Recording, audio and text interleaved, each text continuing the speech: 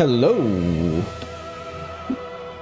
It is time for some more, well, hopefully the final time we're back with more Pocket Souls. Hello, Benton, how are you doing?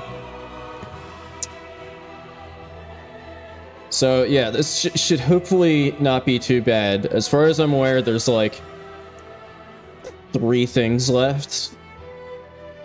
As the title states, Midir Must Midie. And then there's this new trainer that showed up after I beat the champion that also needs to be defeated. Haven't attempted him yet. And then I think all that's left after that is Soul of Cinder. But before we get to those, I do want to yeah, I think things should be loaded up properly.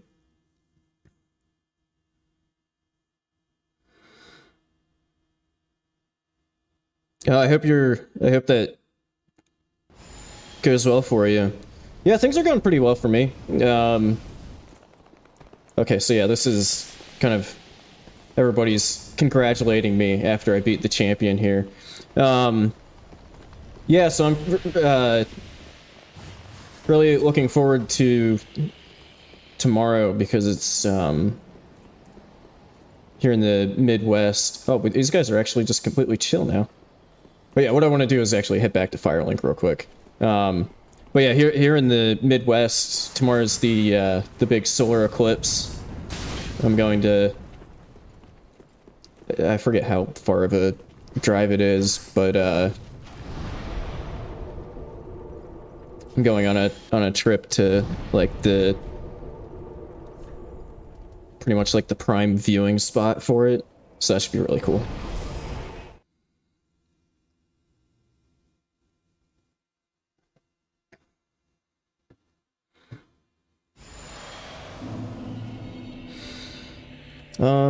Yeah, so I'm wondering if he has something new for me now, because I'm now the champion.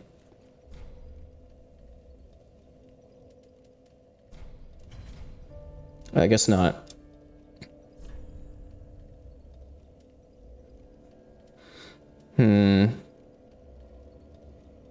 I should probably stock up on some potions. Although, if I remember correctly, potions kind of sucked. Okay, maybe I should get more than one of these, even though I can only hold one at a time. Don't need an Elite 4 ticket anymore. Let's see. Still have over 160,000 souls, so I should probably do something with those. Although, what I should have checked first is, I don't remember which oh god. I don't remember what gets traded for what.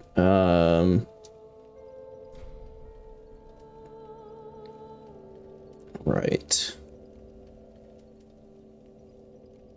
I'm gonna go for some spec defense. So things to get... Except I immediately forgot what... Faith, right? Yeah, Faith. Some things are maybe a bit less affected by Midir.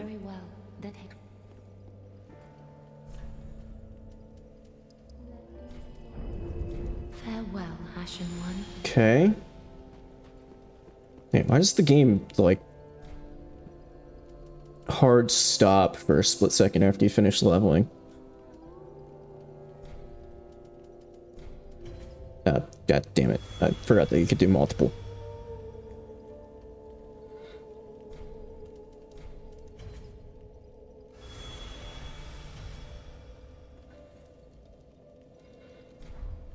Okay.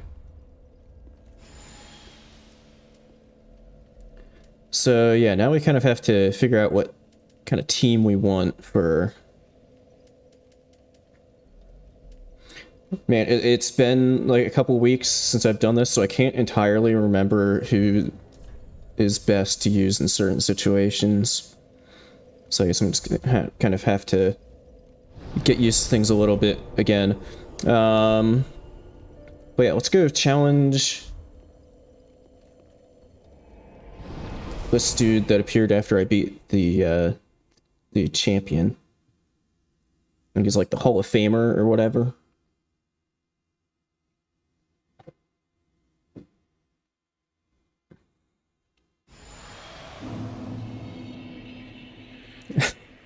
Oh, okay. Then I can kind of bring you up to speed a little bit. So, as you can see, I currently have an Outrider Knight equipped. And so the way it works is I have these trainer conduits, which you can infuse. Whoops, I didn't want to do that. So currently this one is infused with Sharp, which gives it a, it gives immunity to Toxic, and then also gives my, my summon Pokemon the Air Slash ability. And as a reward for, I forget what it was a reward for, I got a second one, so now they also have two effects on them now, so this one gives them more attack power, and also a pot hurl ability, which is like the dudes in the undead settlement that chuck pots at you.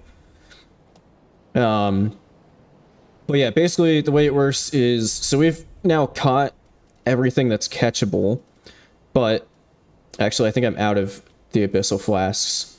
But there are these things called Abyssal Flasks that you can chuck at most, but not all enemies, and then you can capture them like Pokemon, and then you use your, if you don't get hit by a fireball mid-cast, you use your conduit to summon them, and then they fight for you.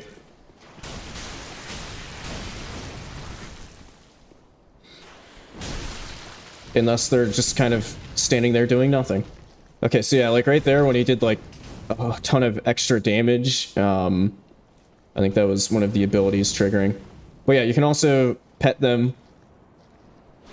And that makes them do kind of like a reaction to it, and it also boosts their attack power. And then using the weapon art, pulls them back, and then you can summon a new one.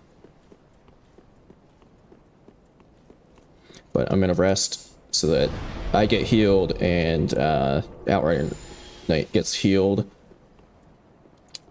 What the... Oh, and then for whatever reason, all of my Pokemon ended up having names that were like placed on the name Christopher. So I believe my Outrider Knight was Outstifer, Pustifer, Father Nightstifer, Ring Nightstifer, or Ringstifer, I can't remember which, Handstifer, Demonstifer? I can't remember what the Black Knight was named, actually. But anyway, let's challenge this guy. Yeah, so that's another really cool thing, is that there are, like, actual trainer battles that come up as you're going throughout your journey. But this guy right here, Hall of Famer Nuffly, he showed up after I beat the Elite Four champion. So I'm assuming he's going to be like an extra tough battle. But I haven't fought him yet, because it was at the end of an 11-hour marathon stream, because I wanted to end things so before switching over to the Archthrones mod. And I had already been going for like 11 hours when I got to this guy, and the game just crashed as soon as I challenged him, so I didn't end up actually fighting him.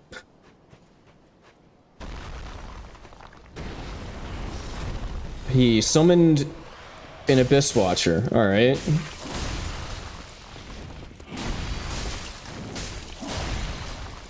Oh yeah, and then weirdly enough, one of the things that can end up really coming into play is occasionally the enemy Pokemon will target me, the player, But case in point.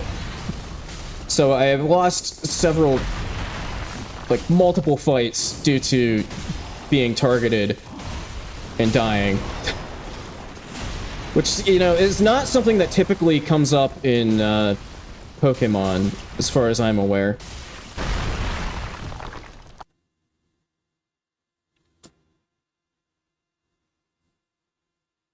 Oh. We've been taken to the void. Okay. Oh, now we got boss music. Okay, I'm gonna give Outstifer a break and call in Ringstifer.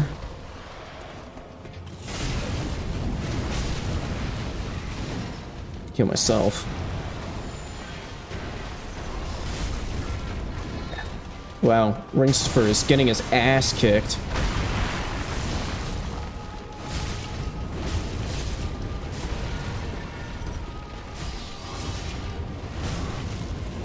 Okay, Demonstifer. Why don't you have a go at it? You won't get juggled by him.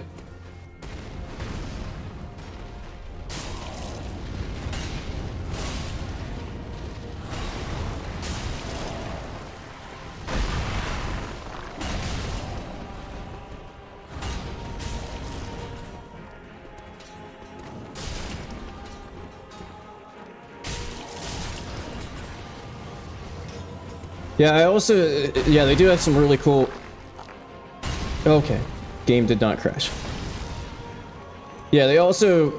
Especially the double greatsword Ring Knights. I love the sound that their weapons make.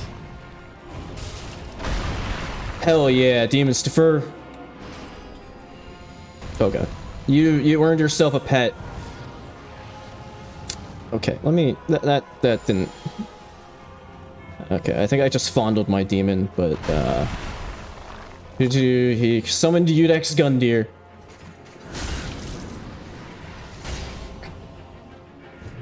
So is this just gonna be like, like 5 bosses or something like that?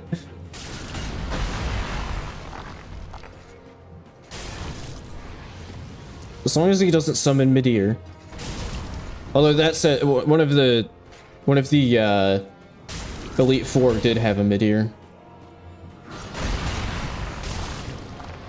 Okay. I think I might... Let's see. Gundyr doesn't do fire, so I can use Pustifer.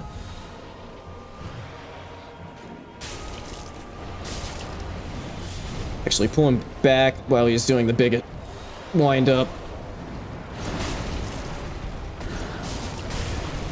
That's one of the other things that can be kind of a factor, is you kind of have to, like, know when to call back to avoid some, like, bigger hits.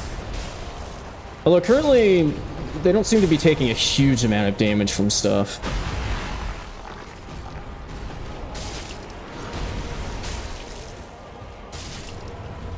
Nice job, Pustifer.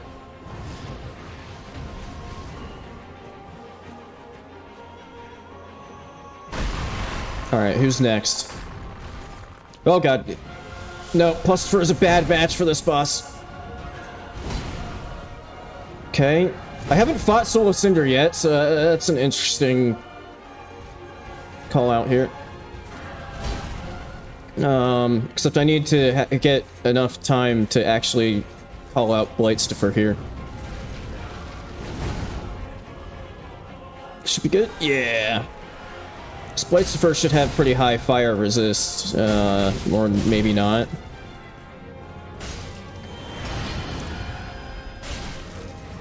Oh, nice. Get him! Get him! Okay, cool. Got him while he was staggered. Oh, another stagger. Okay, he is taking it quite a bit of damage, though. Father Nightstifer, why don't you have a turn? Ow! God.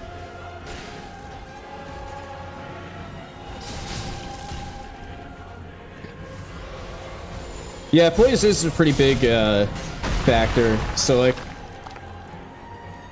Reason that the Black Knight is really good is it has like the big uppercut attack. Oh shit. That okay, he's gonna want to do the juggle, right? Yeah.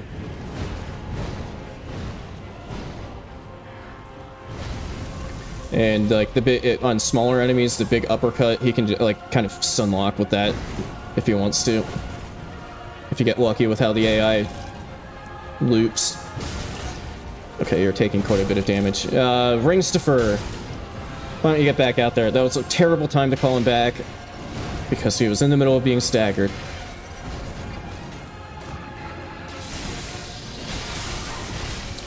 Okay, I wasn't expecting him to target me with that after he was getting beat on by rings defer, but okay. Let me do a quick potion here. Yeah, potions are terrible. Oh, God. Okay, it's another one down.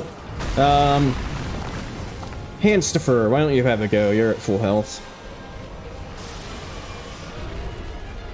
Let me give you a little pet before the next one gets in here.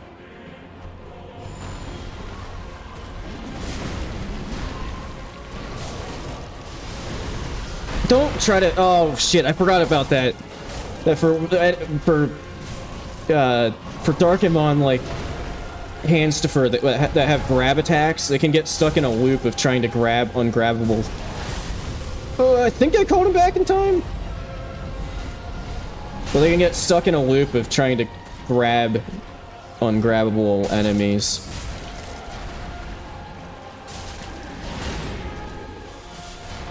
Oh, I thought he was going for an AoE. Oh, I didn't want to lock on to the bot. Okay. Outs for... Oh, shit.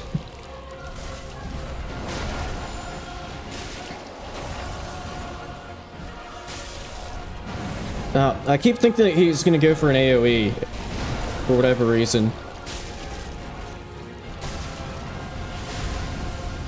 Okay, did I call him back in time? Yes.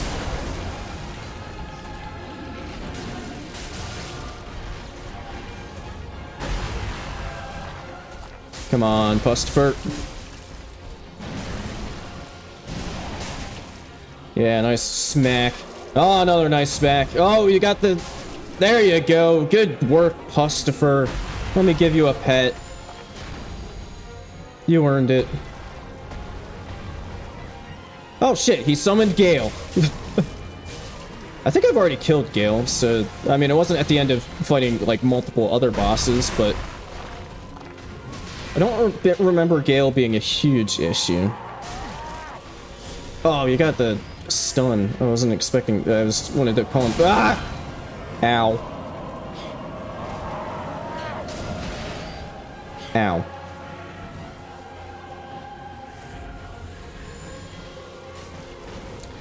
Like I said, getting attacked by your... Holy shit, Father Nightsphere is about to die.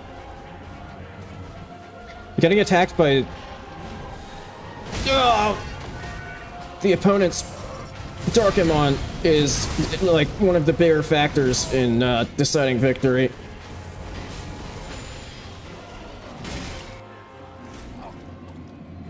Phase 2.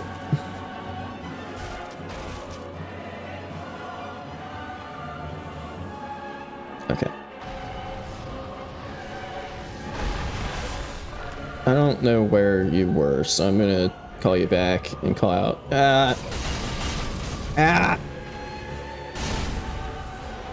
Okay, Demon's Fur's about to die.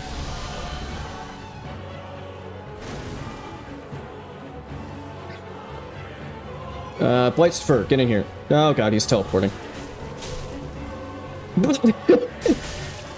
Okay, so what happened there is, for whatever reason, Blight's Fur spawned in a falling animation and staggered staggered the Gale because he fell on him.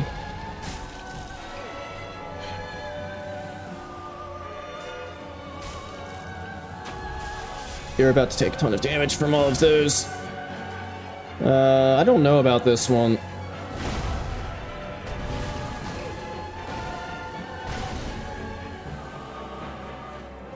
Now I need to, like, actually get enough time to resummon. Pustifer.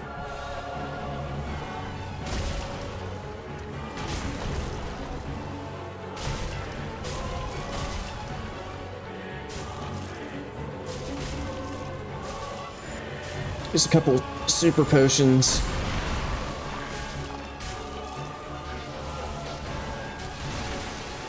Oh, shit.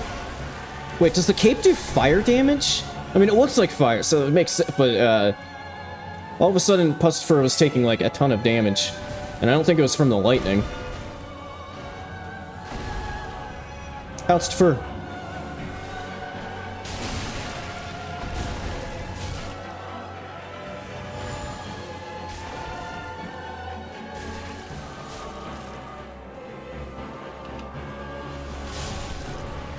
Going back before the AoE.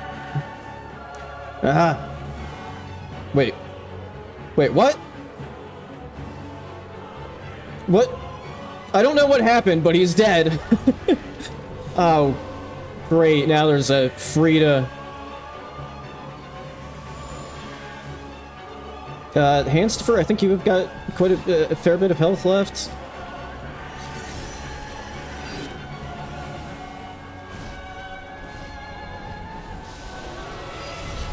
No, don't try to grab her, Handstifer.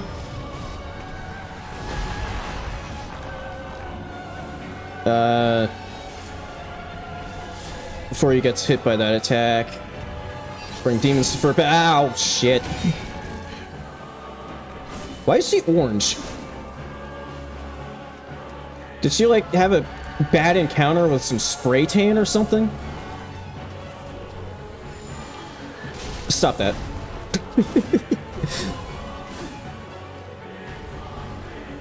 Also, Demonstifer is pretty low on health. Actually, I feel like most of them are pretty low on health at this point.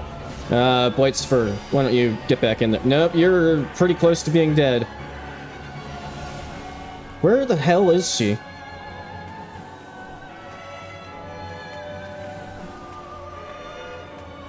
Yeah, I'm wondering the same thing. I don't know if she... Ah! God damn it, there she is.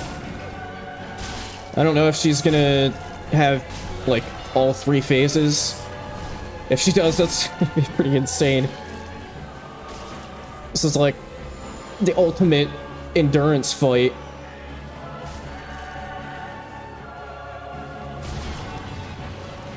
There she is. Okay, you already hit her, so... Yep! We're going to phase 2. Oh, shit. She's gonna have all 3 phases, isn't she?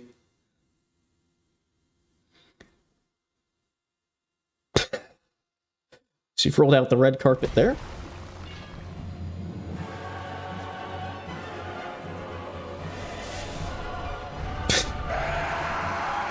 Now I have to be a little wary of fire damage. So I probably don't want to use, like, Pustifer. I think I might use my max potion on Demonstifer.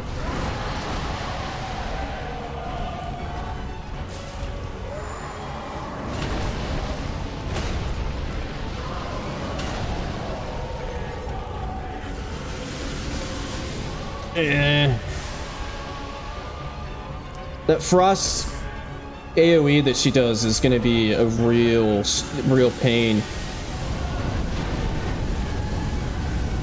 Because, especially for the larger ones, because they'll just get hit, like, a ton of it, by a ton of the hits.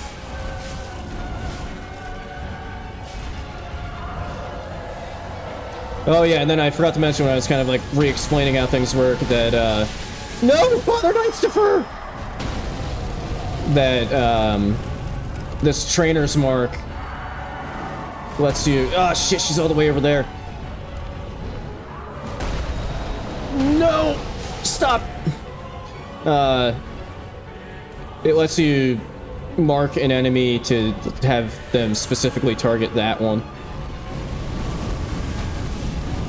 I was trying to call him back. Okay, it was actually targeting me, which was okay there because, yeah. Then it didn't hit Ringstifer. I guess I'm just gonna eat a whole bunch of potions here to heal up Ringstifer.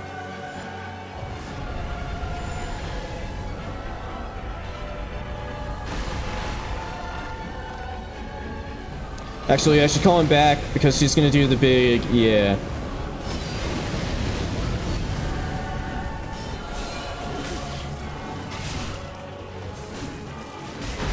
See, the one thing that could help me here is she doesn't have a huge amount of poise. Oh! Alright, the air blade is not affected by her being invisible.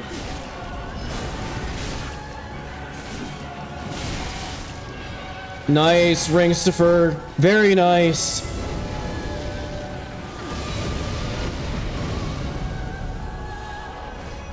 Get back out there, buddy. Hell yeah, way to go, Ringstifer. You earned yourself a pet. Why? Half of these... Ooh. I got the Professor Head, 5 Rune Essence, the Dark Moon Ring, which I think gives you more... attunement slots?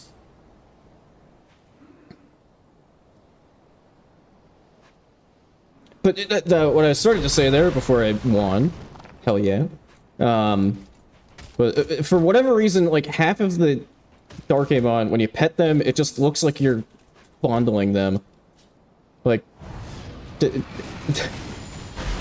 completely looked like our dear Petunia was copping a feel there. Alright, let's head back to the shrine. Do a bit more leveling before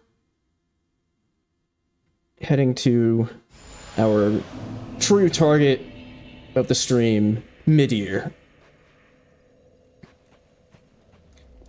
Oh my god! Okay, so when I got the Professor Head, I literally got his head.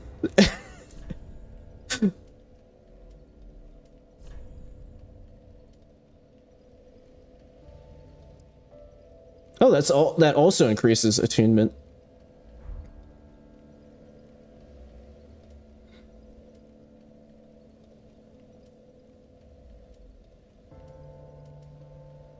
Okay, so I think I'm gonna take off you and put on the Dark Moon Ring. Now I can equip 9 Dark Amon.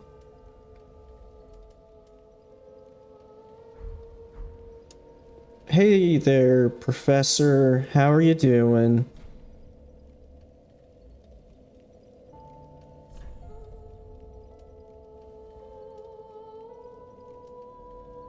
Oh yeah, so these are what I was talking about earlier, the abyssal flasks that let you catch enemies to totally willingly have them battle for you.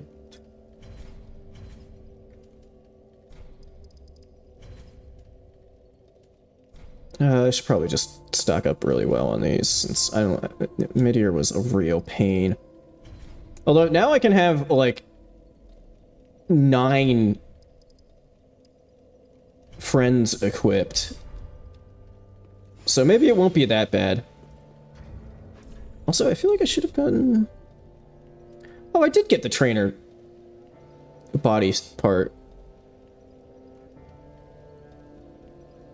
Oh, it also... Holy shit, now I have 11 attunement slots. Welcome, host. Very well, then. We're about to... We're gonna have a full-on army for Midir now. Farewell, Ashen One.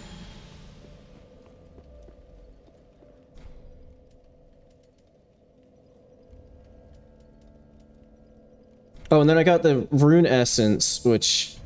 Oh yeah, for whatever reason, the stats you get for your Pokemon are RuneScape runes. I have no idea why. It just they just are. So then with the Rune Essence I got, I can craft new runes to upgrade even more.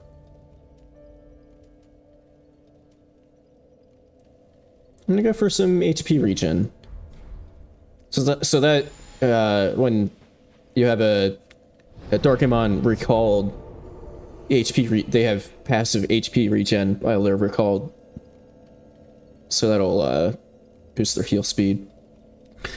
Okay, now we have 4 more slots to put some friends in. So I think I'm gonna go for let's see.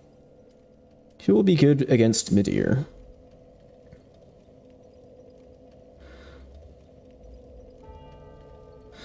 Yeah, those buffs apply to all of them.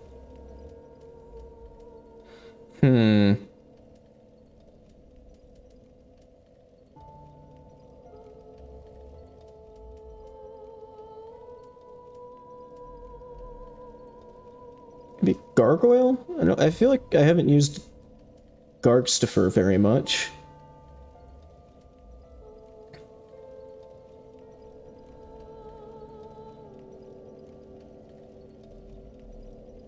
How about you?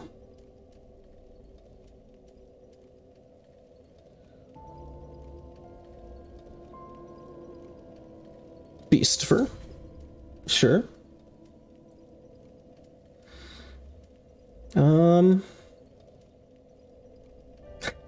I forgot about the profile picture for the giant slave where he's just ready to fucking throw down. I don't think that the curse works on enemies. I think probably the only things it would work on is if there's like a human NPC that invaded me or something.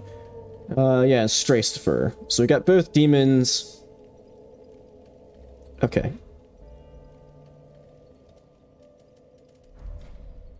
I think we're good to go challenge Midir.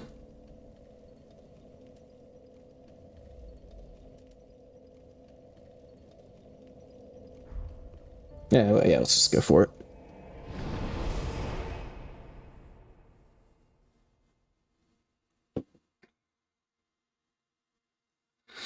So the challenge with Midir is the Darkemon have a very hard time actually hitting him. And you can't really like target like a specific body part, so you can't be like, okay, hang out and just go for the head. Which also makes things tricky, because then they don't do a huge amount of damage because they're just chipping away at his ankles. But I think, if I remember correctly, I wasn't using Pustifer very much when I was originally fighting Midir. But I think when I was doing the Elite Four and one of them summoned a Midir, I think Pustifer was actually pretty decent against Midir. You just have to be really careful about the fire. Show us what you've got, Pustifer. Except Midir is all the way over there. Okay, yeah. I'm gonna call you back so you don't get laser beamed, actually. Okay, now show us what you've got, Pustifer.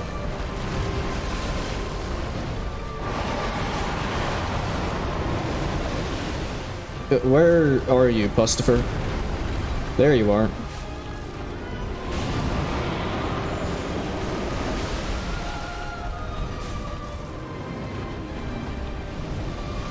Fire. That's not great for Ow!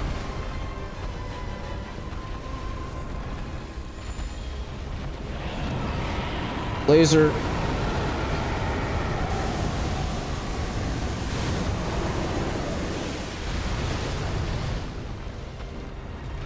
What about Beastifer? Why don't you have a turn?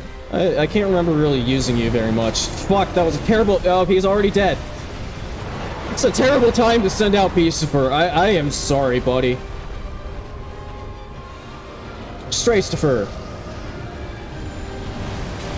I couldn't even see where Midir was or what he was doing.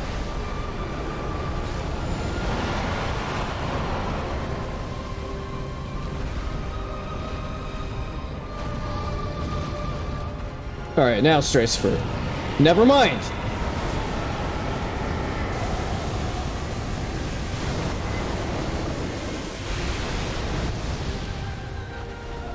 Now Straystifer. Okay, yeah, that was another, once again, poor timing on that.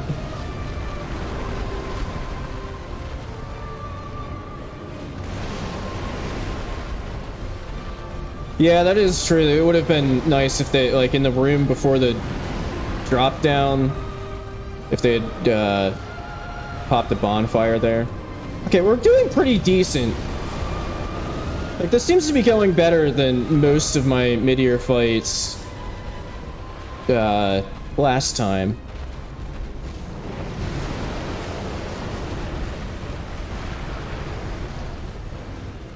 Demonsfer, what are you doing? Okay, that was a very lucky headshot there. Ow. Oh, phase 2.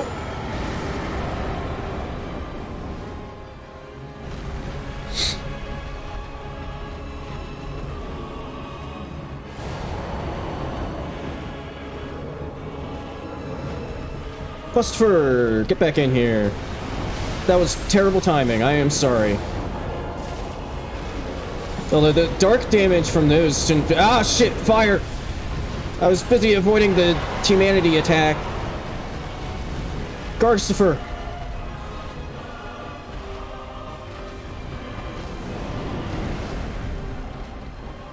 I thought he was gonna have better phys defense, if I'm being honest. Ringstifer.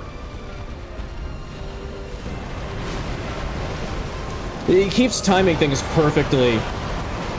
Where I'm like hitting the... Wow, you're almost dead. Where like I'm hitting the button to summon somebody in. And like as I'm hitting R1, he starts doing an attack.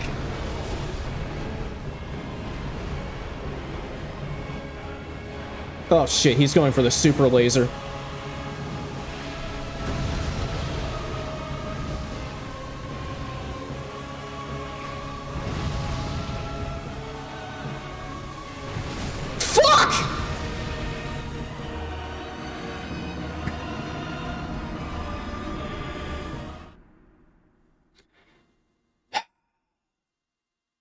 I kind of forgot about the super laser until he started powering it up, and then it was way too late to get in on it. Because usually you want to be kind of hugging his ankles when he does that. Oh great, last Ember.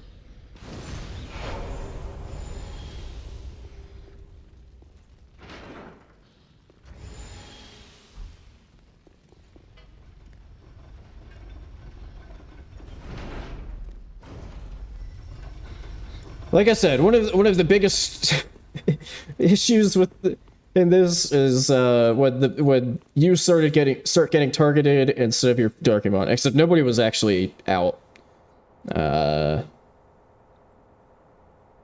so it made sense that he was actually targeting me there. But still,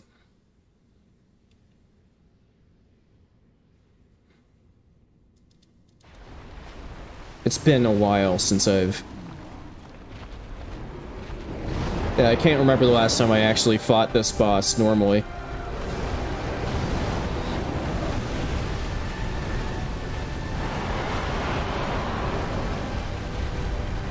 So I didn't remember the exact pattern for the super laser. Oh god damn it, of course he went for fire immediately.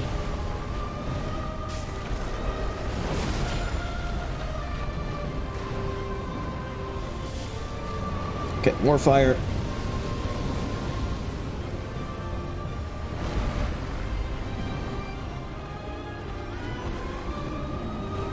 Laser. No, that's forward fire. Should wear off before Pussifer gets out here? Yeah.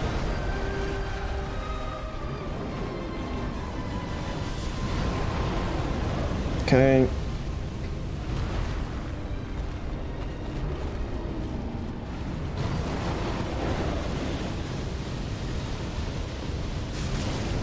Get in there, Pustifer.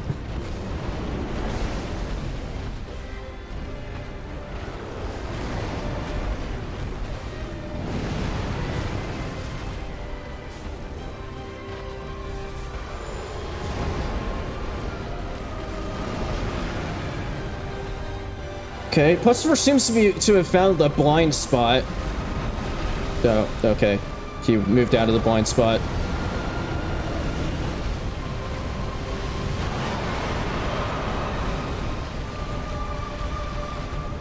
Get back out there, Pustifer.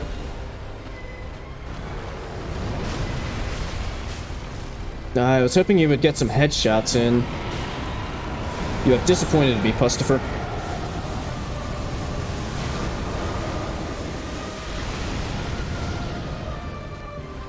Alright. Show us what. Never mind. Get back. I'm gonna get hit by this. Nope. Okay. Good.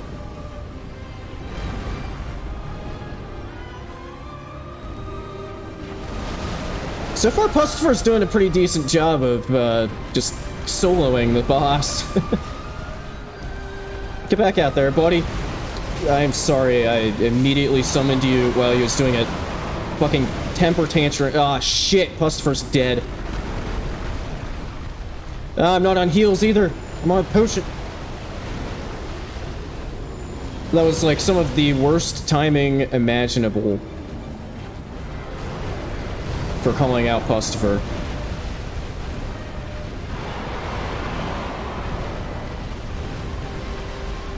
Alright, Stracifer, you're up.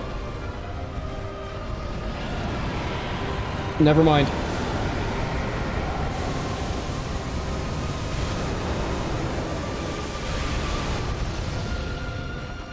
Get back in there.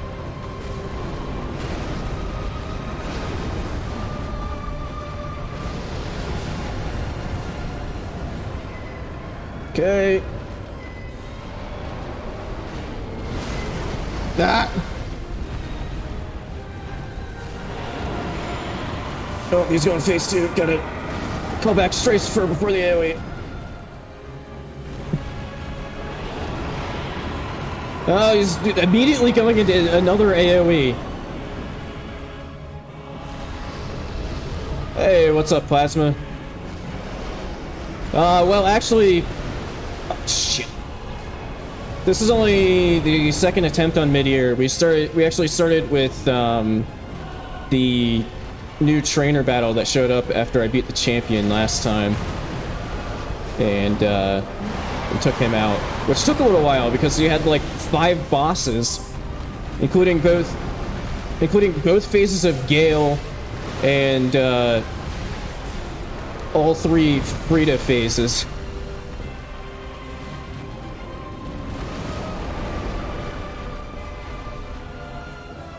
But we also now have 9 attunement slots. Wait, you're going for fire. Ah! I couldn't get the call back.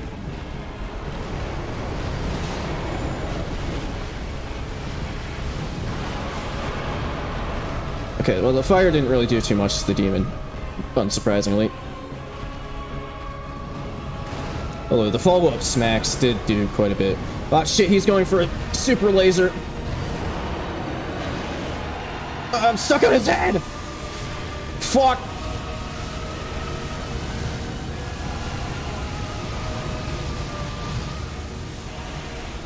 Alright, get back out there, Demons Defer. You should be safe here. He's tired. Get some hits in. You whiffed! He wasn't even moving and you whiffed! Hey, we...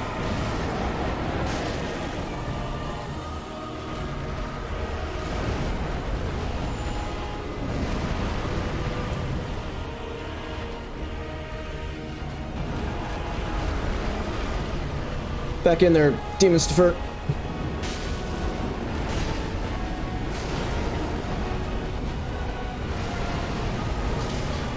Okay, I hit dodge, but I guess I was a little late. What are you doing, Demons Defer?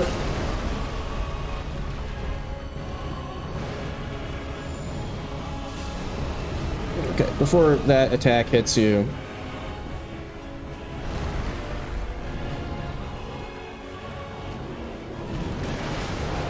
How about Beastifer? You can have a go.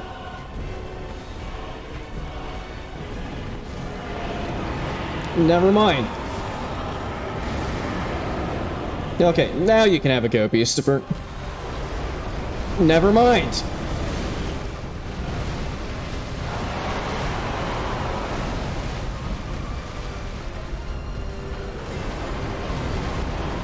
Oh, he's just gonna throw a temper tantrum in that direction now, too.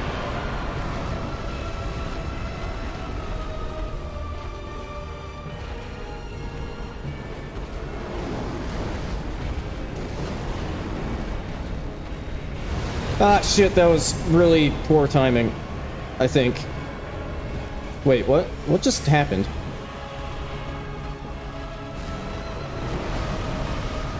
Come on, Beastifer. Wait, no.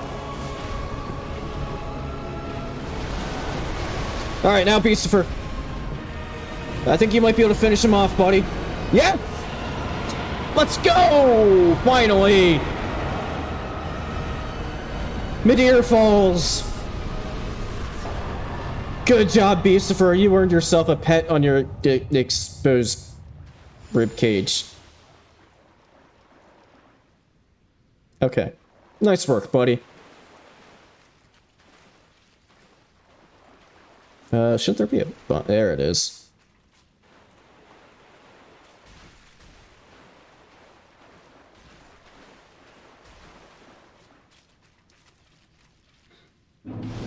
Well, I mean, if we want to talk about dog abuse, you know, don't forget about dogs. No, Dogster has been locked in jail because you know, as a reminder, you know, he was saying some not so nice things about our bestest boy Crabstifer. So, you know, he earned his place as being locked in PC purgatory forever.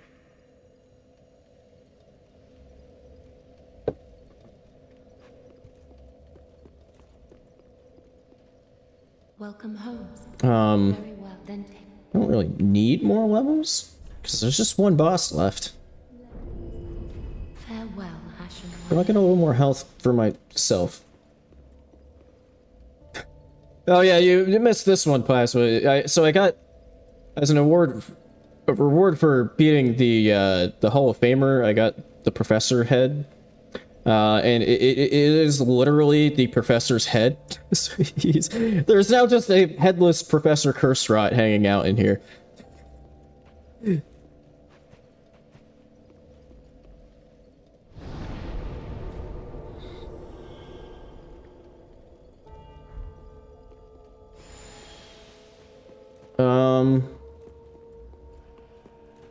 Yeah, I guess all that's left to do is offer all the cinders and head to Soul of Cinder.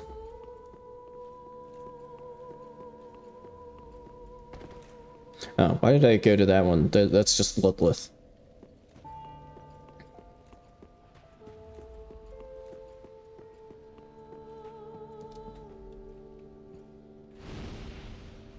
What breed is Beastifer? That's a good question.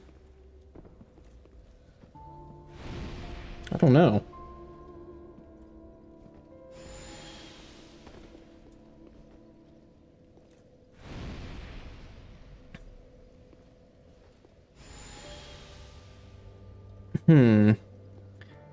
What's like a really toothy dog? Maybe he's just his own breed of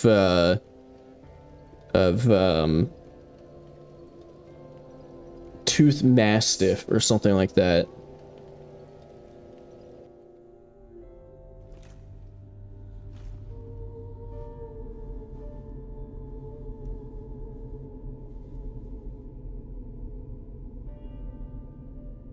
Okay, we all know what happens in this cutscene.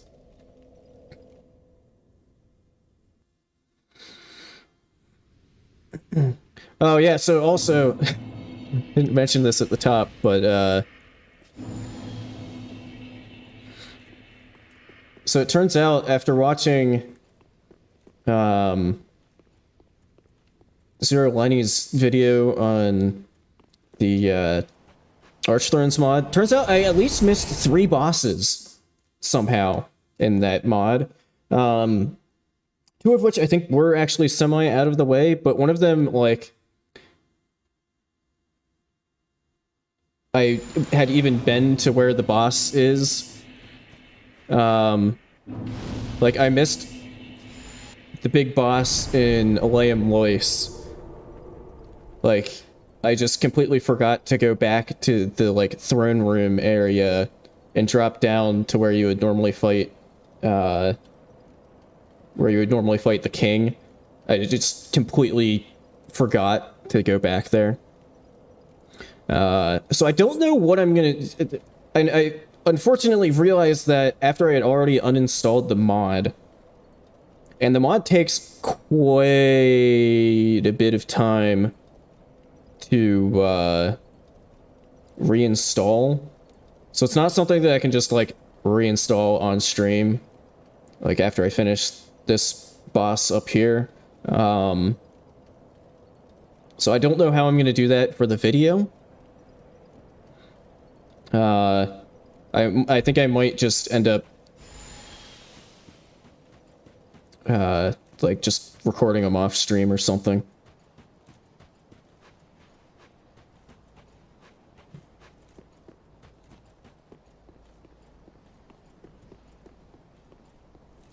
Yeah, although, I mean, the thing is, if I prepare for next week, then there's gonna be, like, a weird... Like, it's gonna be kind of like this, where it's, like, maybe half an hour of one thing, and then... I guess this has been closer to an hour at this point.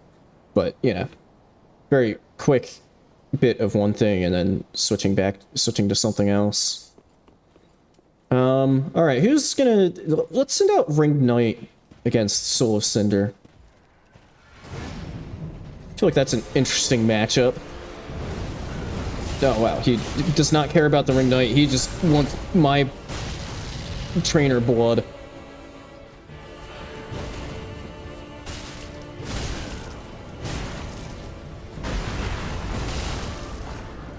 Nice work, Ringstifer. Good job punishing the stagger. Oh shit, he was going for a big attack, so I called him back, but then you got staggered. Alright, Handstifer. No, why do you always try to grab things, Handstifer? I know that's, like, your biggest joy in life, but he's not grabbable. Great, how am I gonna get enough time to, like, actually summon... Oh, okay, he just sits still for, like, 3 seconds. I was about to say, how am I even gonna get enough time to resummon when he's in Pyro Falchion mode? Turns out I did. Nice work, Demons Defer. This is like no contest. Face change, right? Yeah.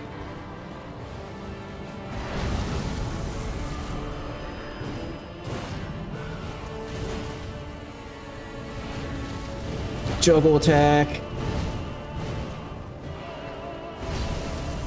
Demons Defer, get back in there.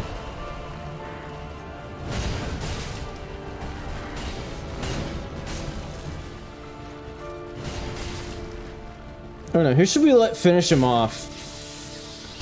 I feel like we should give it to, like, one of the OGs.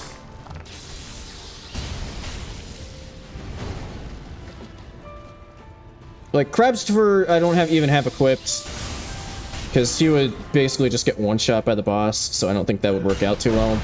But, let's give Father... I'm thinking Father Nightstifer.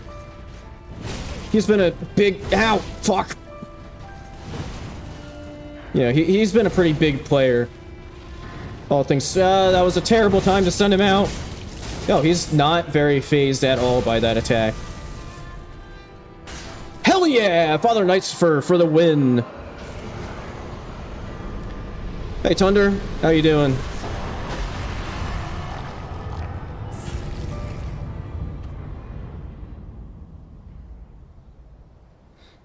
And that's the run. Father Nightster, let me give you a little pet on the cheek for your hard work, as always. You deserve it, buddy. Okay, well, there you have it. That's the Pocket Souls run. Yeah. So, weirdly broken up by 2 weeks of Dark Souls Arch threads, but you know, what are you gonna do? Yeah, that's a really cool mod. Like, just the fact that they were able to get it to work as well as it does. Like, I think I said this at one point, while, like, during one of the 2 streams, like, it would still be impressive if it were in Elden Ring, but the fact that, but you know, in that you could be like, oh, well, they just reused the spirit summon mechanic. But, like, in this isn't a mechanic that exists in any way in Dark Souls 3, so it's pretty cool that they actually got it to work as well as it does.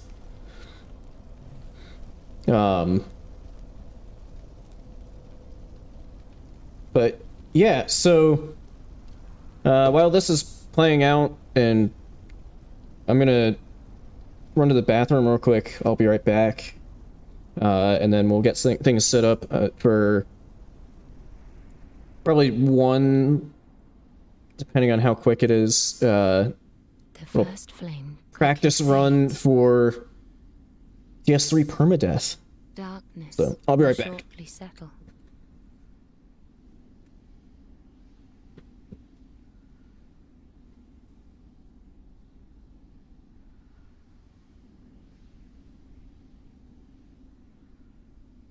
But one day, tiny flames will dance across the darkness.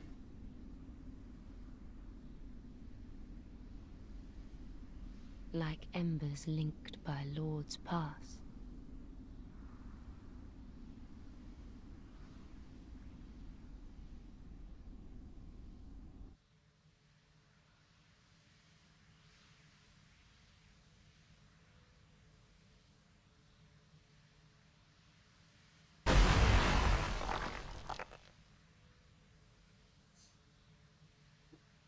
Ashen One, hearest thou my voice still?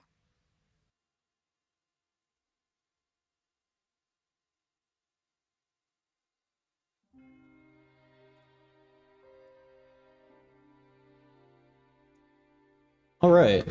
Actually, let me change the stream title.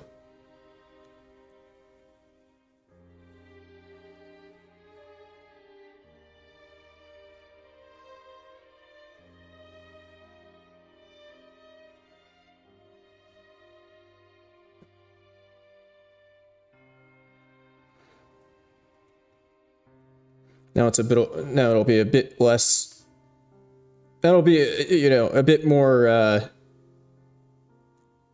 confident in the fact that there is definitely some permadeath practice. Alright, so first, wait, did something happen while I was away? Best ending, what was that? Did something weird happen or something like that? Did I miss something?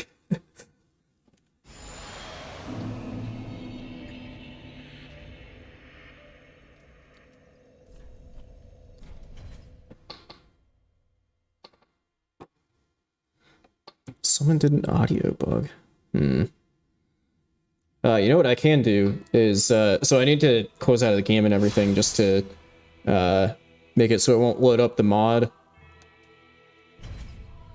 What I can do is also go into OBS here. I think I can stop the recording without stopping stream. If I stop the stream, it would definitely stop the recording, but I don't think it works the other way around. And then they'll just be, things will be separate from, like, recording wise. Okay? And I can see for myself what happened.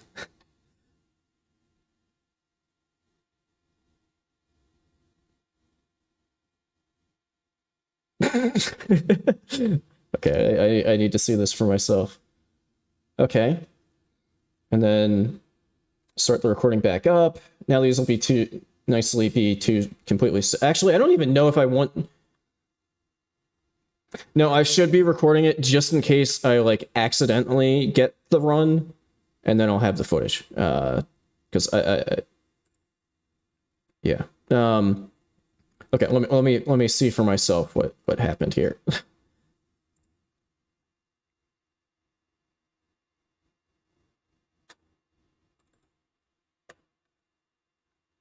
Depending on which audio feed it's giving.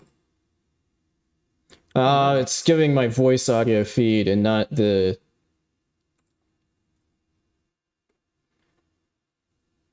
is there a way to... Damn.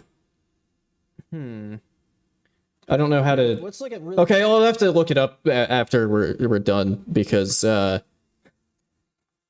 I have things going... I have to, like, my voice audio and game audio going to two separate tracks, and I don't know how to change that when I'm just doing the playback.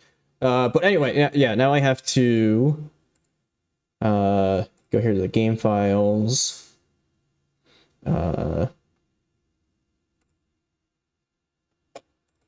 And make it so that mod engine won't... Actually, I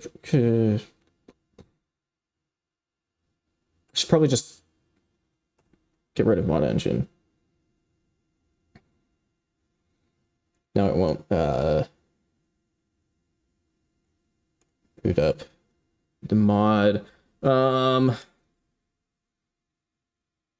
Should I keep it on the old patch, or should I should be fine. Okay, so now it shouldn't boot up the modded version because I deleted mod engine. Should be good. And then I have to switch some things up over here on the side so that I can actually see my routing.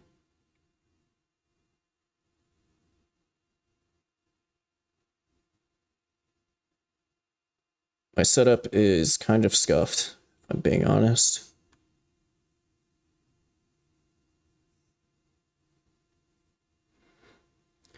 Okay, so yeah, so the reason I'm calling this practice and not like the main thing is because I don't have like the massive suite of mods that I would normally have for something like this, and two,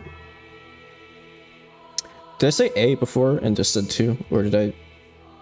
Whatever. Anyway, I don't have the massive suite of mods that I would typically have for this, and also, I'm not going to be doing, like, actually, if I die, I reset the run, just to kind of work on the pathing a bit, because I haven't actually done this since routing it. So, yeah. It might also be a bit... oh, okay. I'll delete deathless routing.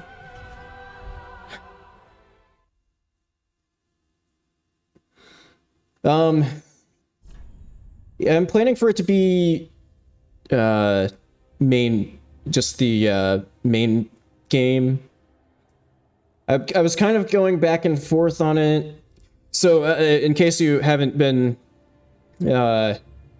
around for some other streams, so like my kind of long-term objective is let's see, so I want black fire bombs, I also want assassin, so the kind of like long-term goal is to get the entire... Wow, you're just gonna stop me there.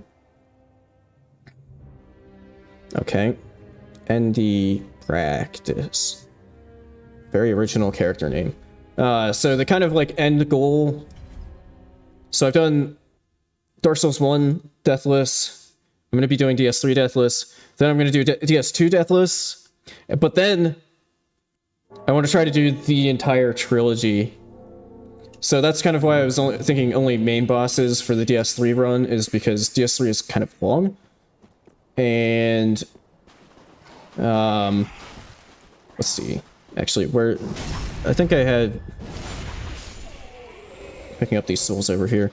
And so I was kind of thinking of things in terms of that eventual full trilogy run. But I might also end up doing something like when I did the DS1 version, where I was like about to go to the final boss, and I was like, ah, screw it, I'll just clean up everybody else that I haven't done yet.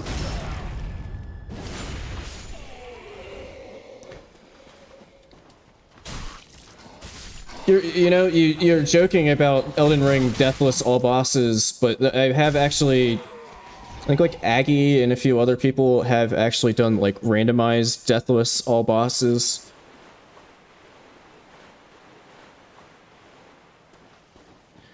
Yeah, when I was doing the DLC and nearly walked off a cliff right in front of the Manus Fog. Yeah, I remember that. Ow.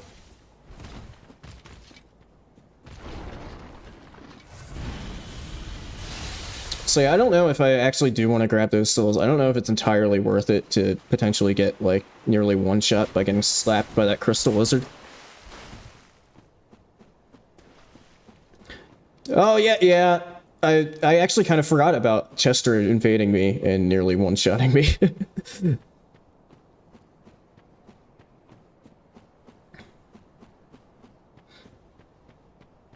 Yeah, what stuck in my brain the most was nearly just absent-mindedly walking off of a cliff right in front of the Manus Fog.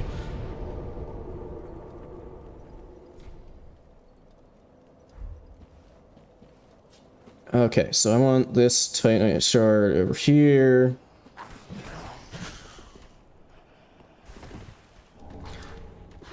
So yeah, the inspiration for the routing here was it's kind of loosely following the glitchless all bosses speedrun routing, but with some extra little bits that I added in just to make things a little safer, and also I added in a lot more spots for picking up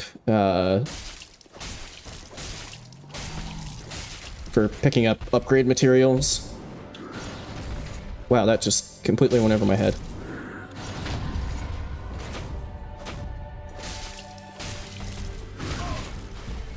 Why did I think he was going for the power-up?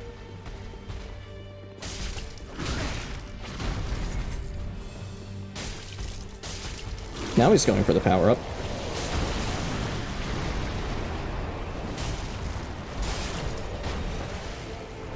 Whoa, I got a jump attack there? I was not intending to do a jump attack there.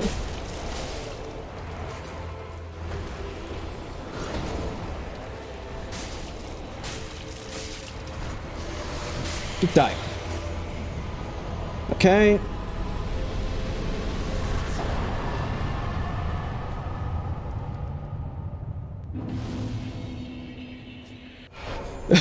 Yeah, the Valley of the Drakes incident.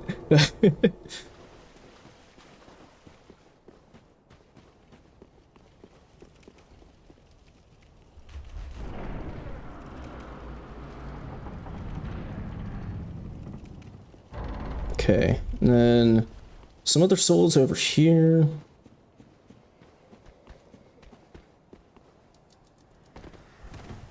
I also haven't completely decided, like, if I just get the run now in, like, a really kind of disjointed practice version, I don't know if I'm just gonna leave it at that and just... It's like, I don't know how I would make a video out of it if it's just one attempt. It wouldn't be... I feel like that wouldn't be as entertaining. So, like, I don't know if I would then just, like, say that that didn't happen and come back again, or what. Let's see. I think these are some... Yeah. God damn it. But, you know, we were kind of joking, at least, said something about Elden Ring, deathless all bosses, but I do kind of have the plan to do, like, any percent Elden Ring deathless. Oh, I need to unequip these so I can give one to our crow friend here.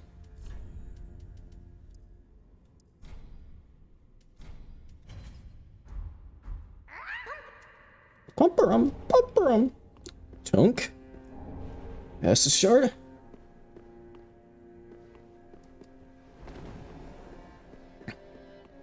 Oh my god.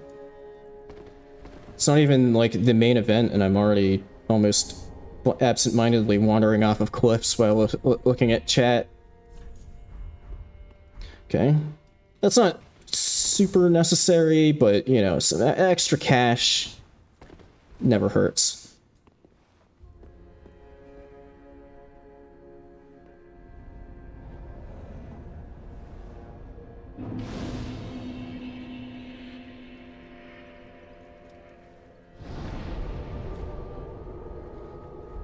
Yes, randomly walking off of cliffs is kind of my specialty. But,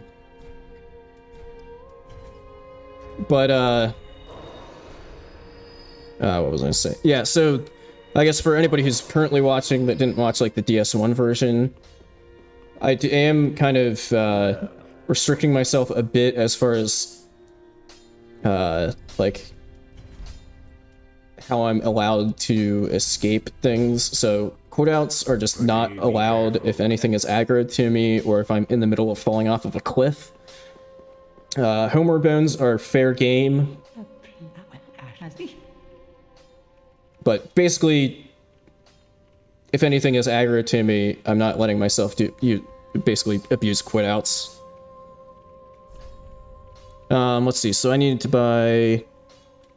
I'm gonna buy some homeward bones, a dagger, and a short sword.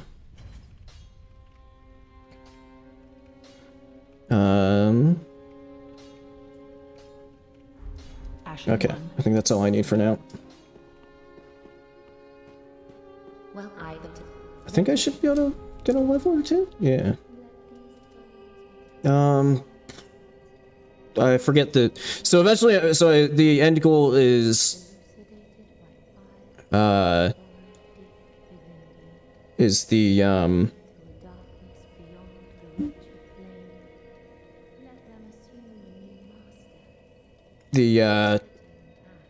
shit, what's the weapon? The Sellsword Twin Blades. But I can't remember what the stat requirements are for them. I think I should be fine to get like a level of vigor and then still have enough to level. Well, yes, end goal is trilogy. Trilogy hitless? I don't know about that one. Trilogy deathless. That's more within my skill set.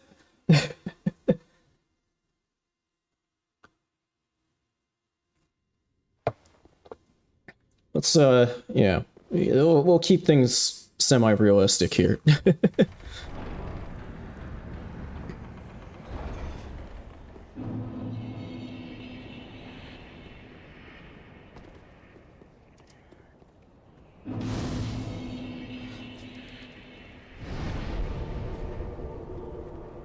Okay, so let me just double check where I'm.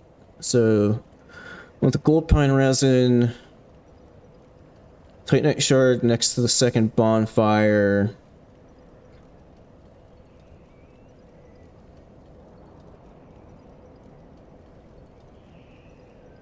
Okay.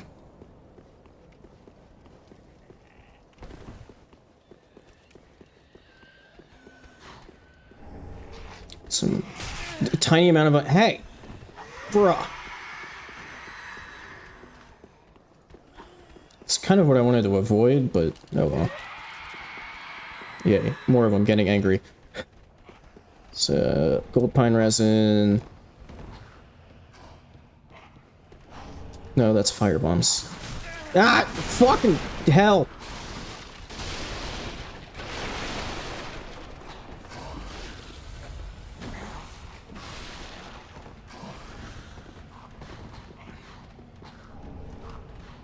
Some more crappy souls. Okay.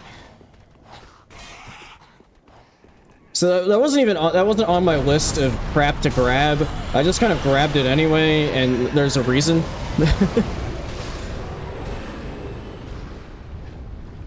Because I'm just kind of running past a whole bunch of stuff, and that aggro's like everything, and then that leads to getting wombo comboed by like 16 million hollows. Let's see. Oh yeah, I was kind of waiting here until the night kind of gets farther away so that he doesn't aggro. In fact, I could use Spook to make myself silent.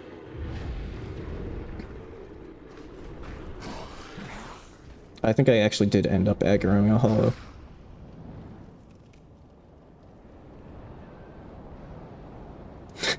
Yeah, at least I didn't have torches.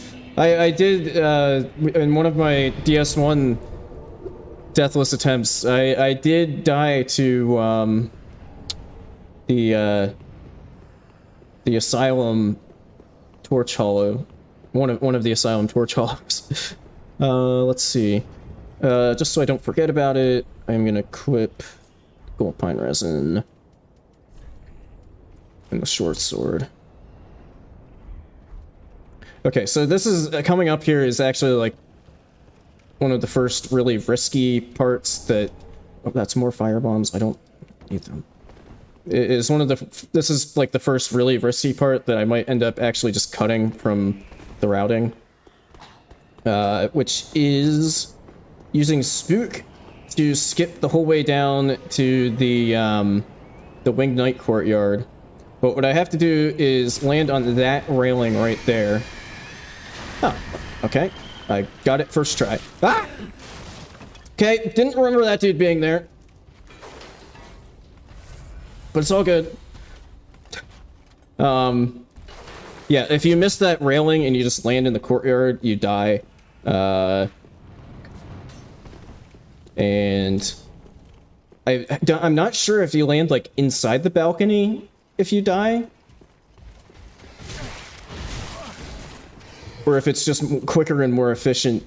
Because I'm borrowing this routing from the speedrun. I don't know if it's just quicker and more efficient to land on the railing.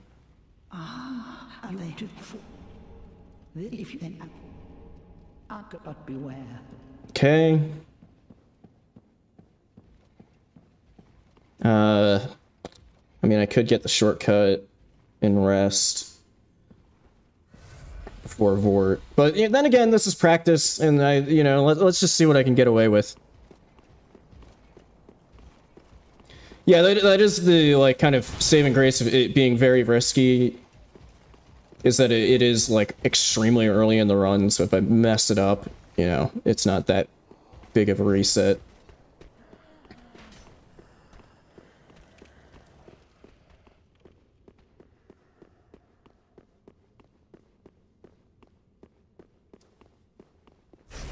Okay, Gold Pine Resin it up.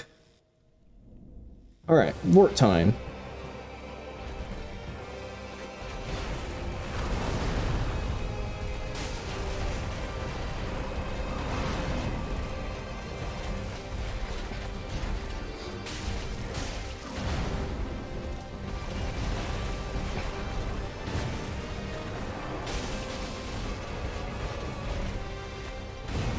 Cool.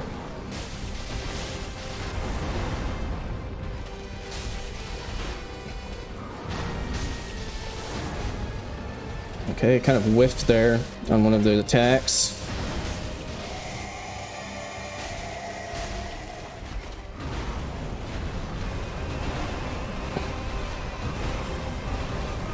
Okay. I think I should be able to more or less just completely kill him before he's even done with his Frost Breath. Yeah. Was that no hit?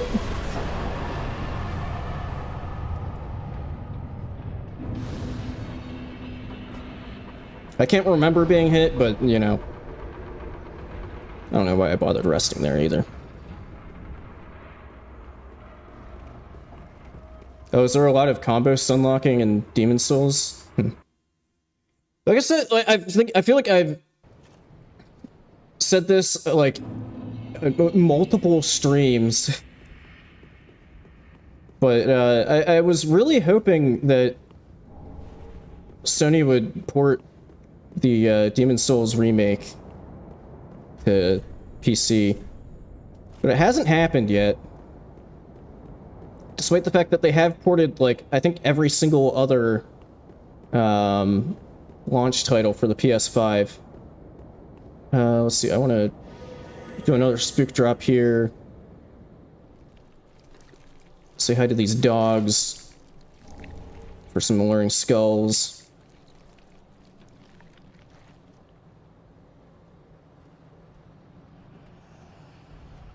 Oh, is it the classic? Yeah, I mean, I guess... fuck you!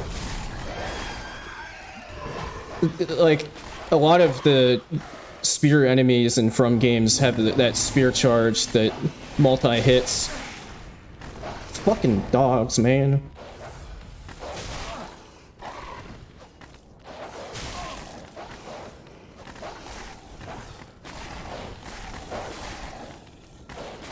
Okay. I was able to escape. Ow! Fucking asshole.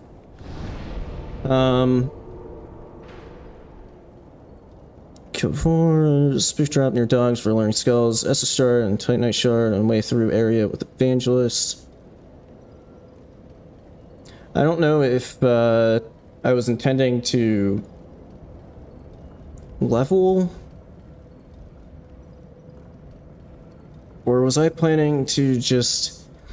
you know what, I think my plan was to just stockpile souls.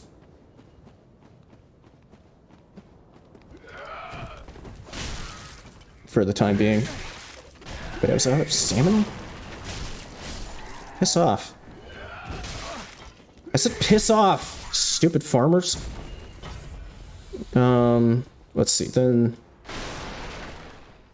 Okay, I should have read further ahead in my routing. Titanite shard on way through area with Evangelist. Titanite shard after drop through hole on way to Crystal Lizard. Okay, I do want Homeward Bones on my bar now, though.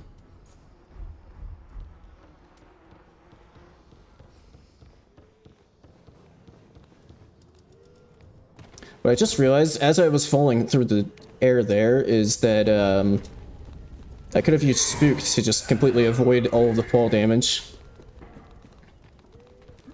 Okay, I want this item. Then there's some asshole thralls here. Let me just heal the fool just in case the thralls decide to like wombo combo me. And then we want to run through here.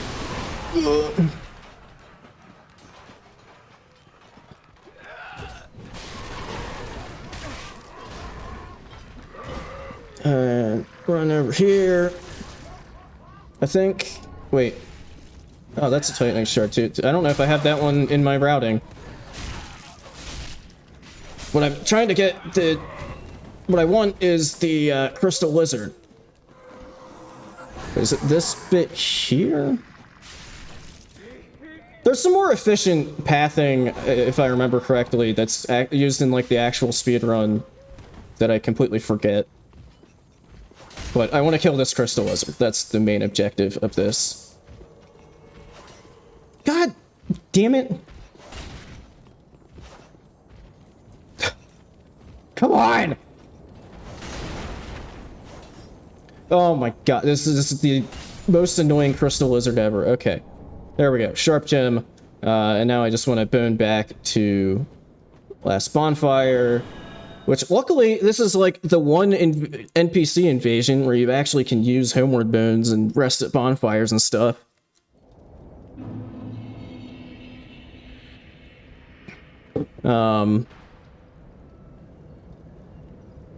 Let's see.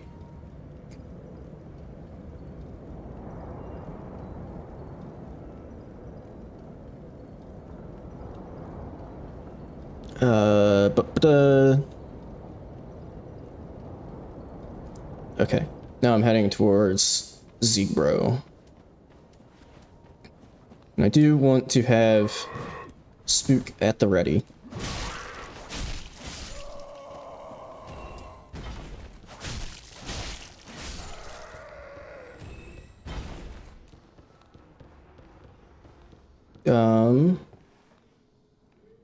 Hang on. Trying to remember. I think you can. Once again, I could have used Spook there to avoid the fall damage.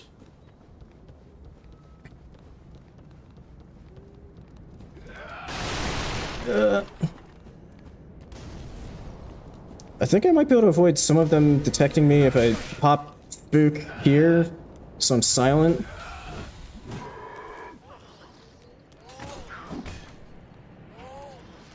Out of my goddamn way, you dick!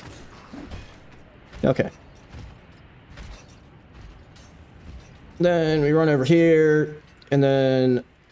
Okay, Spook did just run out.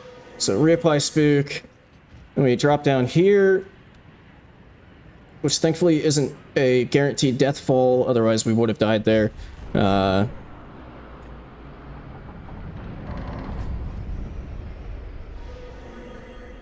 Reapply Spook again, just in case, and then... Whoops, I messed that up. There was supposed to be... You're not supposed to actually hit Zeke, bro. Oh, whatever. We're not... That's important for the speed, if you're doing like an actual speed run, but not so much for the purposes of this run. And then we just want to probably heal full just in case. We'll grab this Ember. The Embers won't be necessary in like the actual run, but because yeah, you get Embered after Gundyr, and then you know if everything goes properly, you won't ever need to re-Ember, but you can sell them for cash. So if you pick up one or two, it's not too bad. But yeah, what's normally supposed to happen with that drop down onto the Zeegbro elevator is that you use Spook to avoid the fall damage, and then you roll off of the elevator as it's coming up, and there's like just enough time to get through the gap, but I think it got messed up because I actually hit Zeebro.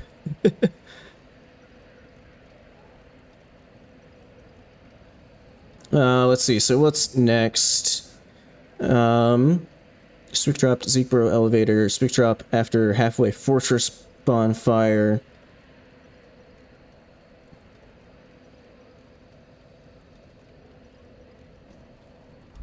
Okay, so yeah, it's just, this is just straight up running to the bonfire near Henri.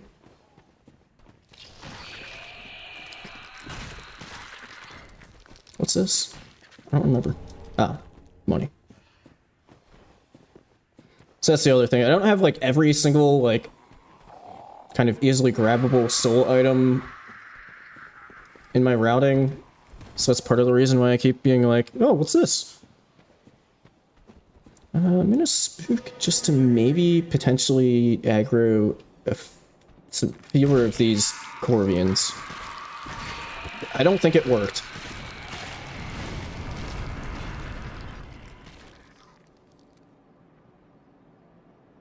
Maybe it did? They don't seem to be chasing me.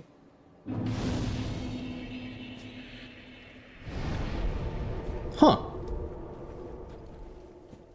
It's like they got into the power-up state where they pop out their wings, and then they de-aggroed because I was silent and got far enough away. Interesting.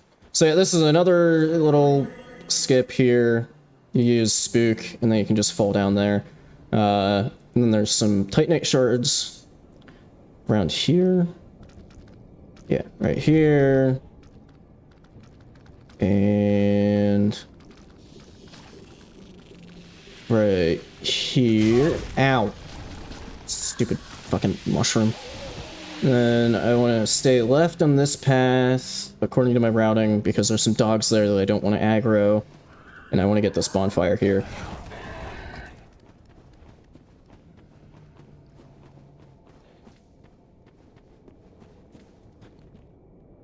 Okay. Let's see.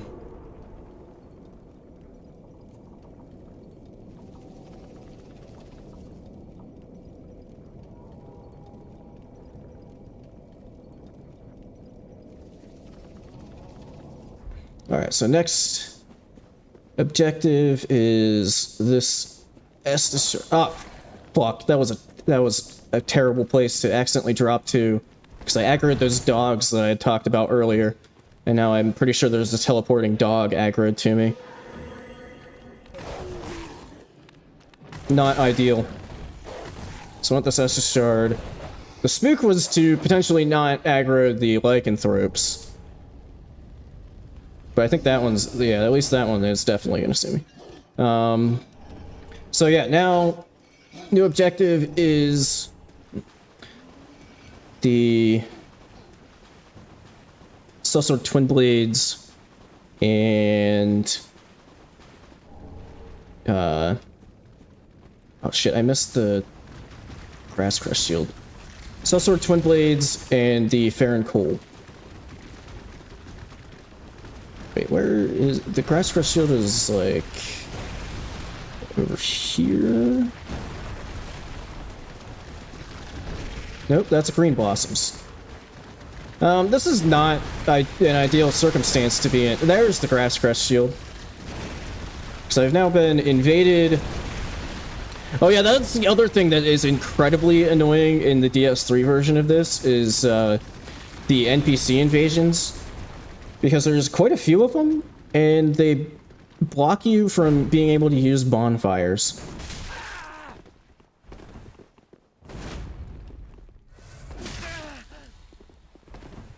Okay, they're just blocking the fucking ladder now.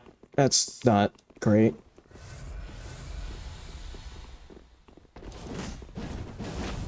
Out of my way. But you can use these guys for some nice cat. If you don't accidentally climb back up the ladder, you can use them for some alright extra cash because they don't know how ladders. They don't typically know how ladders work, and will just kind of wander off the edge. Which I wonder if that'll work with Hazel, so that she gets out of here, so that I can actually use this fucking bonfire down here. Or she's just gonna hit me on the ladder. No! Well, this is a death.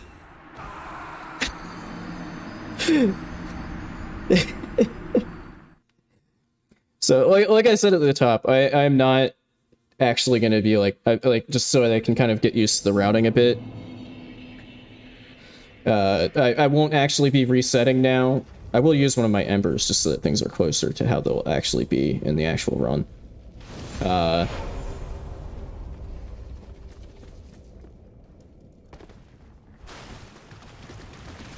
But yeah, I forgot that I was intending to go for the Grass Crest Shield first, so that also threw off the pathing that I took there. Well,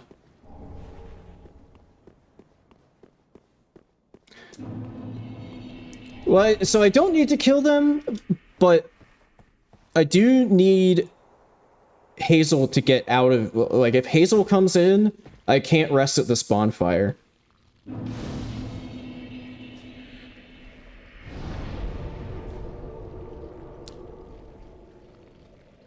Although, did I want to rest at this bonfire?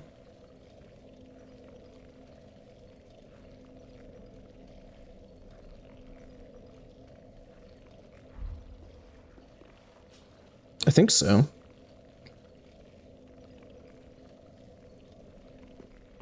Wait, no, I'm going to the wrong place.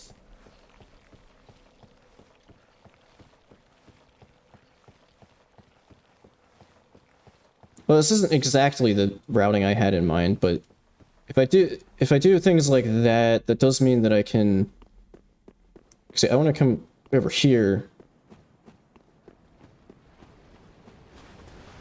and get the Farron Coal and Sellsword Twin Blades.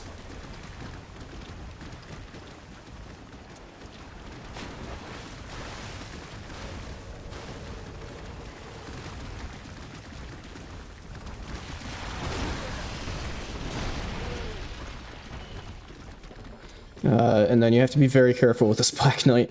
And I'm, oh man, okay, so this is another place where Hazel is gonna fuck me. Because in my routing, I have it where I pick up the coal and then burn back to the bonfire. But now that Hazel is in, I can't homeward bone.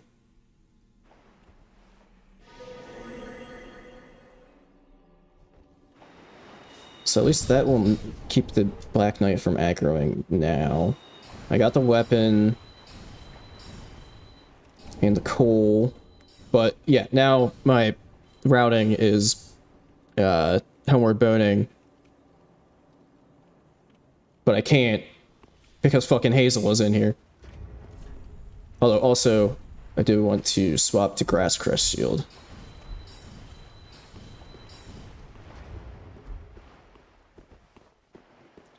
Yeah, I'm not entirely sure what to do about Hazel, actually.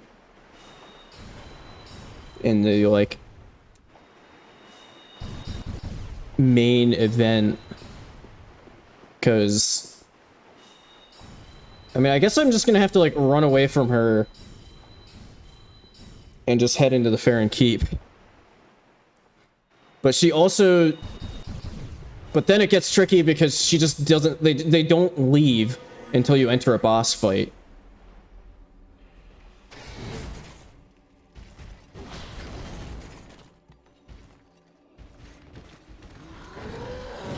Wow, that dude was just ready and waiting.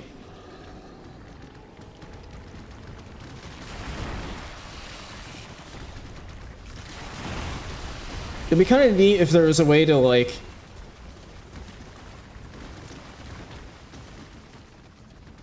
just get rid of your Ember without having to die. So that would be extremely useful in situations like this. Yeah, I actually am kind of curious. Well, actually, I wonder if a multiplayer fog gate is going to pop up somewhere.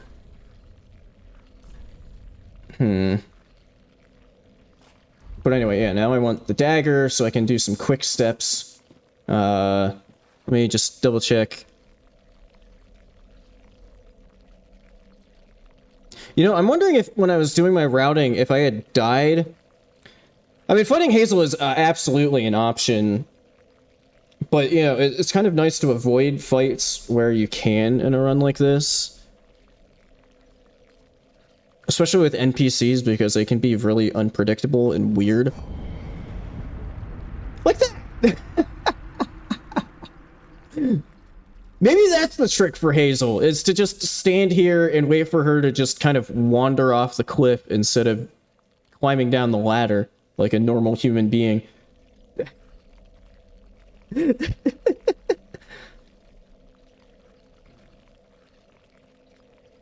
Maybe that is just how I should do things.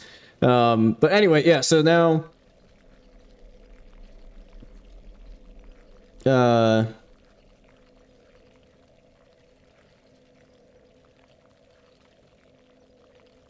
I can't remember how well the Alluring Skull actually worked when I was doing my original routing.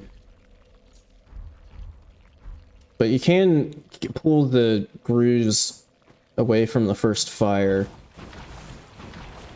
that you need to extinguish by using an Alluring Skull. Wow, I just completely messed that up. But what I want here is this. Also, I don't know why I was quick stepping because that's not even like a slow walk. Sludge there.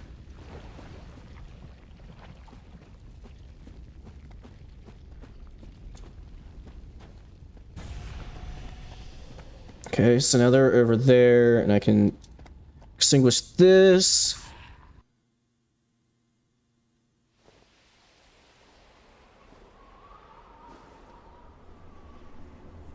Okay. Ah, shit, they aggroed to me.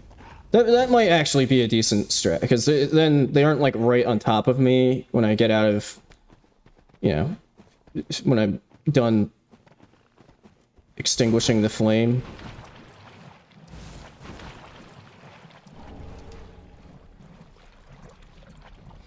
Okay, so I want to stay away from that, from these weaponless ones, because they are a massive nuisance. Actually, specifically that one. I forgot my routing for a second there. I want to swing pretty wide here so I don't aggro that one, or else it will just like chase you forever. And when I was doing my routing, I did have a death to that one there. Let's see. Okay, I'm dying from poison, but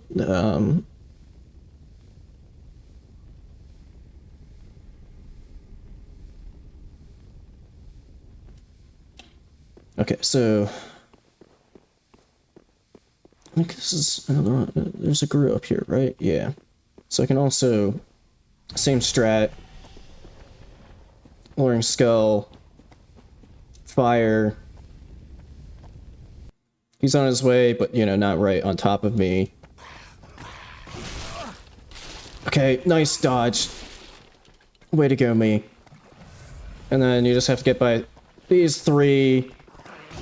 But fortunately, they can't actually enter this little bit with the bonfire in it, and they also stay far enough away. Ow!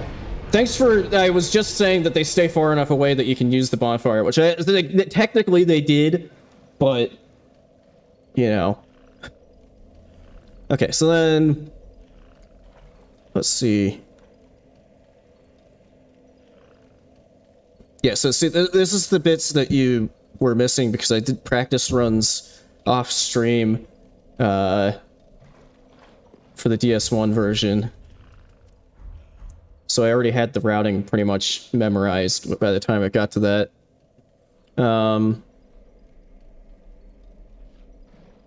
Oh god, the wolf grass farming spot. DS3 Platinum. Okay, so Titanite Shard under the ramp. Bone Shard in the Slug Hut.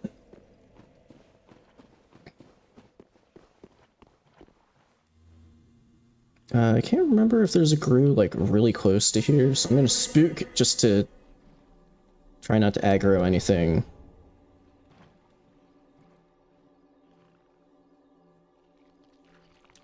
And then, now there's all these slugs, which actually I want this back so that I can thin out the herd a little. So I don't just get comboed massively by them all spitting poison goop at me. Okay. And then we want to head up this ladder here.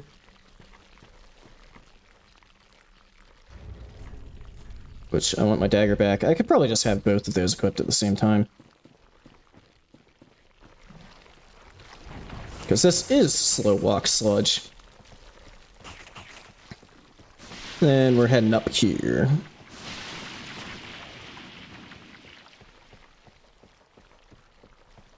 Is it fun seeing me confused?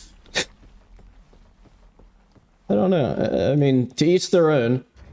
So we want the ashes up here, which will let us buy Titanite shards.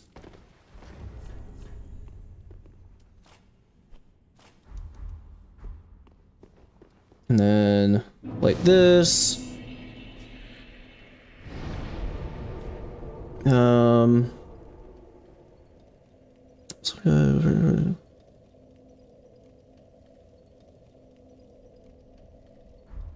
Right.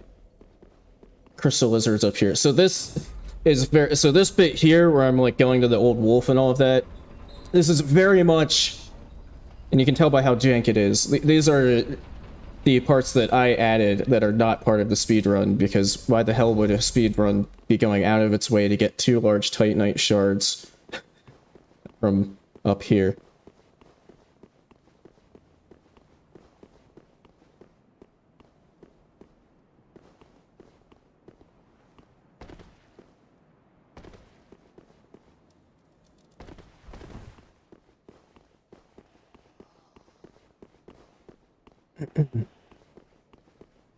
So yeah, there's 2 crystal lizards here that we need to take out.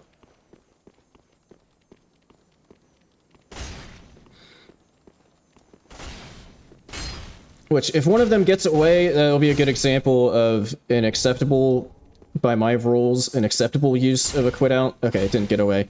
But if that one had, like, actually gotten away, that would have been, per the rules that I've put on the run, that would have been an acceptable use of a quit out to respawn it. Since nothing is aggroed to me, and that's all I get out of it is just respawning something that I missed. And then I'm gonna burn back to the shrine.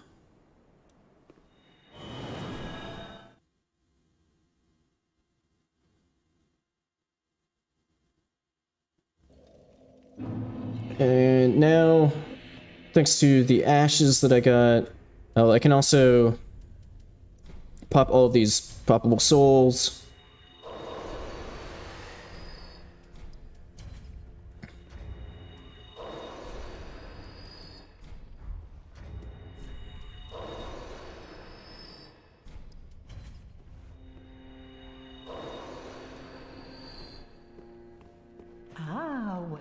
Then, no.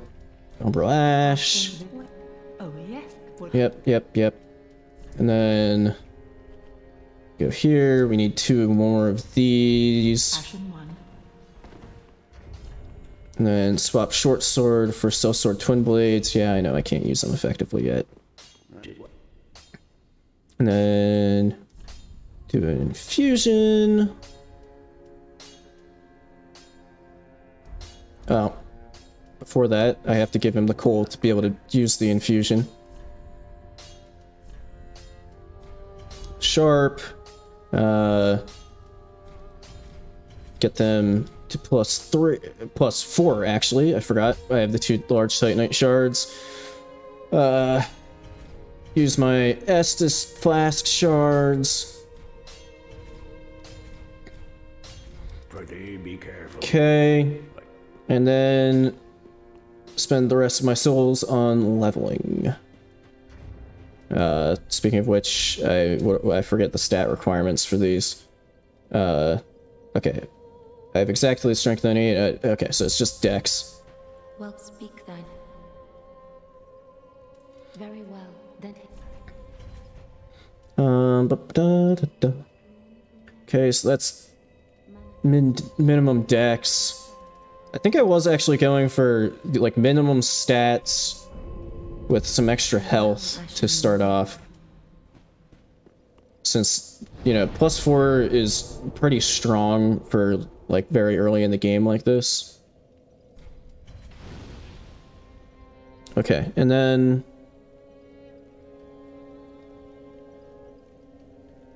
Okay, yeah, now we're heading to Crystal Sage.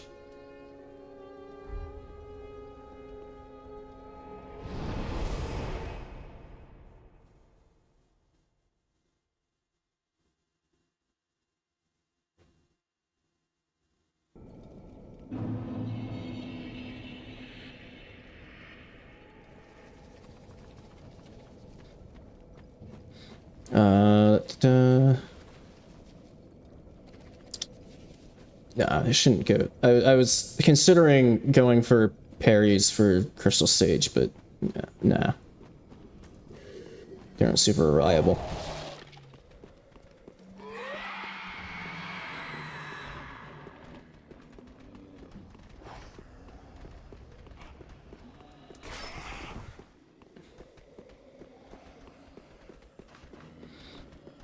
Hopefully that guy doesn't... Okay. He just kind of stood there doing nothing. Oh, now... okay, never mind. He was waiting for me to run past him and then shot me in the back. Oh, wait, hang on. I actually did want a shield out. For stam regen. Oh, he didn't do the crystal soul mass, though, which is kind of unfortunate because you can abuse that. Do the crystal soul mass. Do Crystal Soul Mass. Yeah, there you go. Because now, so now he can't warp until all of the Soul Mass goes away. Okay, well, I kind of fucked that up, but... yeah. I got him to very low health.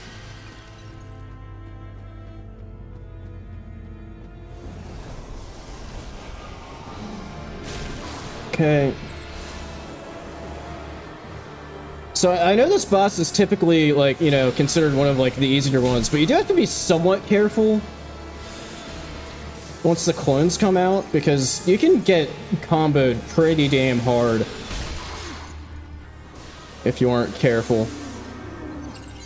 Oh, he did the soul mass, and that's perfect. I should be able to just rush him down. Yeah.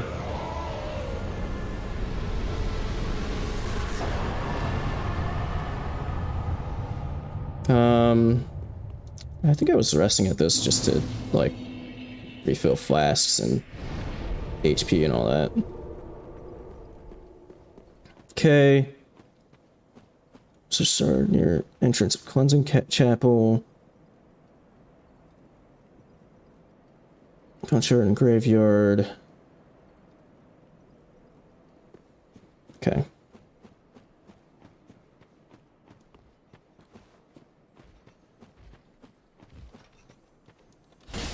Forget what you have. I'm gonna take it anyway. Twinkling Titanite does not help me at all. Excuse me. I don't know why I took this path that I did. Not really ideal.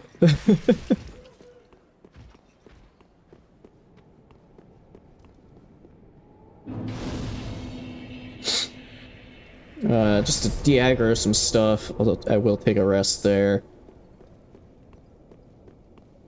And it might actually be useful to use a spook before this courtyard up here with shitloads of dogs. I might be fortunate and aggro a few less dogs.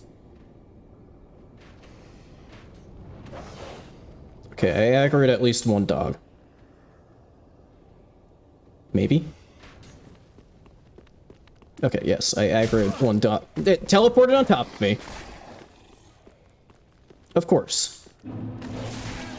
Okay, well, you fuck off.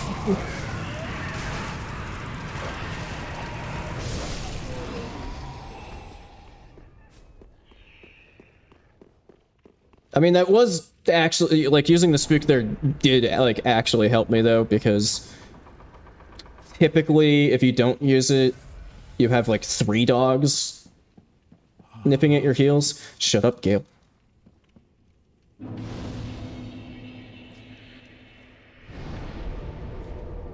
Okay. And we want to grab a few things over here, and then the shortcut back here, for getting back to Firelink. It's kind of stupid.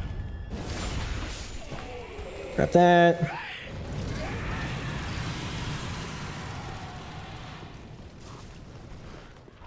And hopefully you don't get wormed in the graveyard here.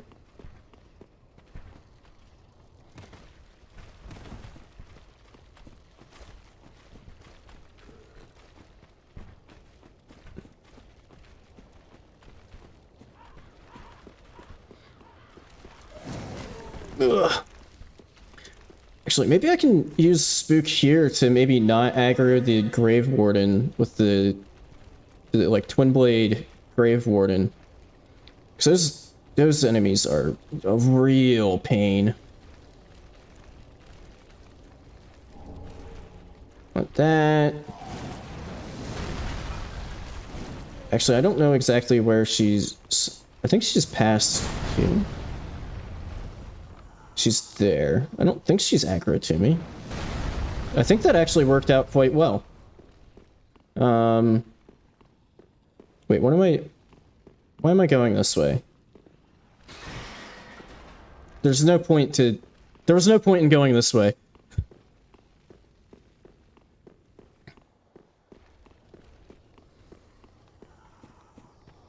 Yeah, the worms made red moss clump, not just red moss clumps, but also the torch. What's this? Okay. No point in going for that.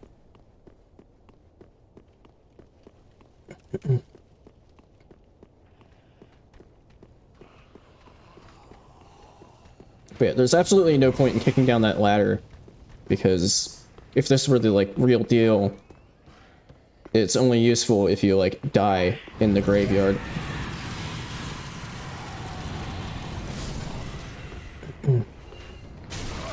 Ow. Ow. Don't roll off the edge. Holy shit, that was kind of close.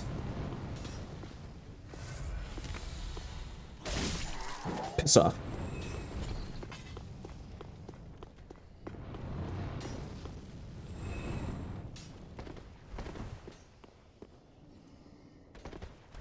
Okay, some kind of weird pathing there. Avoids a few things chasing me down. I was about to say, I think I managed to not aggro the Grave Warden, but but then as I was like about to start saying that, I could hear her bare feet slapping on the ground behind me. Which must have, I mean, who but Miyazaki would design an enemy in such a way that the best way to know if they're coming is hearing their bare feet slapping on the ground. But yeah, I want this here. What? Piss off! This is my elevator, you asshole! I can't recall that ever happening to me before.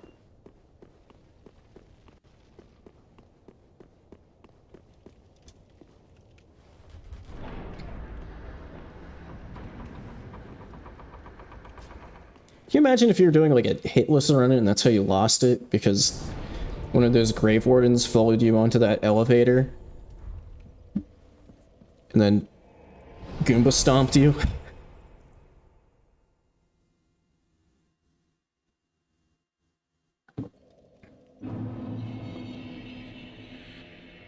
Okay, I want some levels and flask upgrades here. Actually, hang on. I think I have some poppable soul, right? Do I? Yeah, Crystal Sage.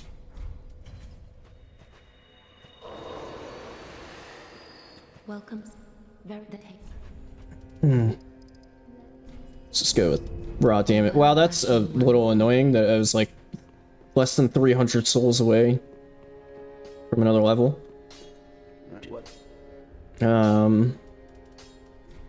Reinforce.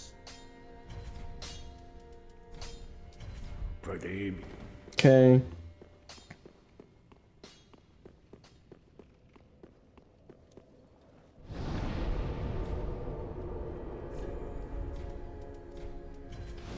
Almost forgot about the bone shard.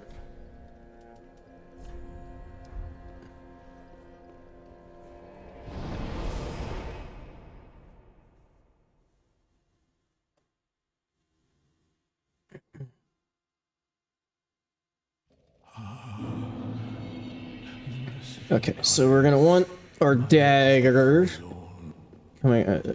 coming up here, and also spook. So there's a pretty nice little drop down you can do.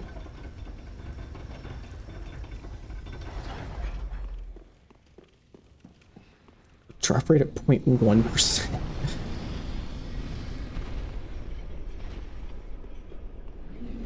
See, at some point, making things rare drops gets just a bit unreasonable and like kind of unfun. Okay, and then we can just drop down right into the shit pool. And then do some dagger walking over here. And I'm gonna get invaded again by fucking Kirk. Okay, he threw some poop at me.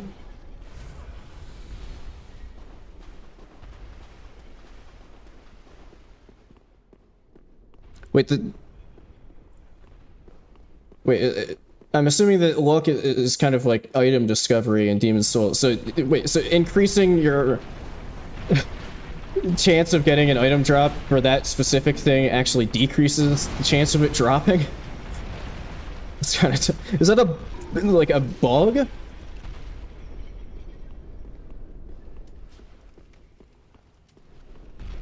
Okay, and I want Grass Crest Shield out again. And my swords. Okay, yeah, I figured it would have to be a bug if... Like, why else would it work that way?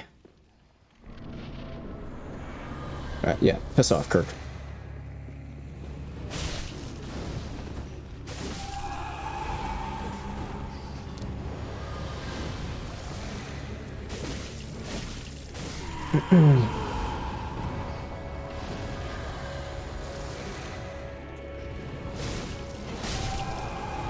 You know, I could have swore... Oh, I forgot to... That's what the difference is in damage from the when I was doing this in routing. I forgot to put on Sword Ring. Yeah, now I'm one-shotting the tall boys.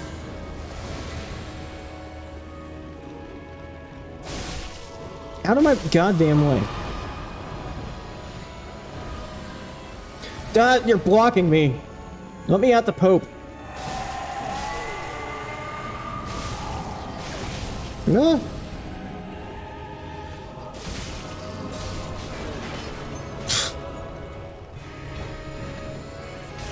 I do kind of like how they didn't give them Wrath of the Gods. They gave them what is it, Force. So they just kind of give you a shove, but they don't actually do any damage. Okay, one hit away. Luckily, you can also stagger the smaller ones by just rolling into them. Okay.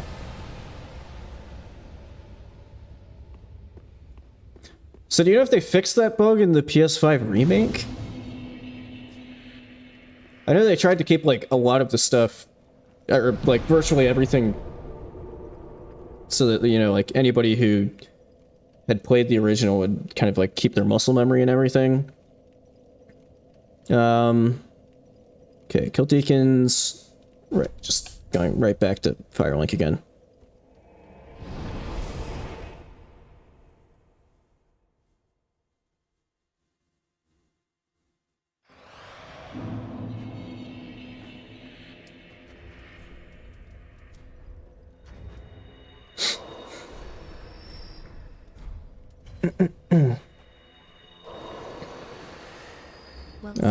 And then, because I knew that there's a somewhat risky play coming up, I'm gonna get to 20 vigor.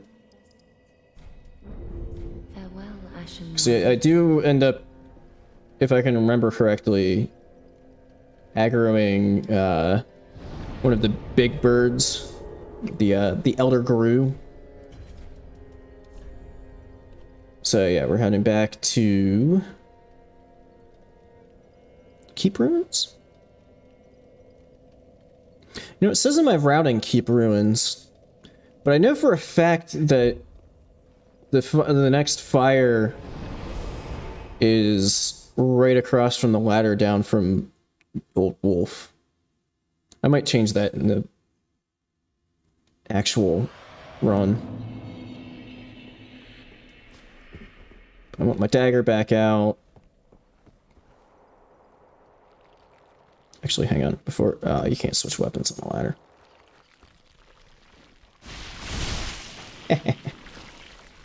Because I'm going to be slow walking here.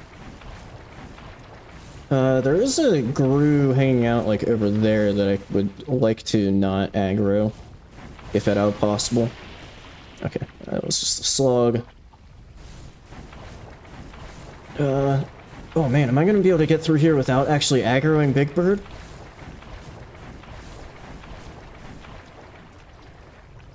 Ooh. Nice. Never mind. Oh, shit. Okay, so this... I have to not get too far along the path here, or else I'll trigger another Hazel. Okay. Yeah, so... yeah, if you don't get the homeward bone there and you go too far along that path, you end up triggering yet another Hazel invasion, which gets... it can be very annoying. That's probably why I had myself go to the Keep Ruins in my pathing, so then I could just homeward bone right back to that and then go right to the area where the Abyss Watchers are. Oh well.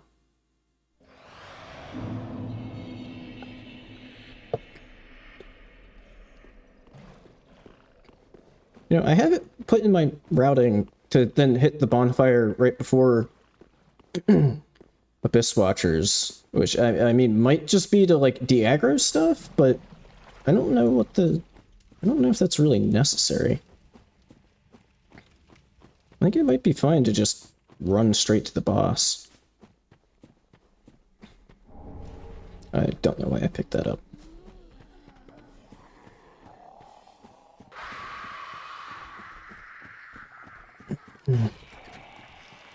Like, I mean, I guess it could be a real pain to just be followed by the Dark Wraiths. I don't know if they're gonna really cause much of an issue, though. God, I don't know why my voice is, like, dying. I haven't even been... Fuck you! Fuck you! You piece of shit, Gru! You know, that might be part of the reason, because it also just makes this route a little bit better so you don't have, like, a pile of Grus sitting on top of you. But it didn't actually end up causing that much of a problem. And I don't think that they can worm their way into the fight.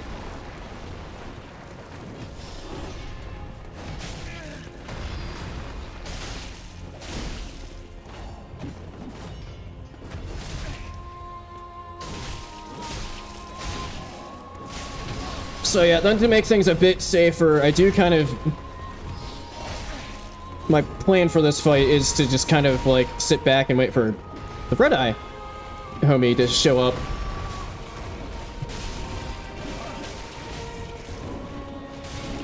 But because of how, like, upgraded me and my weapons are at this point, this boss ends up not really being that big of a... Unless he just keeps dodging everything.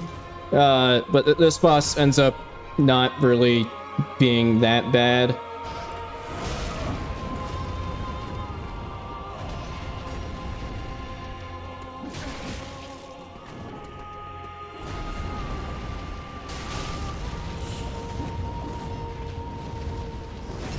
And you can kind of cheese him a bit with backstabs.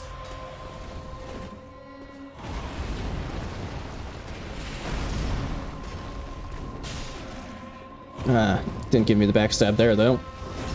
Because there's a lot of times where he gets kind of locked into animations.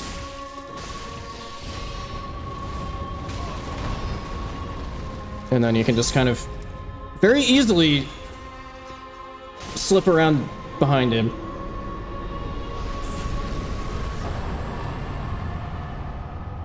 But if I wasn't as upgraded, I feel like the Abyss Watchers is a fight that I'm actually not super great at.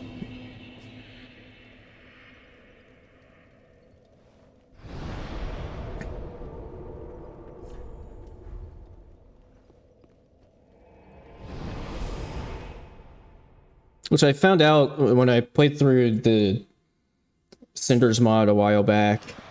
Not, like, just... this was before I even started this channel, so, you know, there's not a video of it or anything. But I kind of found it out when I was playing through that mod, because for whatever reason, they gave the Abyss Watchers, like, an ass load of health. And I was having a pretty rough time. Especially because I had decided that I wanted to go for a magic build, because I was like, you know, I don't usually do magic builds, and, you know, the mod might have added some neat magic options. And it turned out that I was doing, like, no damage to him. It wasn't a very fun time.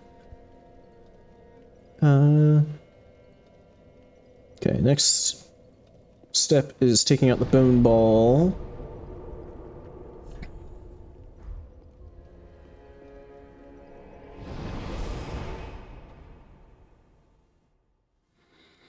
Actually, I'm gonna break out my sandwich. I think it's time.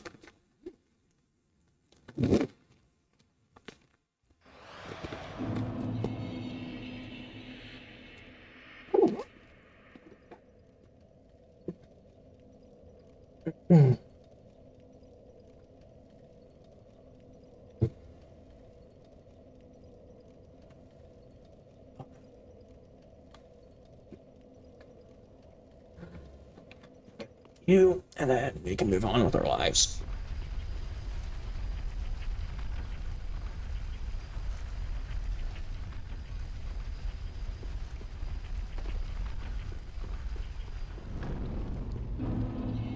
Yeah, the channeler tried it. Yeah, that's another example of like I don't. Oh yeah, so this is a drop down that I like just learned about when I was routing this. I didn't know this was here.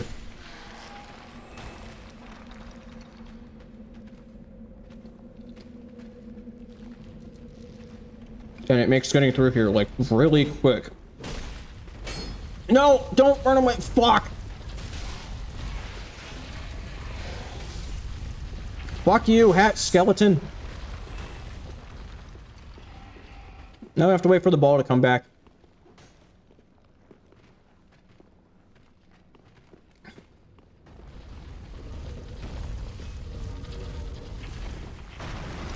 There we go. Now I grab the cart, this milk ring. But yeah, it was kind of crazy during one of my routing or practice runs, whatever, for DS1 Deathless. Well, this isn't ideal. I did actually have a run where I got a Black Knight Halberd, Black Knight Great Axe, and a Channeler's Trident.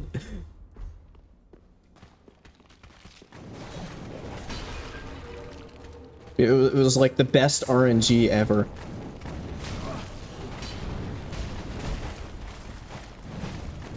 Excuse me. Excuse me. Wait for this guy to roll past. Fuck! I don't remember having this much of a pile-up of enemies chasing me when I ran when I've previously come through here. I don't know what's different this time around. Please be chill and let me rat. Thank you. Yes, I did mean Black Knight Greatsword. Yeah.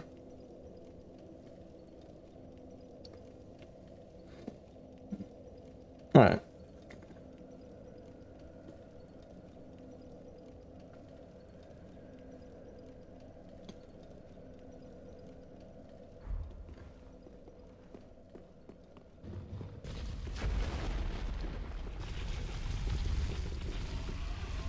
So now we go into large Titanite shard gathering phase.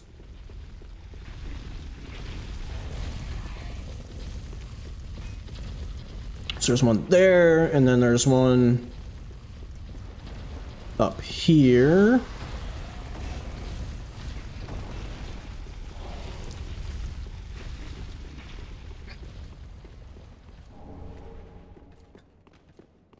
And then we actually want to go like the whole way down into, oh, hello, rats. Oh boy, two regular Titanite shards. Those are going to be hugely useful. And then we want to, I forget what did you drop? Oh yeah, that's right. I cannot remember what you dropped because you always just, oh, a fire gem. Yeah, that crystal lizard is weird as hell because it always just falls through the world. So I'm gonna knock this down before the army of skeletons gets here.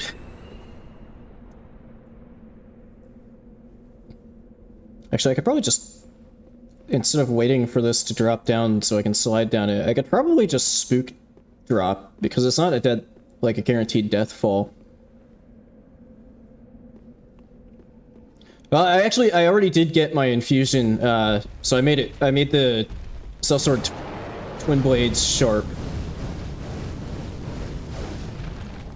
Okay, there's the large Titanite shard.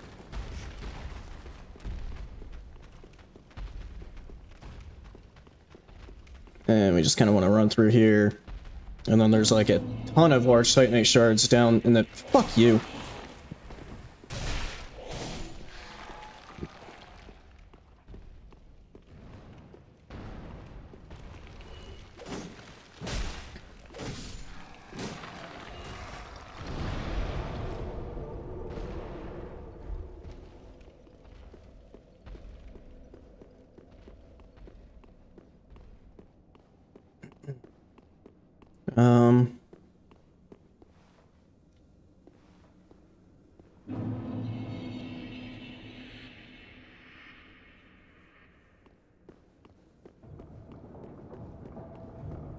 Just trying to make sure I don't miss any. Fuck.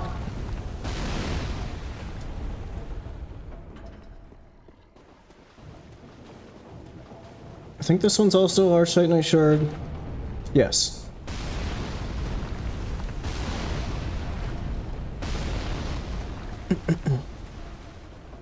That one's also a large Titanite shard. Really? I wasn't behind the... Okay, whatever. And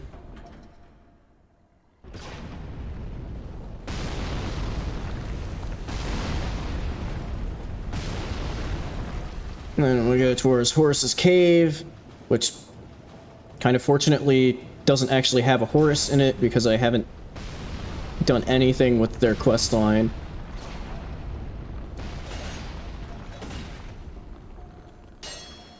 Oh, come on. Oh, come on! Oh, that's the twink. Okay, I want this crystal lizard. Oh my god. There's the chunk. And then there's a couple large Titanite shards in here.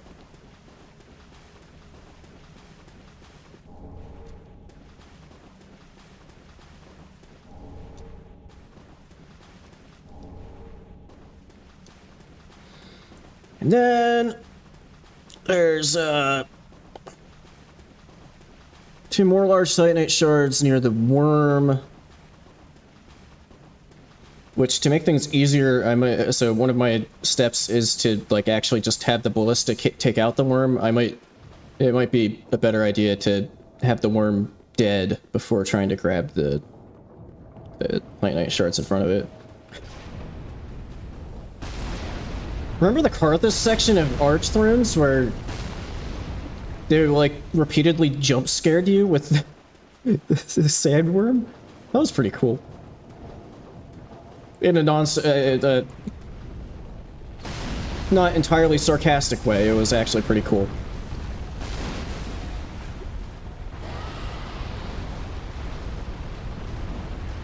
Although, actually, I think this is one of the large Titanite shards.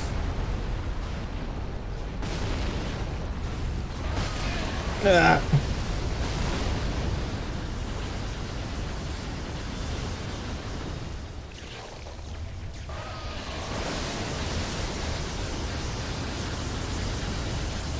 No, why did I grab that? Okay, should be shielded from the ballista now.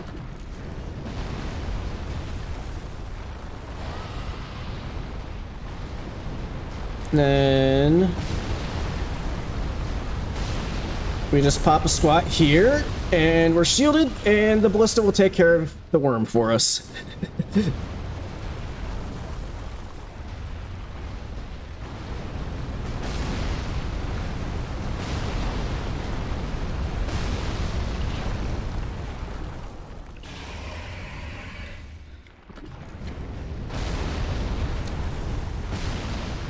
I wasn't planning to do Old Demon King.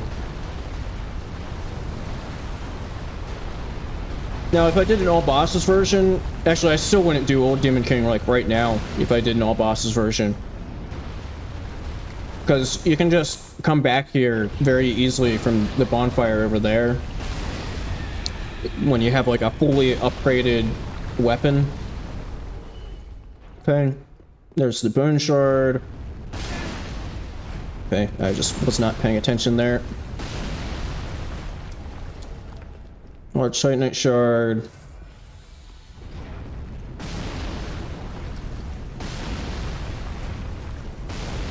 And then there's one last large Titanite shard to grab up here.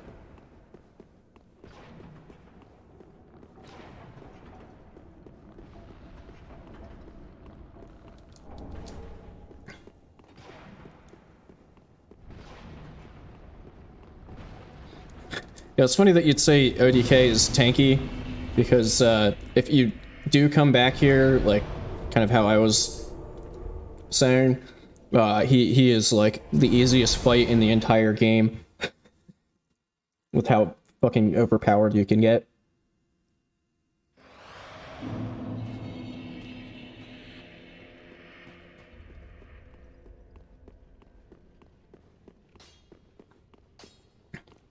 What? Oh, right.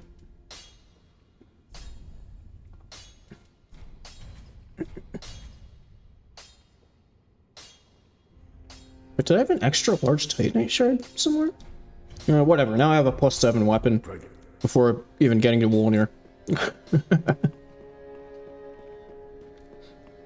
Right levels.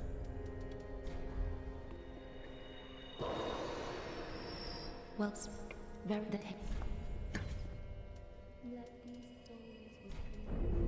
farewell, Ashen. Yeah, I should be pretty good on vigor for a while.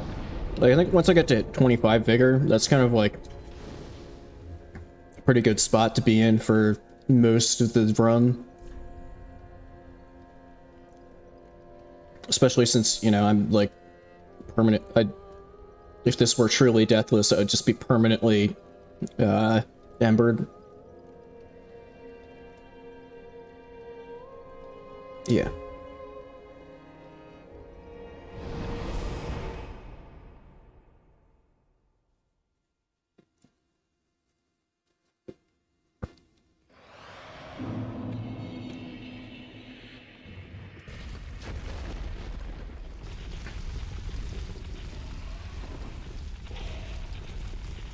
I mean, it does specify that he's the old Demon King, so, you know, with age generally comes some sort of decline.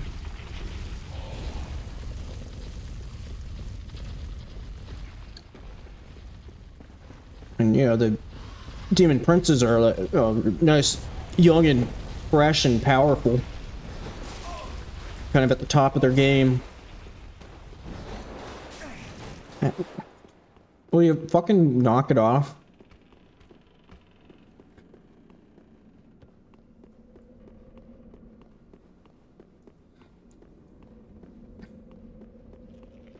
But I feel like the Demon Princes are like one of the best duo. Like, this is definitely not at all like a hot take. I think this is kind of a general consensus, but they're definitely like one of the best duo fights. Like the way that they like switch aggro and stuff like that. And when, you know, the one's like off screen and doing a ranged attack, there's actually like a visible tell before you take damage from it.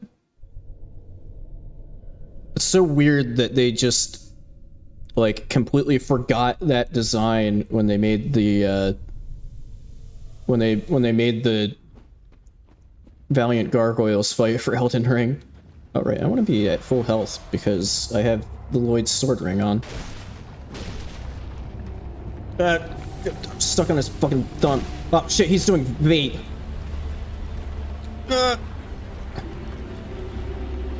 No, wait, that wasn't the vape attack that I thought it was.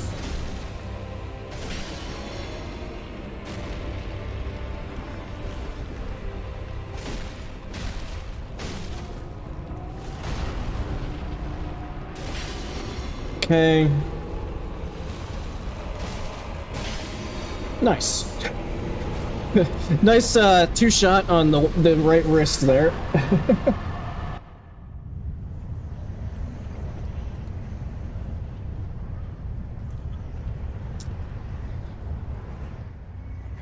Yeah, although you could almost argue that the Twin Princes aren't even like actually a duo fight, since they're kind of like a single unit.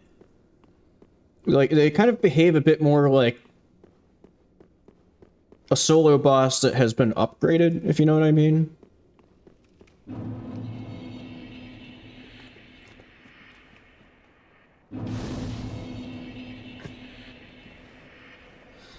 But yeah, the Twin Prince, I do really like the Twin Princes fight.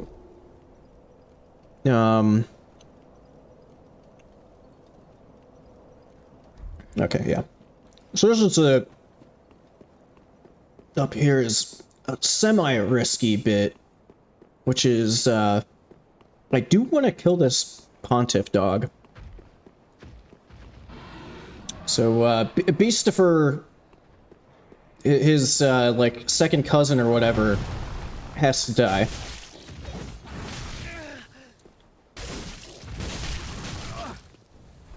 Fuck me. I forgot how annoying these guys can be.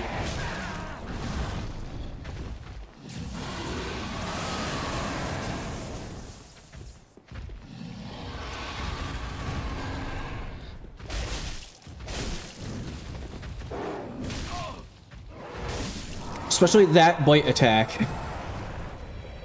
Okay.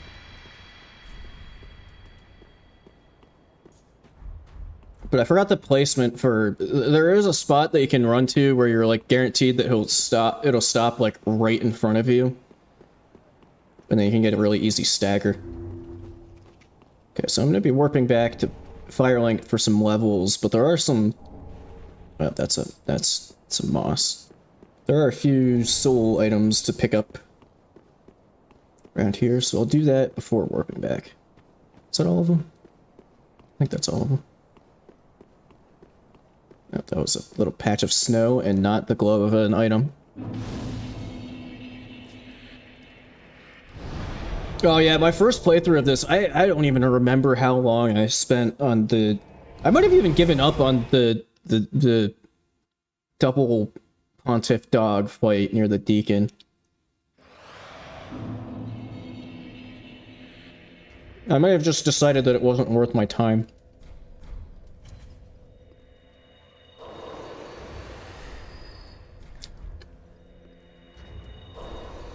So, you know, especially since it was, like, very early, you know, like, I hadn't really fought them much before, you know, it just, their moveset was not clicking for me.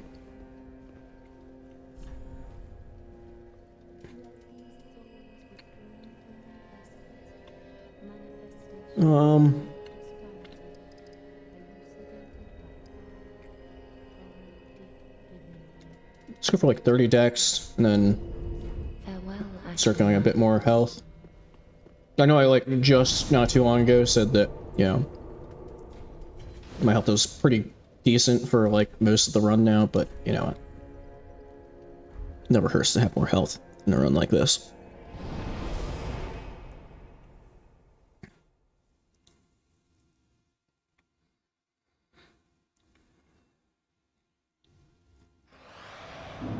Yeah, I mean, Pontiff is a hard boss.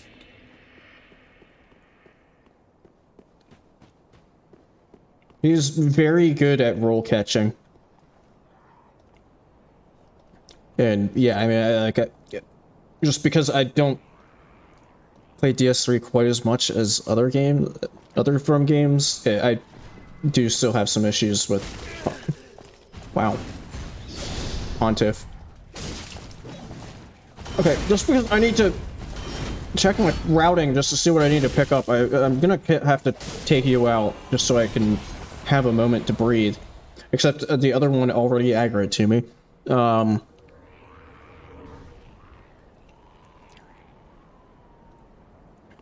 Okay, I am just going straight to the Church of Yorshka bonfire.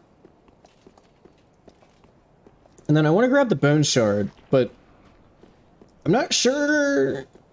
It might be dependent on doing Cirrus's questline, but there is a dude who can invade you in the little courtyard area where the bone shard is.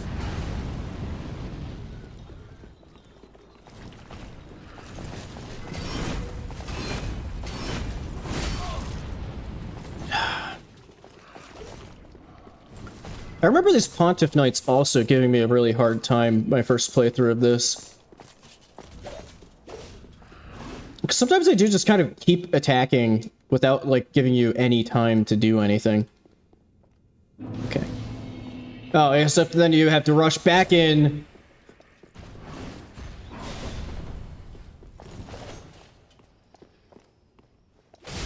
Okay, I think she started leashing. So this church is really weird with that. So I think technically they're not supposed to be able to get through that door. But then sometimes they randomly do.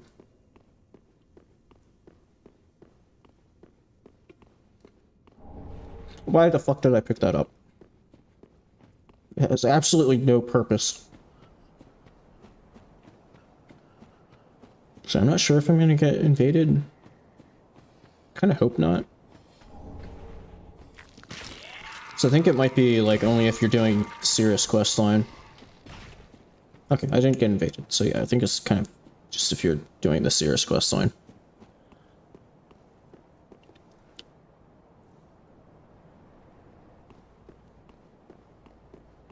But where I am gonna get invaded is coming up here because I'm headed to the dungeon before I do Pontiff.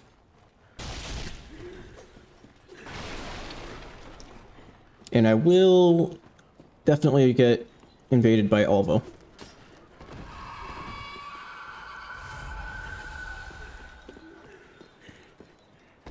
Actually, I also kind of want my dagger out.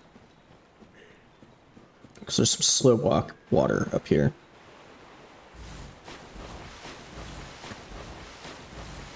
Although that said, in the speedrun I watched, they didn't use the dagger for quick stepping through this water, and I don't know why. They're just rolling through it.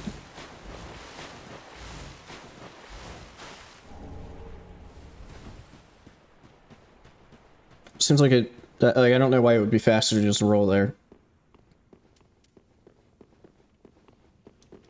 Maybe you don't... Okay, maybe that's different. I bet in the Farron Keep sludge where you use the dagger walk, I bet you fat roll in that sludge, but you don't maybe you don't fat roll in that water there. Maybe that's the difference.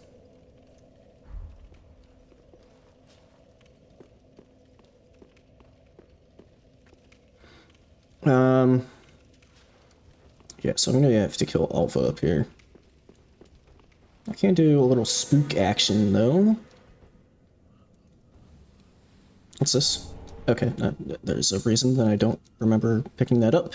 Because it's just a gold coin. And it's not helpful at all. Yeah, I don't usually... Like, my first... I don't know, I guess I've kind of shifted on that, or like... I don't necessarily feel bad if I end up, like, summoning an NPC to help me with the boss first go around, but... I don't know, like, as kind of I've gone on... I do, like, try to, like... I guess I've maybe just gotten more stubborn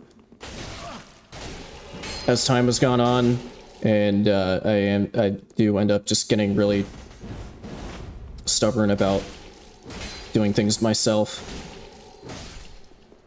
Okay, goodbye, Alva.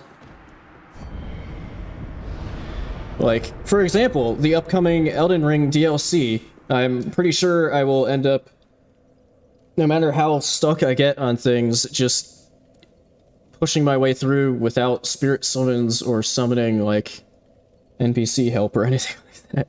Just because I'm probably gonna get extremely stubborn. And if past FromSoft DLCs are anything to go off of, there's gonna be some incredibly hard bosses in that.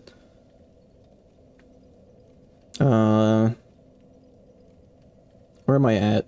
I should add some, like, spaces or something to this routing, because it's all just, like, a big block of text, and some of the stuff gets kind of...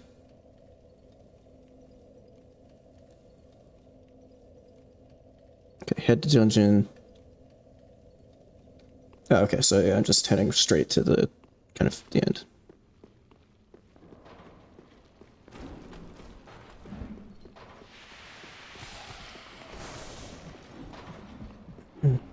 Excuse me. So actually, I'm not like hugely familiar with like the rules for no-hit runs in, I mean, in really like any of them, but definitely DS3. Does that count? I wonder if that counts as a hit if you get seen by a, if you get seen by one of the jailers.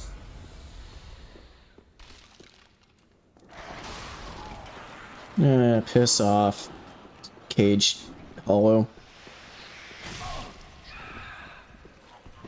Thanks. So yeah, there is actually...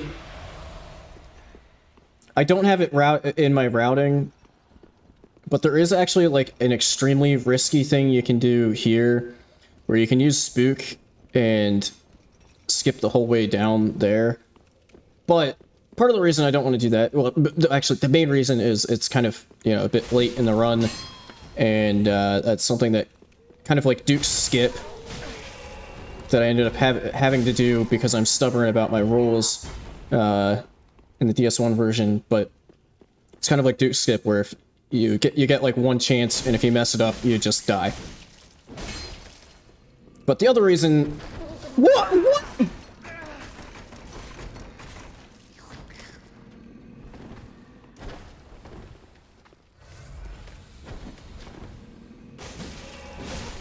How the fuck did it grab me? But the other reason is I want the Estus Shard from this Mimic. Which, actually, I wonder... You know, there are some undead hunter charms in Firelink. Like the area right before Firelink, I think. That might be the better play, to pick those up after I kill Gundyr, and then just chuck one of those at it, and then it'll just go to sleep. But kind of like what I did for getting, dealing with the Occult Club Mimic in DS1. Anyway. Kill Mimic. Right, I want to kill the Crystal Lizard right here, except the problem with that is you kind of can't without aggroing the giant, and now the giant is angry.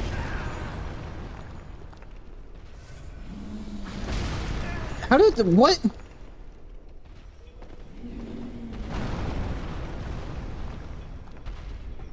Okay. I thought I did really think there that I was going to enter like a loop where I healed and then got punched repeatedly and just got like stuck in a loop like that.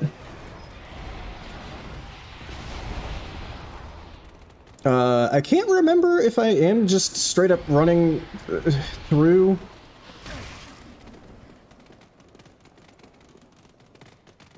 Or if I want this... I mean, it would be a good idea to grab this shortcut.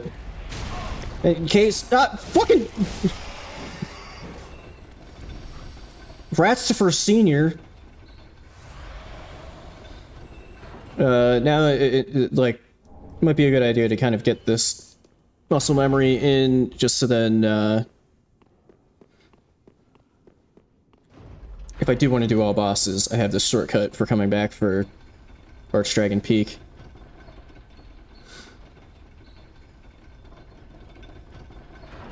What the hell was that?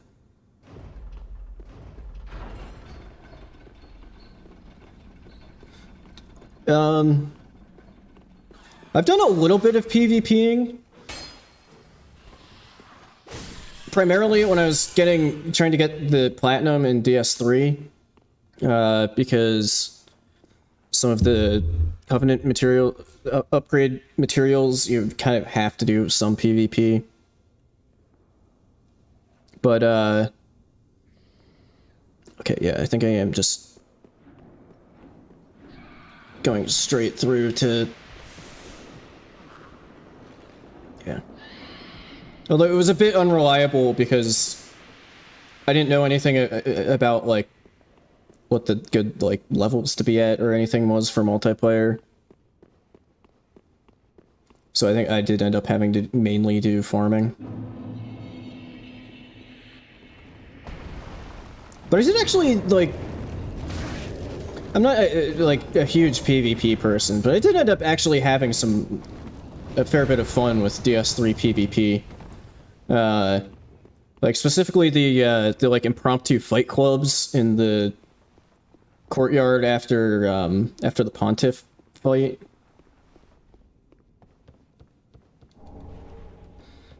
Oh, so, fun fact in why I kill Alva is because if you don't kill Alva at the beginning of the dungeon, he just stays in here the entire time, and you can't use this bonfire. And he gets lost somewhere, and he just, like, never shows up. So that's part of the motivation for killing Alva, so that you can actually, like, use this bonfire here. But I do want to go back to Firelink for flask upgrades before doing Yorm.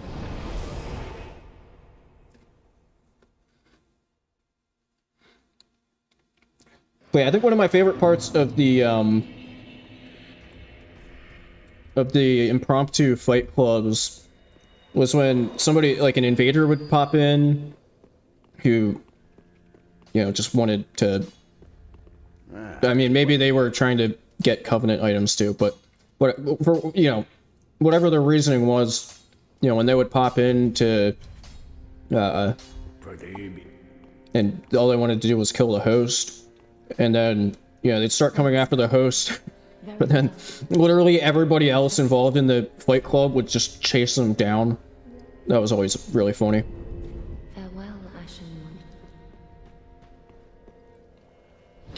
You know, it's kind of like an unwritten rule that if you get into one of the Fight Club world, you know, somebody trying to host a Fight Club, that, you know, you don't go after the host. But that was also part of the reason why I had trouble leveling up the Covenants, was because you can't get Covenant items without killing the host. So I was doing some Fight Clubbing, but I wasn't actually getting anything out of it. Like, I had fun. So I guess I kind of got something out of it, but, yeah.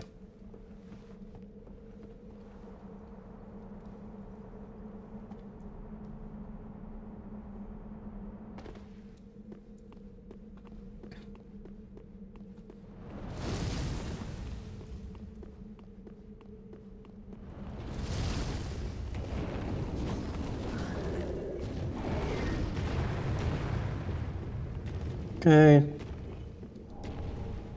It's another spot where, if I really wanted to be, like, kind of quicker, you can use Spook to just drop down and then run past the jailers with the fire, but I don't know.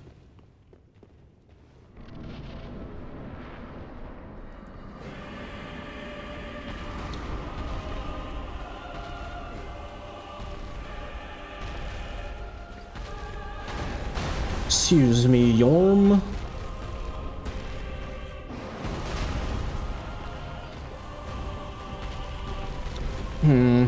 Well, that said, you know what? Fuck the Storm Roller. Who needs a Storm Roller?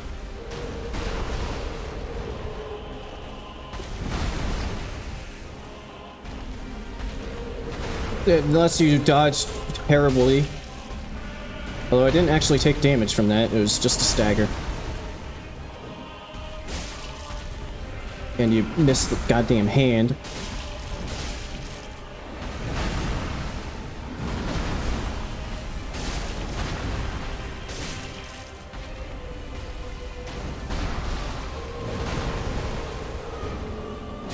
Oh, nice aim.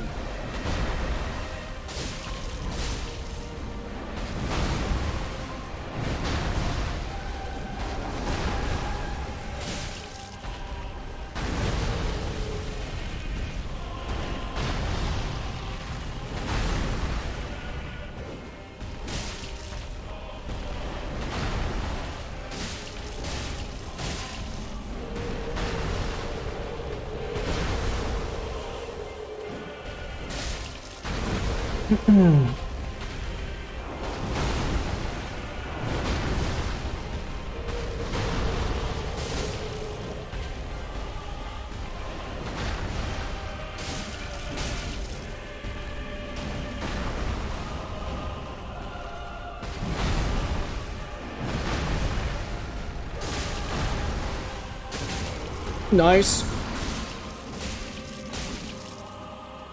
Get the... Okay.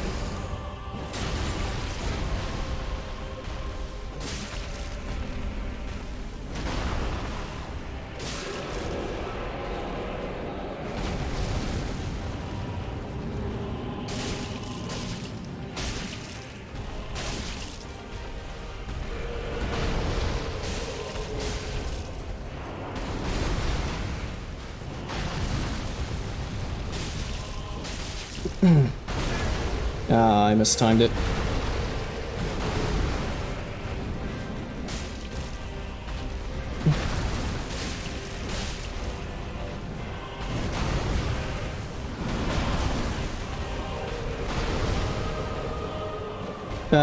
Nice whiffs.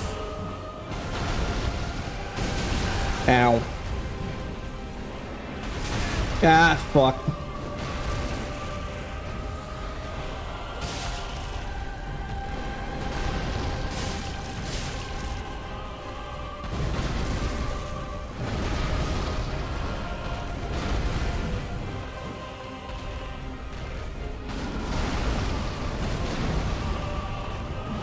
Ah! Stop whiffing! Ah! I don't know why I went for an attack there.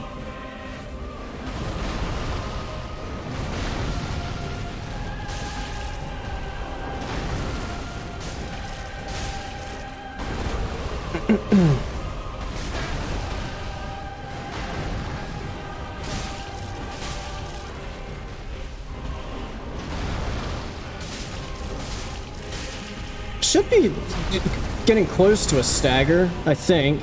Although with all of the whiffs, maybe not.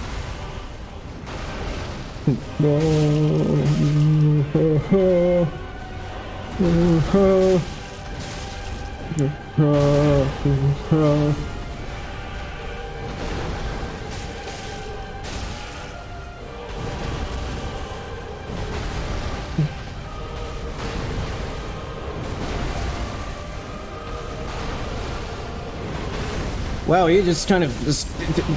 Wow, that's a really long combo.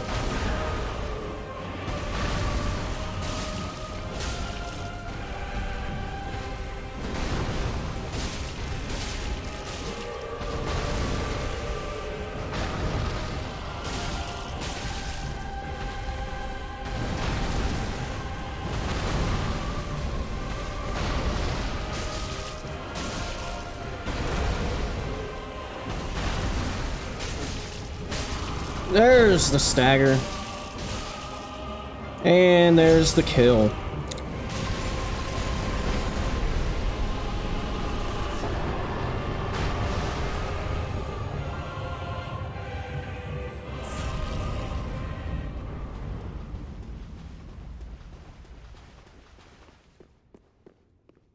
An objectively stupid way to fight that boss, but... you know. For something a bit different, why not?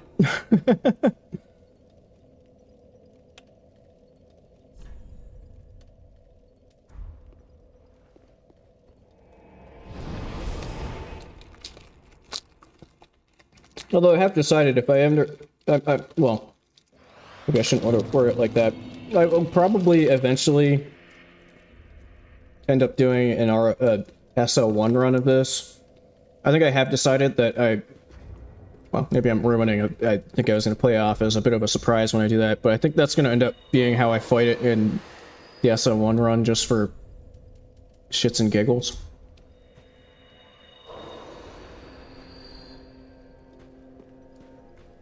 Welcome, host.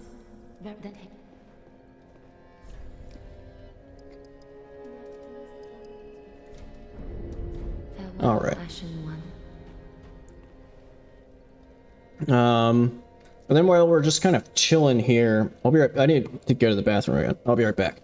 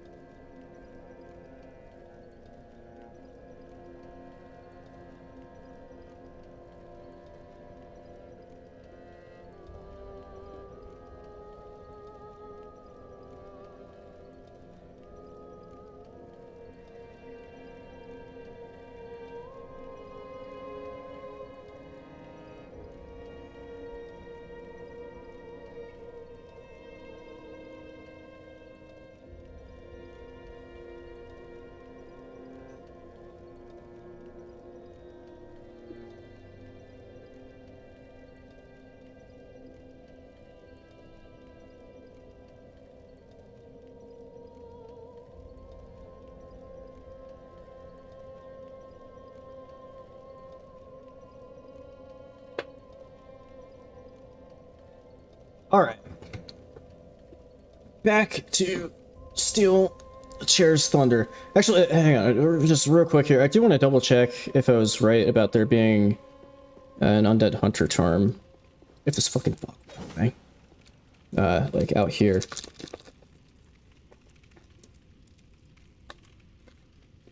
Hello?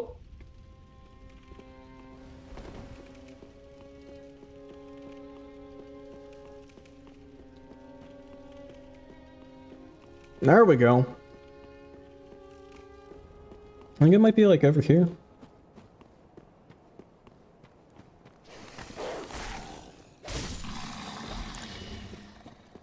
No, that's an Emperor.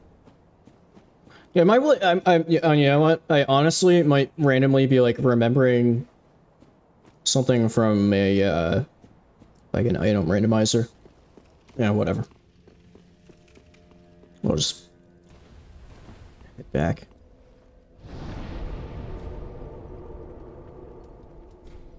Okay, yeah.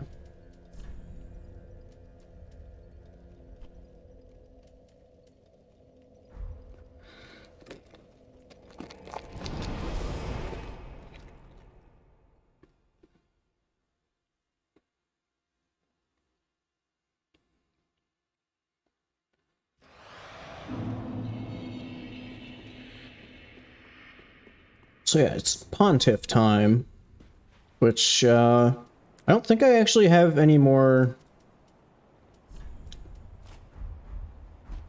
I don't think there's any more... spook drops, from what I can remember, so I can probably just take off the staff.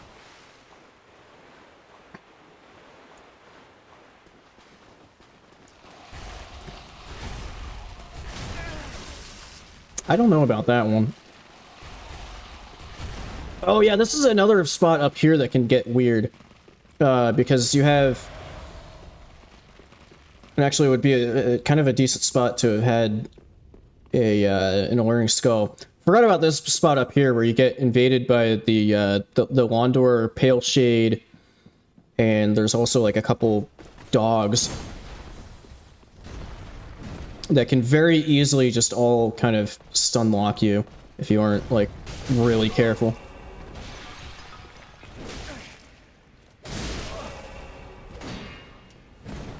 Or I'm just gonna die those Silver Knight.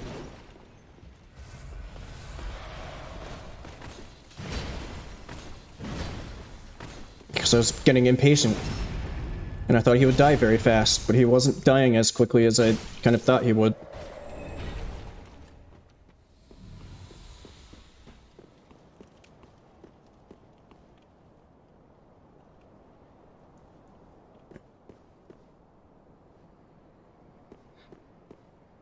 Yeah, I feel like one of my worst PvP experiences was in... fuck. The dogs are already aggroed. So yeah, this is what I'm talking about. Like, I don't know if it's actually possible to aggro... Oh, the dog's de-aggroed. Okay. Cancel that. No, I think the dogs are... What the fuck are they doing? One of the dogs is de-aggroed? No. What the hell is going on right now with these fucking dogs?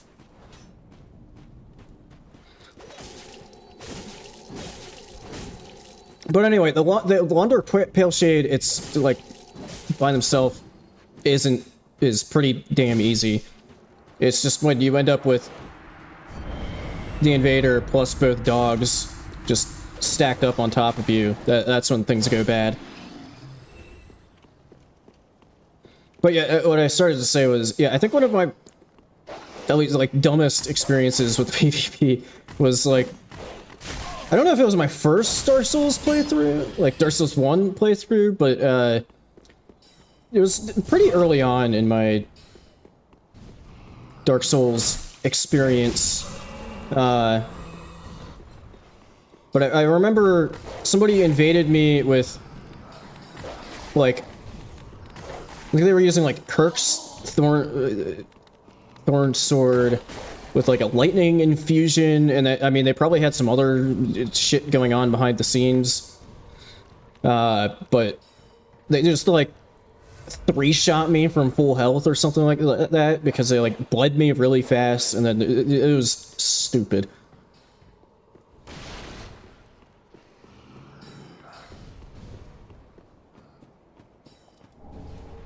Cash.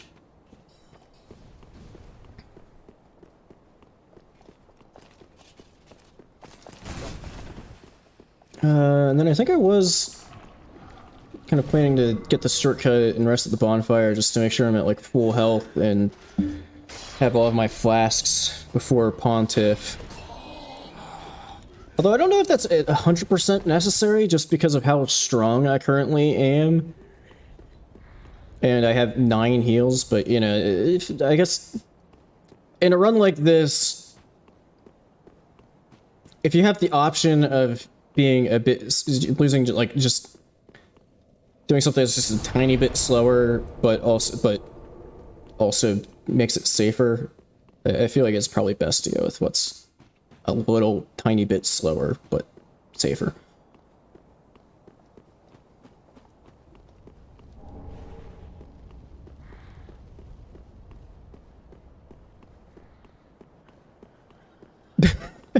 That's funny. Yeah, one of the, I guess, an interesting experience I had was, I did have one time where I got invaded where they dropped me, they like wanted to make things as fair as possible, so they dropped me the weapon that they were using and then like waited for me to equip it before actually like attacking me. I don't know if you can even parry that one.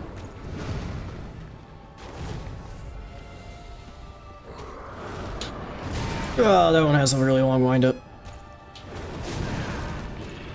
Okay, yeah, I kind of fucked this up like right at the start by not getting the parry on his initial attack. Especially because, okay, now I'm at full health again, but especially because I wasn't at full health anymore, so I wasn't getting the... I don't entirely remember which of his moves are parryable. Most of them are. I feel like basically everything he does with the fire sword is parryable.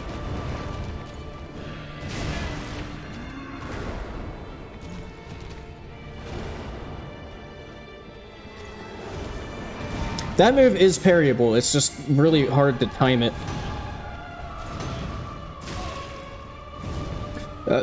What is wrong with me?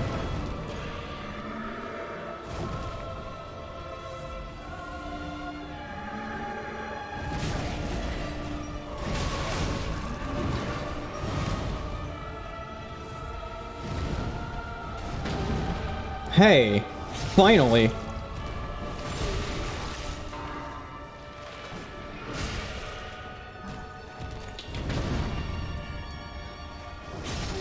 There we go.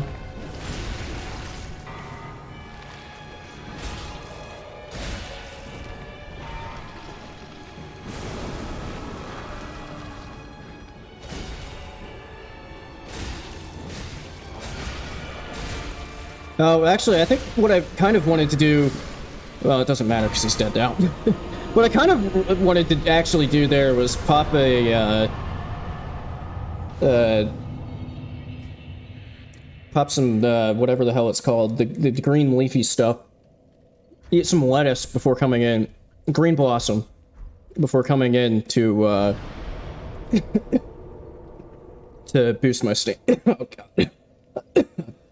I don't know how to swallow. I wanted to eat some green blossoms to boost my stamina regen, since I had my other shield out and not the grass crest shield.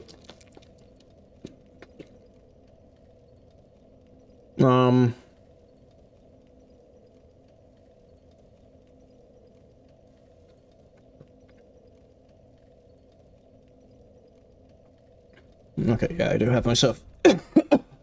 God damn. Just going back to Firelink. Yeah, so I intentionally have him as my have Lothric as my last big boss before the Twin Princes for that specific reason that it makes Pontiff a fight that I'm not particularly good at, but way easier. Especially if, you know, I actually am landing my parries reliably. Welcome home, Ashen. Speak thine heart's desire. Very well. Take.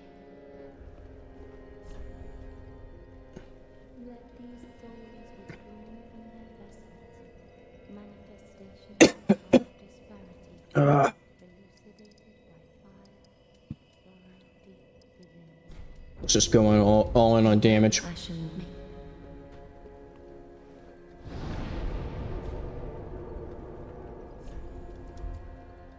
I'm having one of those where you like fuck up on swallowing a liquid, and then it's just kind of like lingering in there.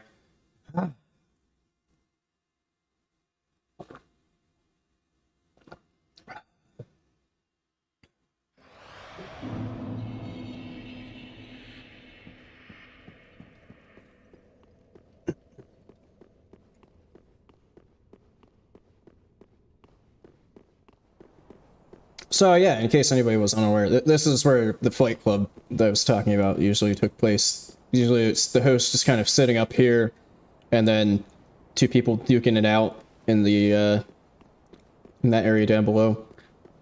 It works surprisingly well as a PvP arena. Am I just running straight to... Yeah. This might actually be... Oh, right, I have things kind of switched around. This might actually be an alright time for some spook action. Okay, well, didn't stop them from detecting me. Or that guy from detecting me.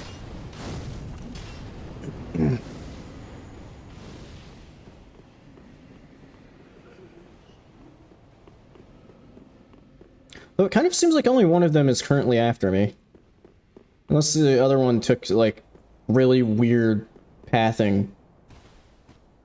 And then one thing you do have to be semi-careful about here is, for whatever reason, going around this particular pillar here can bounce the camera really weirdly and just send you flying off the ledge.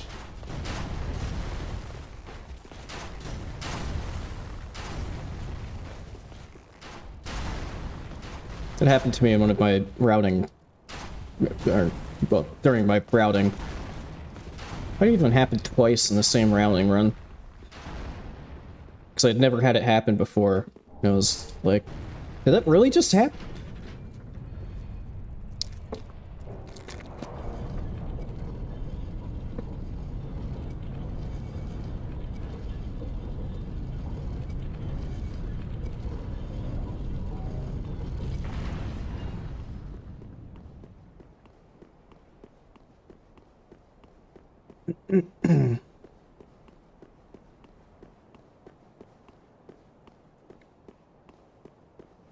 So yeah, I think probably the biggest challenge remaining is potentially Dancer. Because usually she's fine, but every now and then when you're fighting her, she does just kind of like randomly get hyper aggressive. Like out of nowhere, and just like does like a 16-hit combo. Like the Dancer AI is kind of weird.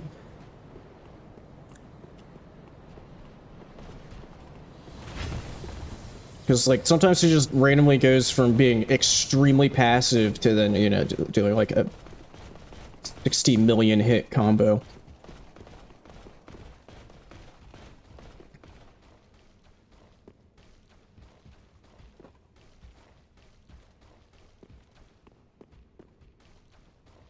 There is actually a little thing you can do with Spook here. I haven't tried it, but at least I think it's here. Like, I think you can, supposed to get over the railing.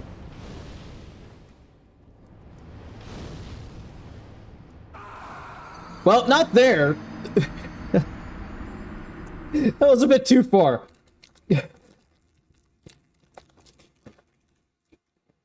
I think you're supposed to land on the... Well, you're definitely supposed to land on the stairs.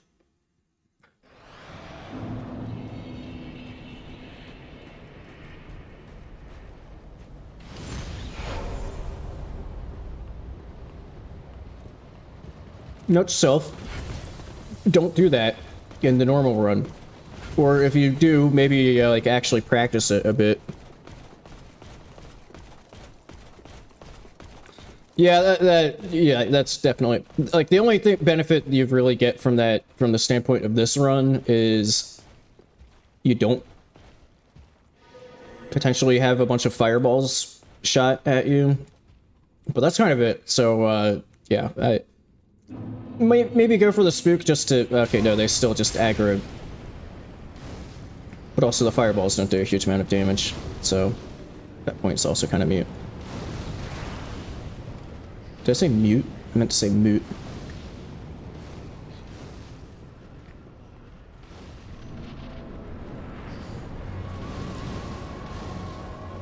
Well, it would be kind of nice to some charcoal pine resin for this boss, because he is pretty weak to fire.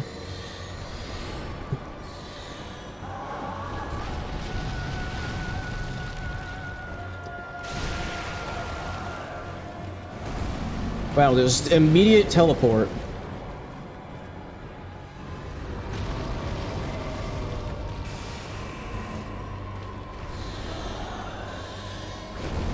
Another... What the fuck? This boss can be really, really annoying sometimes.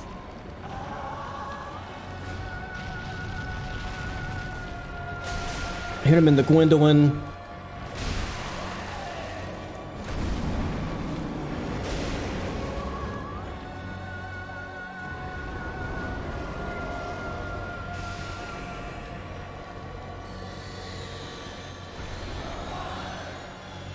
Ah, damn it, I just lost a little damage because I got hit by one of the little purple balls.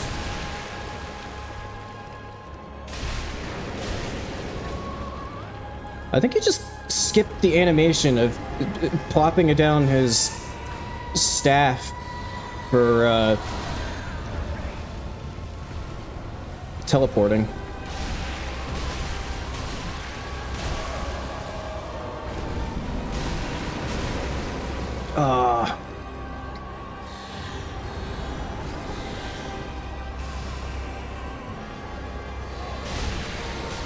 Just die.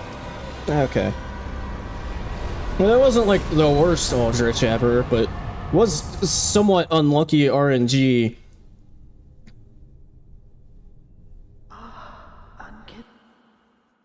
As far as him just like, you know, it's at the beginning where he was just like, nope, I'm gonna warp. Oh, no, I just got done warping, I'm gonna warp again.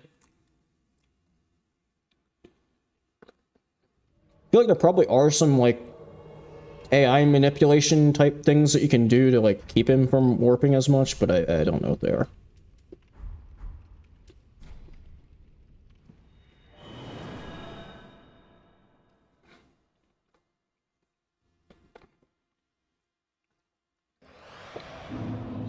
But yeah, he's not like a super strong bot, but yeah, I know exactly what you mean. Like, he has some like things that do like surprisingly large amount of damage that kind of come out of nowhere. Well, very then. Get to 40 dex. I think that's more or less soft cap for damage. Farewell, Ashen One. I think.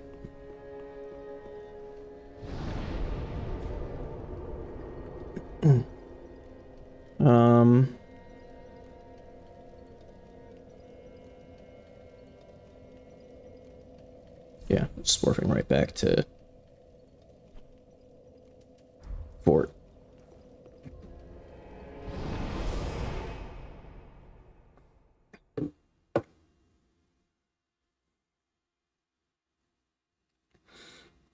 Yeah, so like, I mean, the first phase Arrow Rain isn't too bad. It's the second phase Arrow Rain that's bad.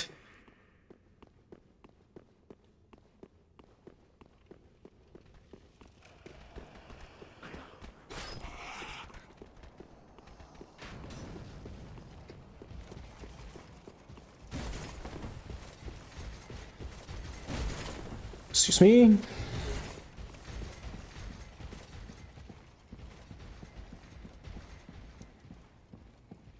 Prince Lothric is in your hands.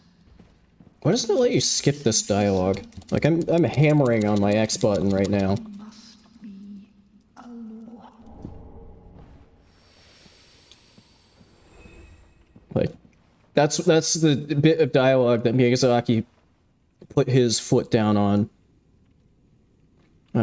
It's like, no, you have to listen to this old grandma's dying words.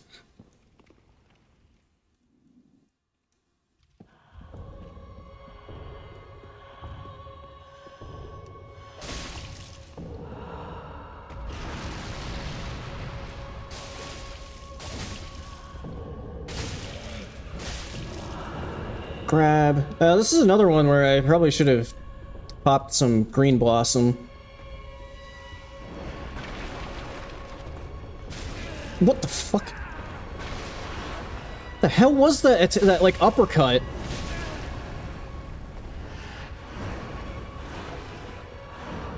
So that's what I'm talking about. Sometimes she just pulls out random ass moves. What? What part of her hand even touched me?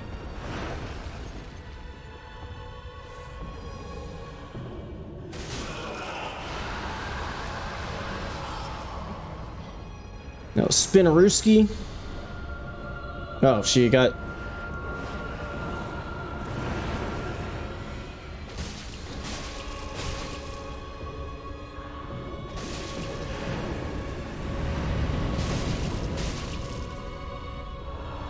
AoE. Oh shit, I forgot there was two parts of the AoE.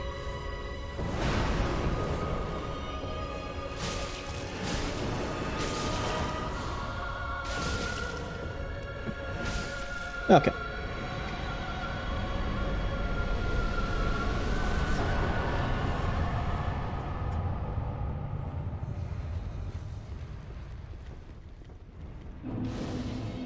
Like, that's just like, I feel like that's one of the bosses that gets me the most with moves where I'm like, I've never seen that before in my entire life.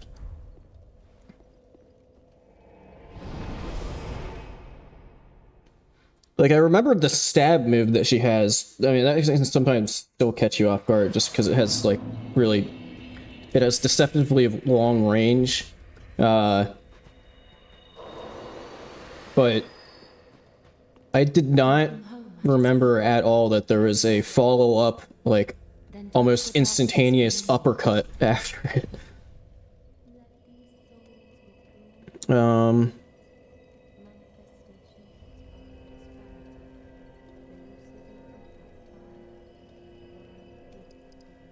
know, I don't actually have it explicitly in my routing to go back to fire. Yeah, I'm definitely soft capped on the old decks there. Yeah, I don't actually explicitly have it in my routing to come back after that fight. Whatever.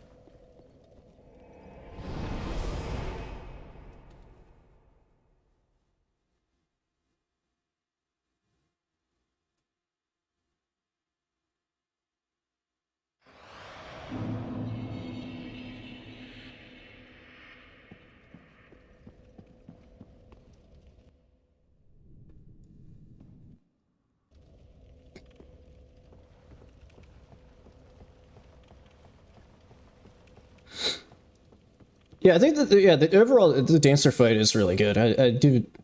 She has very distinctive animations to her attacks. They're just kind of like really unique.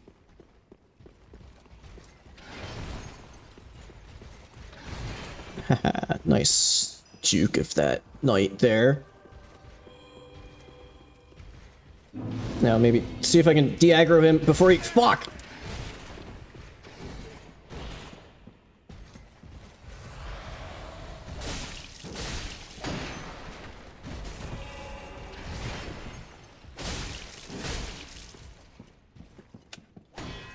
Oh, right, that overrides your kick. Get out of here, you dick.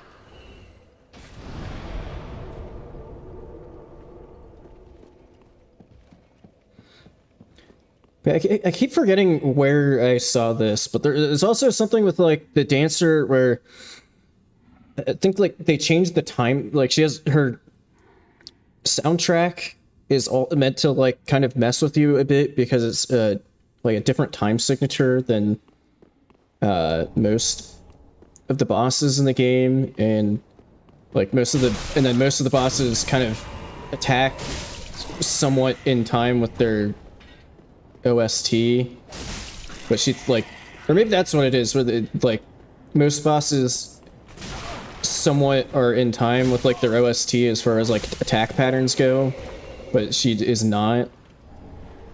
It's something like that, where, like, a mixture of the OST and like attack patterns are, like, kind of intentionally different from other bosses in the game.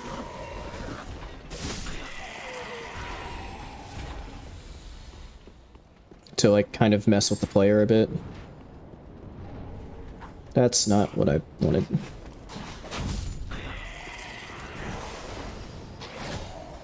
It's hard, Staffer. Fuck! God damn it, Hardstfer. I apologize for not using you near the end of the run, but your damage and your viability just dropped off very harshly near the end. You were not too bad at the beginning, though. I'll give you that. Ah, the fuck.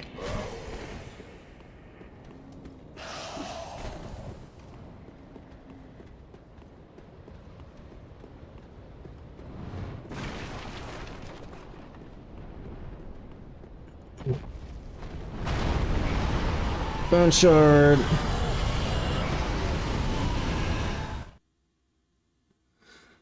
Yeah, that is, like, I'm not sure how successful they were at messing with the player. Cause see, I'm kind of the same way where when I'm fighting a boss, I don't really typically register the music that much.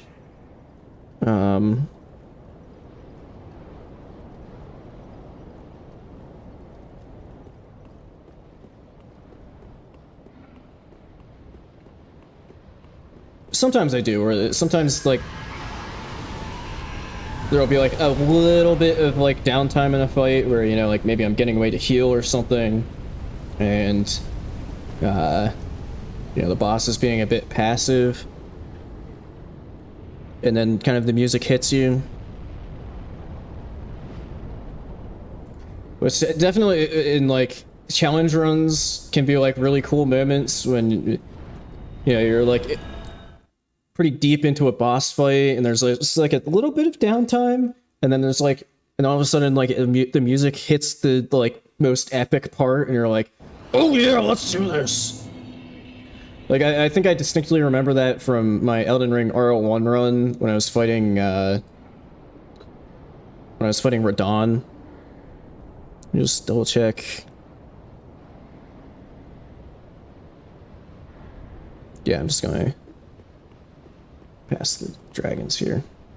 There's a thing you can do where... Oh, I messed it up. You can, like, run... It's definitely not, like, fuck! It's definitely not, like, the intended way of doing things, but you can, like, run up that armor, which I failed at.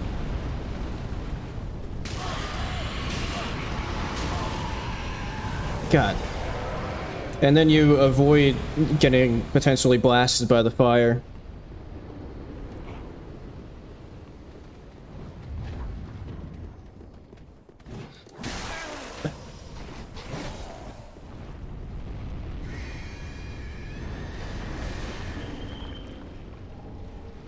Some cash.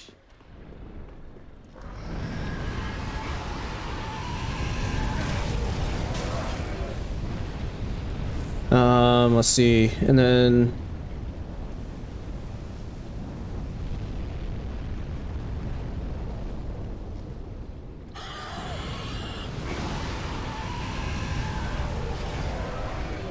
okay. So I want the Titanite chunk up here. Well, you fucking asshole.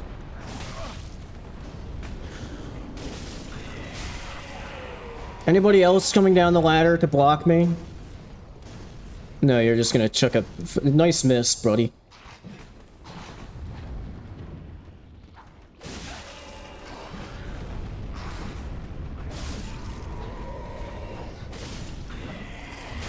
No, where the fuck did you come from?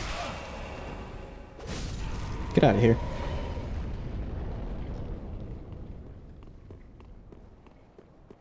Yeah, there's another chunk here. Right.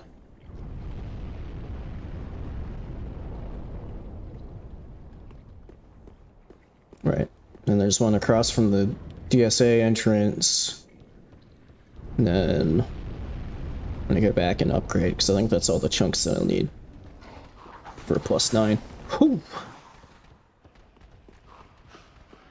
Look, this knight here can be a bit of a pain. I mean, I did want to end up down here, just not really in that way. Okay, good, he stopped the buff. So at least kind of leave me alone. But he stays aggro to you for quite a while, so he might end up surprising me when I get down from grabbing this chunk.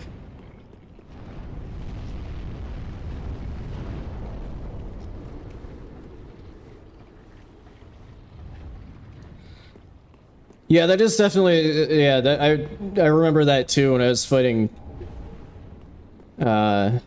Soul of Cinder for the first time and the Plin Plin Pawn comes in. That's a pretty iconic bit. Is it a bit of fan service? Probably, but you know. I mean, you could argue that a lot of stuff is kind of fan servicey in DS3, but it's the good kind of fan service.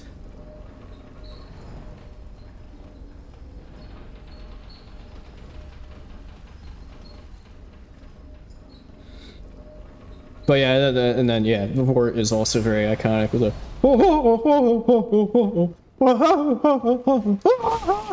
fuck you.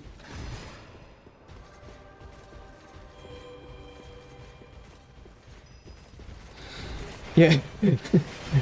the Ringed City where there's like the one actual like explicit Dark Souls 2 reference because they brought back a bit of Earthen Peak.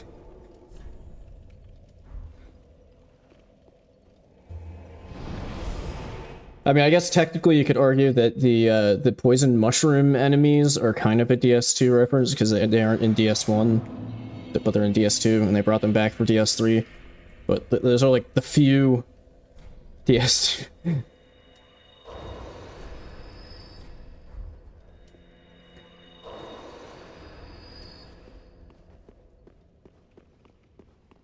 DS2 is like, please just remember me, Dad.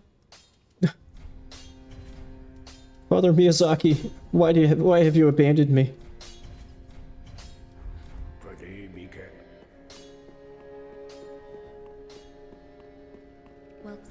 Okay, now we got +9. It's pretty good. Farewell, Ashen One.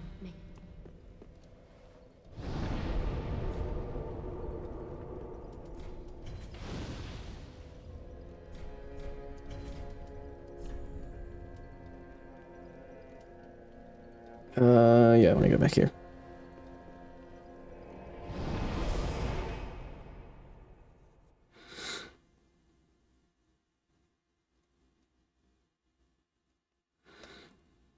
Man, just going through this game just like vanilla, it makes me really like I cannot wait to see what the rest of fuck you. Why do you have to be like in the middle of the goddamn doorway? Let me just reset.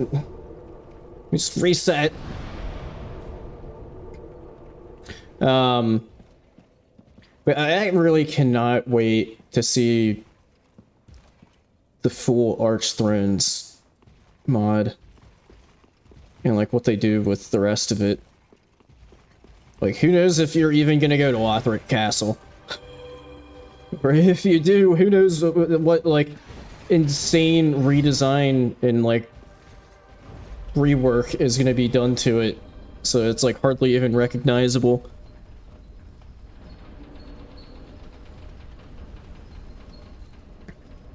Yeah, I think that is kind of the main criticism of the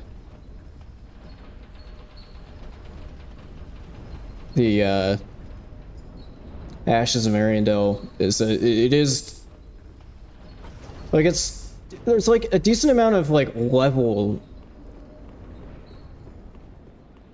play time, but yeah, you know, there's 2 bosses, and one of them barely even counts as a boss because it's just a wolf enemy that you've run into previously in the area, and just a dude.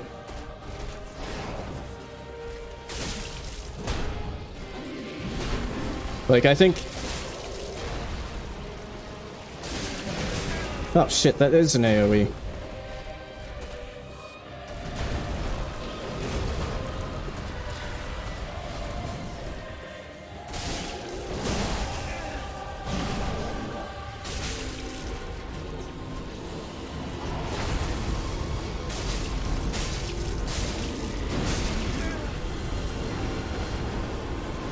Meatballs!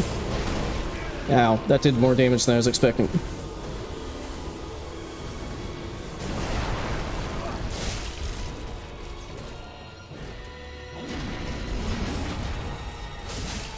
Goodbye.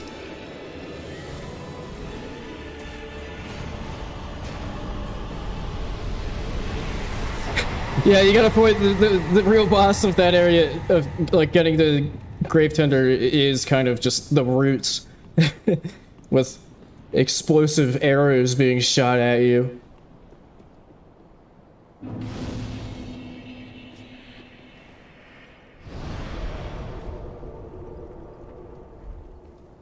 I'm gonna rest there, but I think my plan for the full thing was to just kind of run the whole way through the archives before actually going back to Firelink. Since, I will be picking up the slab under the shortcut elevator from the Twin Princes, and then I can kind of just get the rest of my level, get some more levels while I'm there.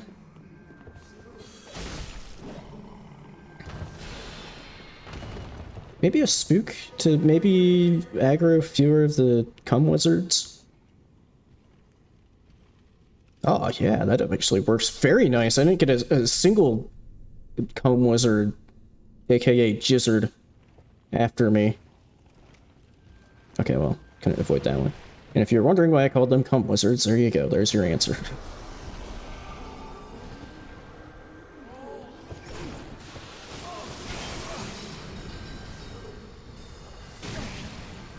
Ah, shit! Ah! I hate that really, really slow crystal. It's kind of annoying. Speaking of...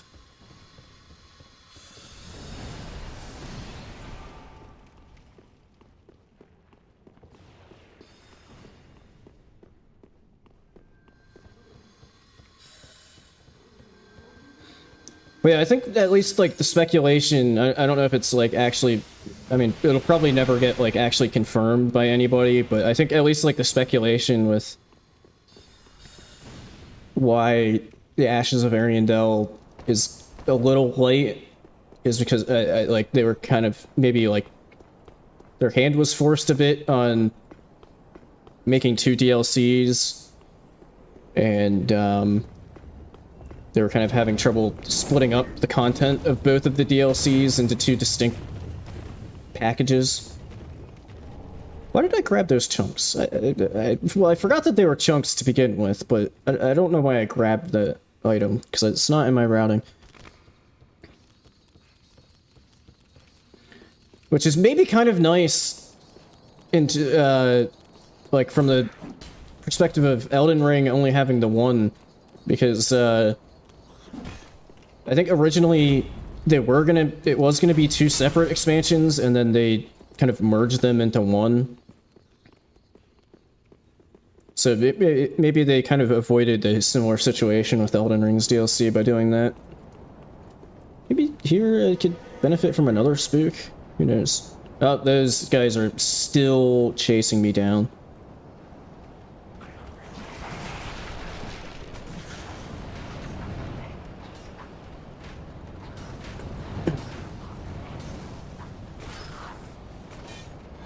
Buff, yes, thank you.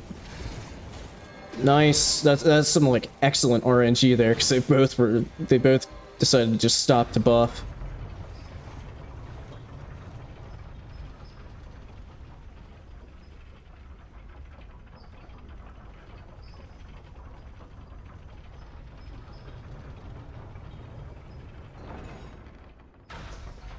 Now we get to play the fun elevator game.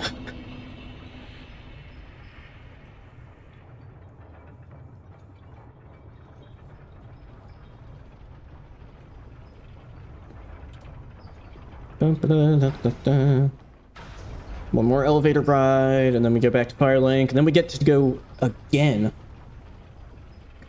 to get back up to go to the actual boss fight. Wait,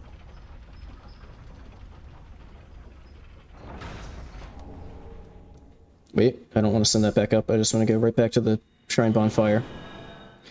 Wait, hang on. I made a slight...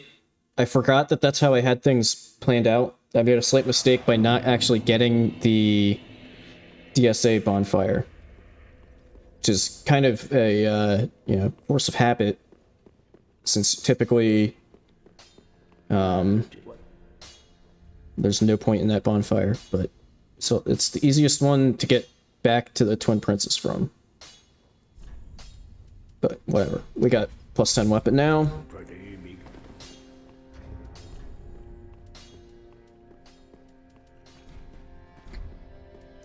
Pop that. Welcome home. Very well done.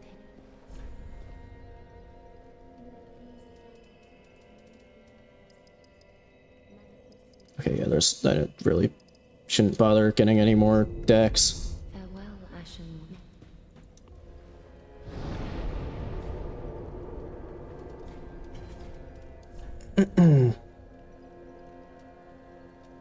Yeah, I guess it's Grand Archives. Oh man, I could have had an extra elevator ride if I had gone to the Lothric Castle bonfire. Then we could have ridden the elevator up to right outside the DSA boss room, and then ridden a second elevator up to the Twin Princes. Sorry, I've robbed you of an experience there. I'm not gonna bother lighting that. Why would I?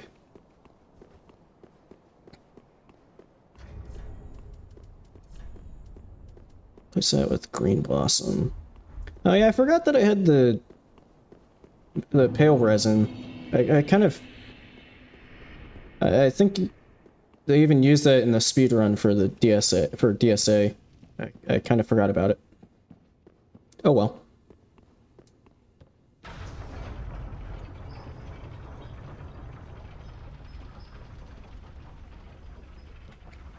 Yeah, I still would kind of like to know what was going on in the design department when they had the DSA bonfire, and then... Okay, that was also a force of habit, sending that back down. You know, they have the DSA bonfire, and then they just immediately have another bonfire that's literally within line of sight of the Dragon Slayer armor one.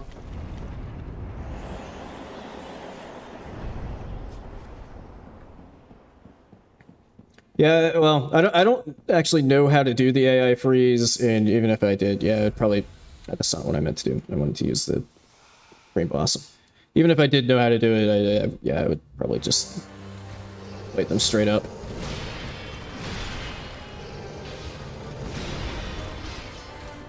Why did I go for an attack there? I'm being stupidly greedy right now.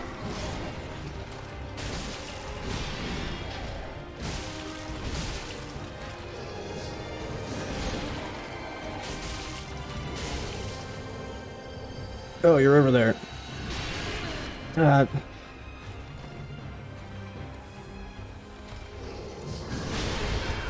Why does it sometimes keep your lock on when you teleport, but not always? Like that. Do I usually just do this fight not locked on? Is that how I usually play it? That might be what's messing with me a bit.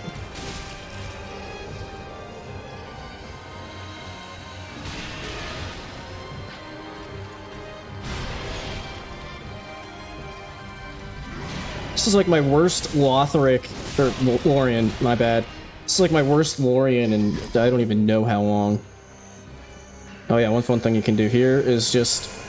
Whoop. Oh, nope, they warped him. I was too slow. Wow, this is the fucking terrible Twin Princess fight. I'm almost out of heals. What the fuck am I doing?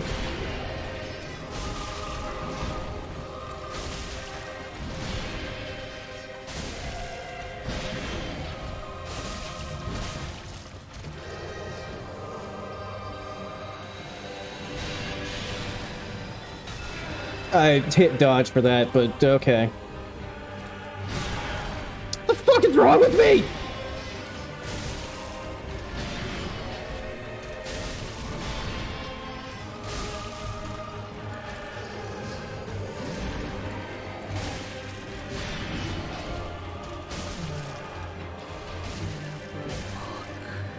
Okay, well, I kind of clutched it out at the end, but that was a fucking awful Twin Princes.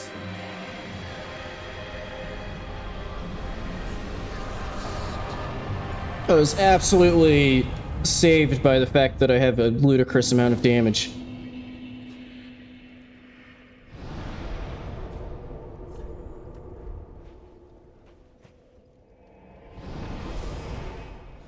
Yeah, that's actually where I know about the AI freeze from, is, I think it was actually Zero Lenny's video from him trying to get a, like, sub-hour... No, it was like sub-45 minutes or something like that. I forget what it was, but,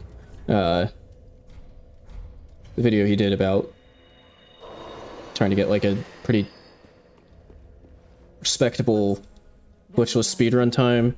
And, yeah, I thought that was really weird because, like, I think he even mentions it in the video, like, it's obviously a glitch, like, they aren't supposed to behave like that, but it is considered part of the glitchless speedrun. Yeah, I guess I'll just do Soul of Cinder. I might, even after I kill Soul of Cinder, I might go back and, like, just fight the rest of the bosses just to see how bad it is with this kind of current strength level. Just as to kind of test the waters for potentially doing an all bosses version.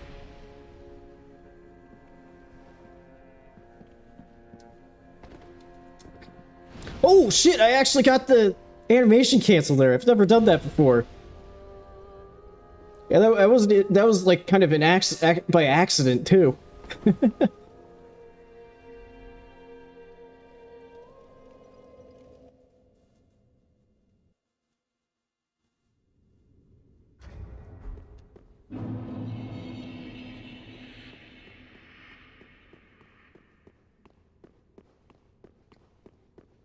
It's like, I mean, I know that, like, the AI break... The AI can, like, reactivate if you don't do it properly, so, like, that might be part of the reason why it's considered glitchless.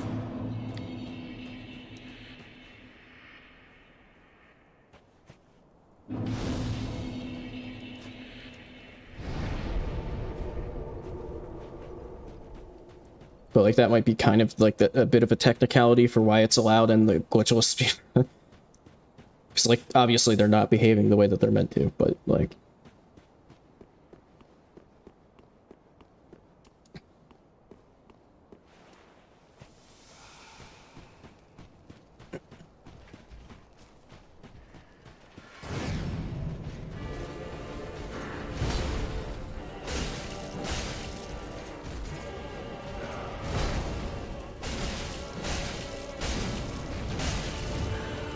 Wow, what the fuck am I doing?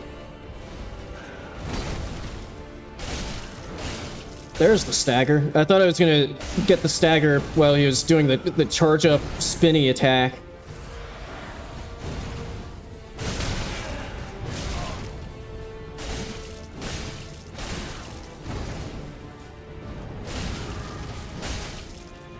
Okay. There's phase 1. Oh, that's kind of unfortunate that that didn't get me to... I was just gonna top off, just to activate Sword Ring. Wombo.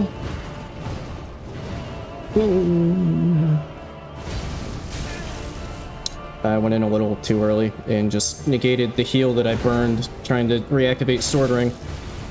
Don't grab me. I said don't grab me. I said, ah, fuck me. I didn't think he was gonna go for 3 in a row, so I thought I could get an extra attack in. Whoops.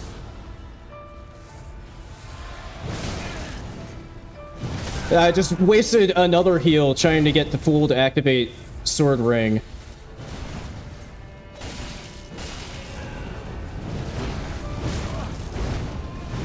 Huh, I got hit by one of those, but didn't end up getting completely juggled.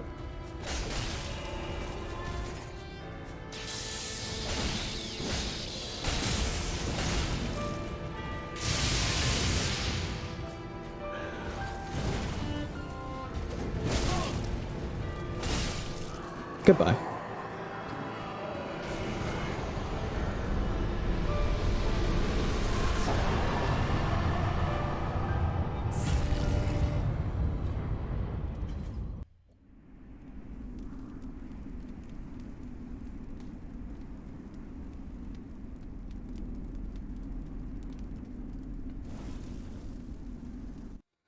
Probably the best update to Soul of Cinder's Gwyn phase. No, don't begin Journey 2.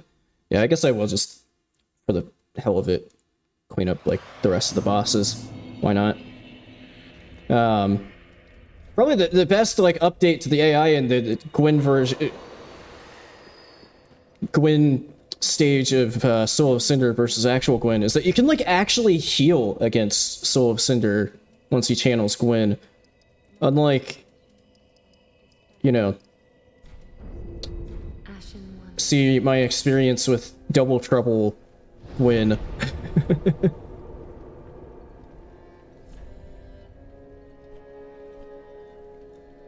Which, I mean, is an extreme example, but, you know, still. Yeah, let's go beat up ODK.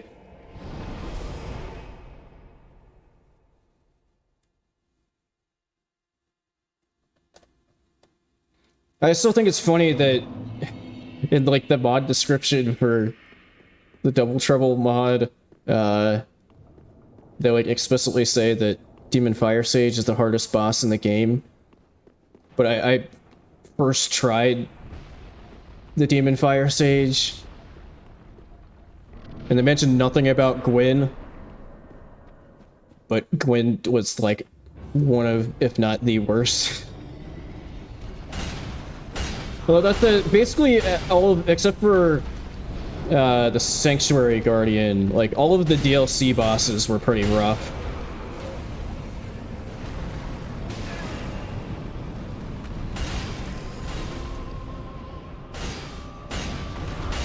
Goodbye.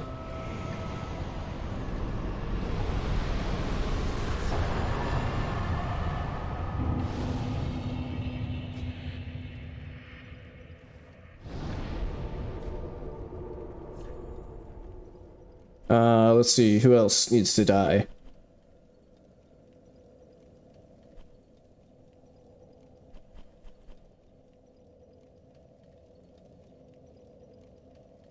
Would it be quicker to... Might be quicker to go this way to get to... to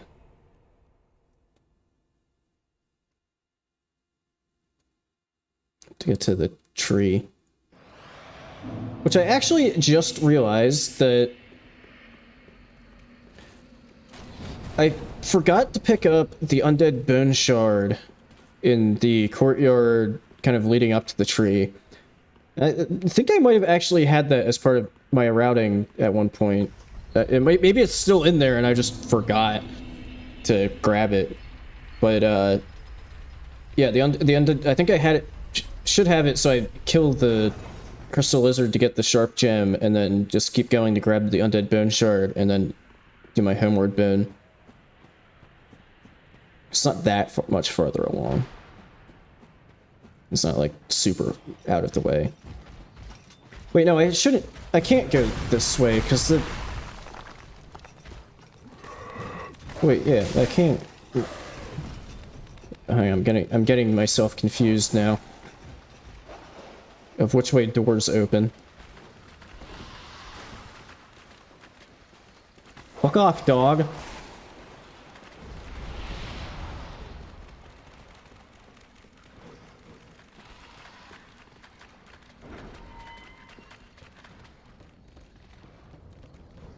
I don't remember Nito being too bad in the Double Trouble run, actually. Maybe I got lucky. I don't remember the Nito fight, like, at all from that run.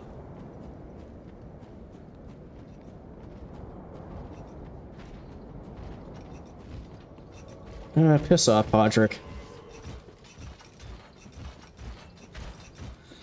But yeah, Manus was pretty bad, especially because you kind of have to be very careful with that one.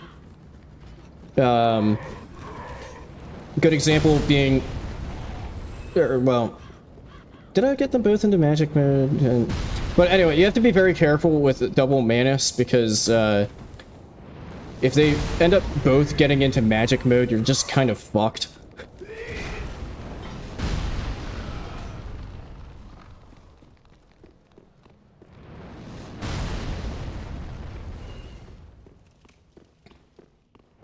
Because they just start doing like a bunch of like overlapping attacks that are like really, really hard to avoid.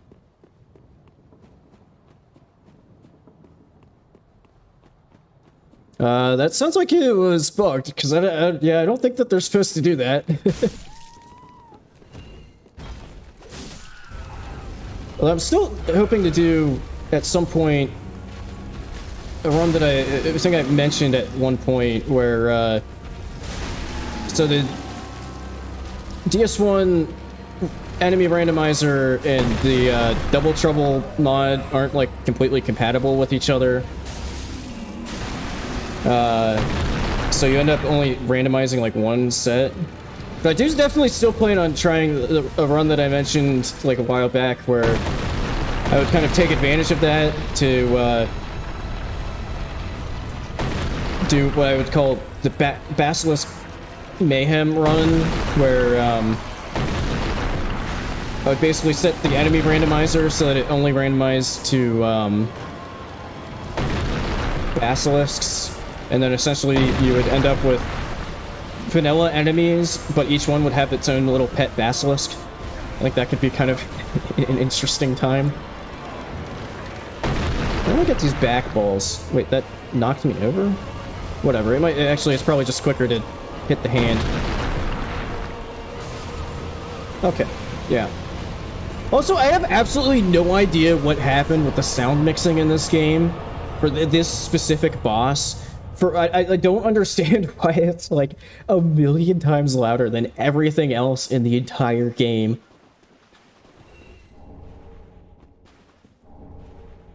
Thanks for the homework, Ben.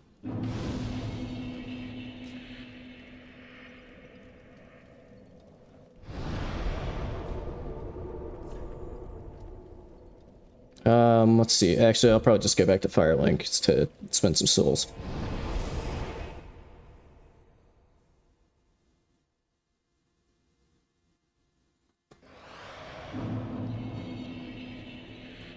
Yeah, I've played Borderlands 2. I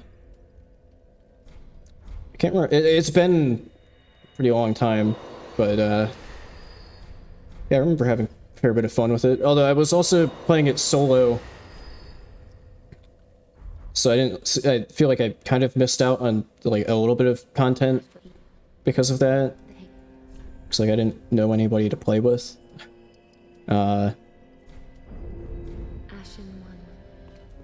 So there definitely, I would definitely hit some points where I was like, okay, that's definitely designed to, I mean, definitely like the raid bosses, I maybe like attempted and noticed that I was basically doing nothing and wasn't patient enough to figure out what I needed to do against,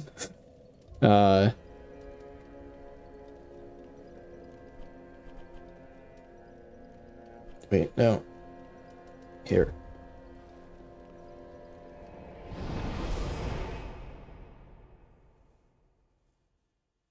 I don't remember that. It's kind of maybe ringing a bit of a bell, but I don't exactly remember. I feel like that's something I would remember, though.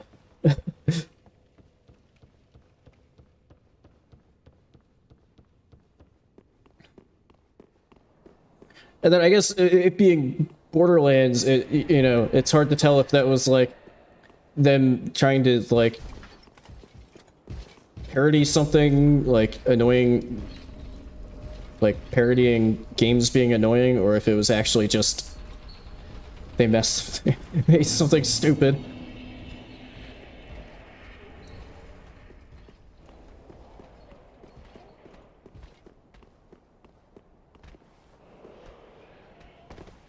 I mean, I don't know what they would be parodying by having a very annoying sound effect that keeps playing.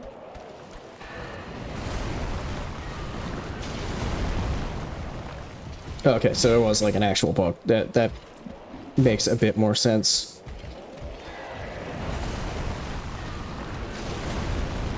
There is an item, like... I forgot what this item is.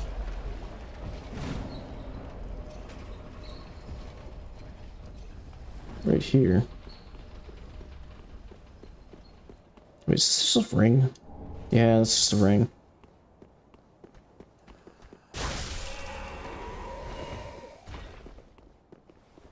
Get to full health. Maybe I should have done that closer to the boss in case I get whacked by Father Nightstifer here.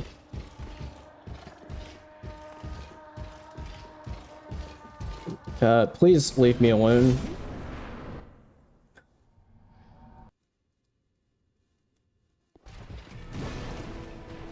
Pop a green blossom here.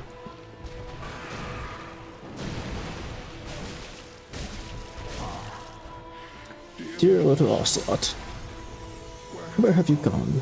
Are you hiding from me?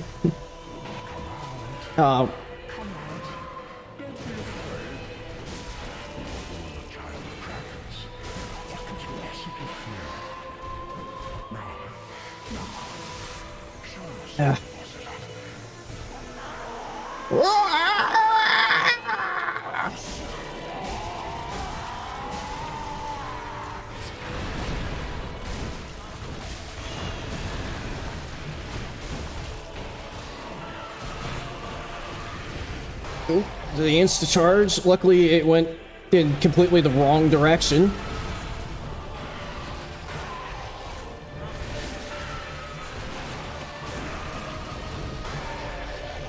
Once again, luckily it went in the wrong direction. He somehow wrapped around.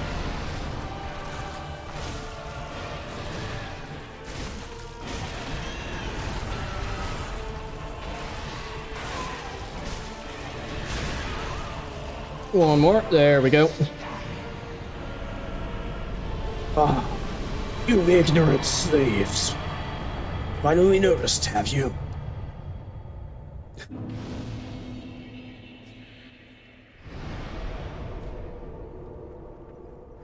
Yeah, he can't, like, if you get really unlucky and he's, like, actually facing you when he does the insta-charge, you can get fucked pretty bad. Like, I have actually seen that for SL1 runs, you kind of almost have to have, like, a shield equipped for that fight. Otherwise, you'll just get one-shot by the insta-charge.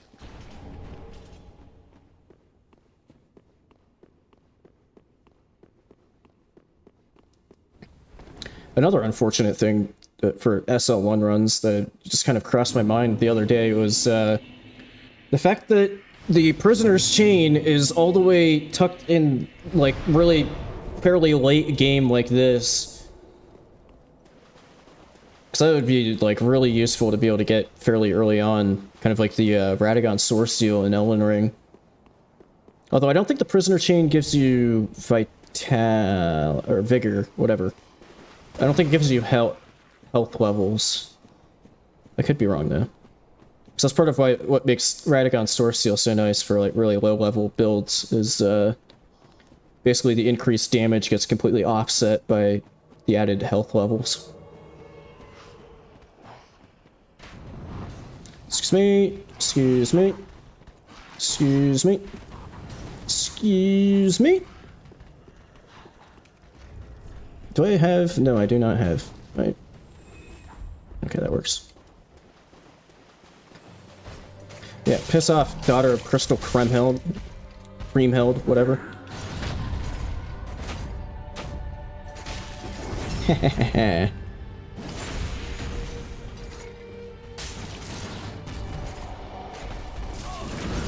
God damn it.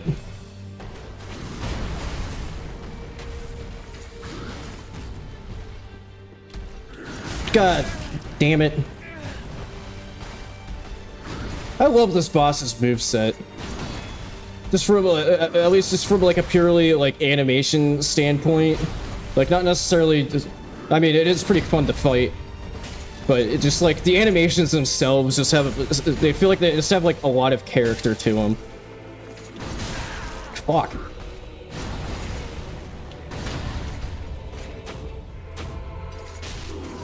No, you don't.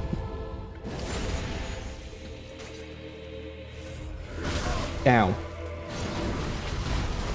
Like shit like that with like the shoulder checks and the him just like punching the shit out of you. I don't know. I just love his attack animations.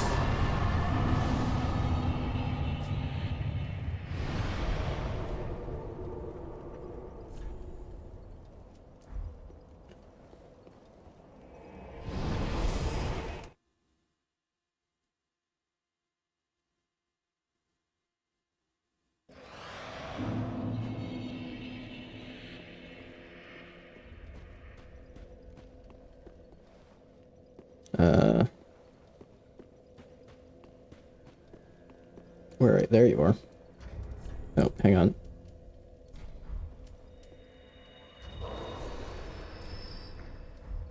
Yeah, I don't know if I'd say that the rings are unbalanced in DS2 and 3. I don't know.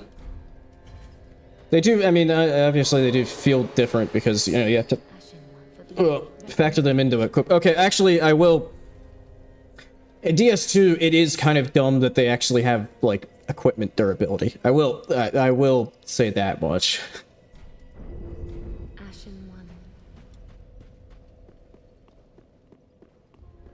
That's always the most annoying when you have like the third dragon ring on or whatever it's called, basically like the FAP equivalent in that in DS2, but it has like really, really tiny durability.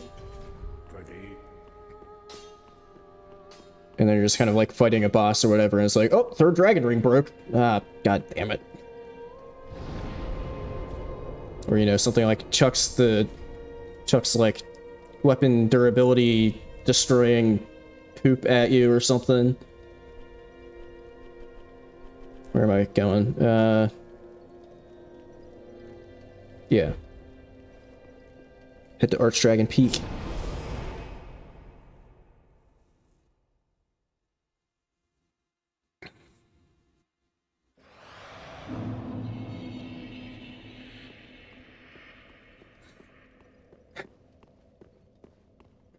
See, that's funny because you say you liked weapon durability because of having to have a second weapon.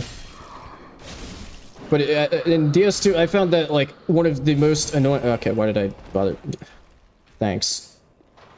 I found that incredibly annoying to have a second weapon backup in case my main weapon decided to just break partway through exploring a level.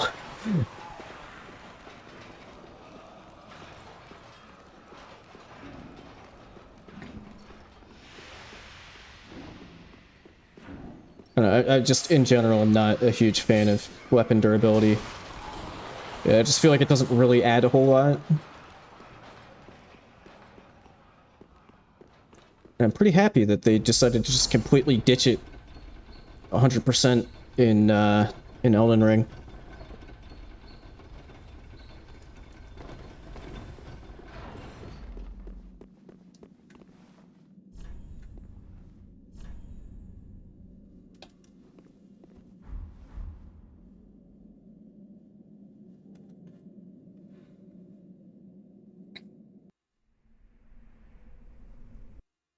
Yeah, I mean, I guess it kind of ended up working out a bit like... Huh? Okay, I'm not getting the same OBS error that I was getting last week, so I think that was literally just the game fucking up. Okay, maybe I do actually for... Although I'm gonna want to, like, have the game with, like, an assload of mods on, which will need mod engine. I'll have to look into whether the latest... if there's a version of mod engine that actually works with, like, the latest, executable version.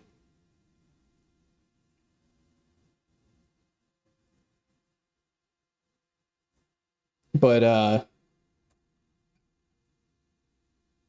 think that might be part of what's kind of messing things up, is that I'm playing on an old version. Essentially, my game is down patched to 1.15, because that's the version that works with mod engine.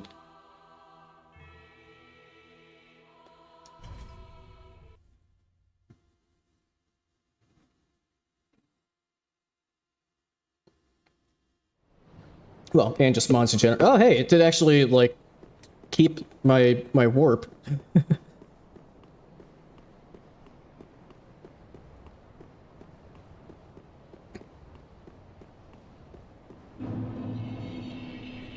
But otherwise, maybe I'll just have to do like actual permadeath attempts without like an assload of mods, just so I can. It might be a bit more reliable. I don't know. Would it be more reliable on the more recent patch? I don't know. So I mean, all that I think all that's changed between 1.15 and whatever the hell the most recent version is just,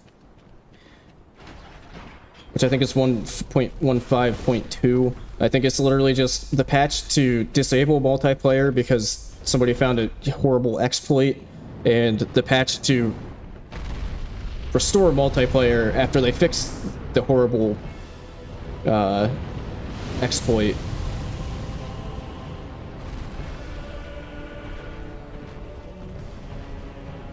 Or it was just a 100% completely random fuck up.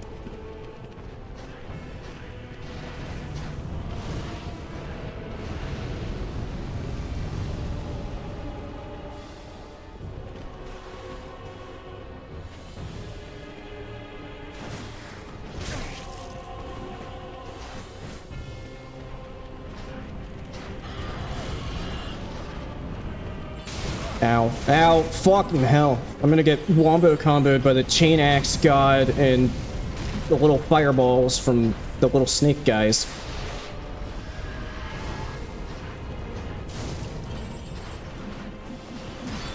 Oof.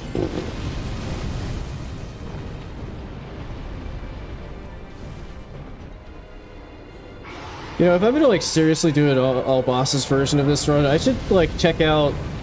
I think there's a way that you can, like, kind of cheese this boss by, like, there's a bit of the... I think it's, like, the like, platform over there. You can get him to look at you, and then you can just do, like, a jump off the platform and get the punching attack on his head, and it counts.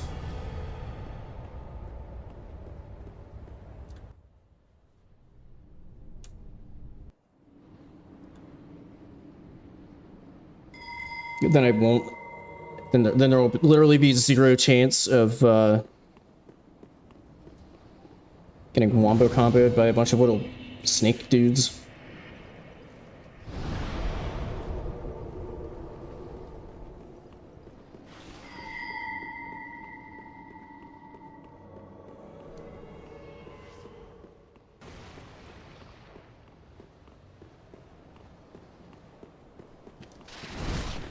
Oop.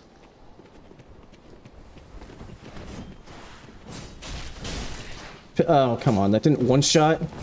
Great, now I have one of these are like some of the most annoying enemies in the game, the twin dagger man serpents.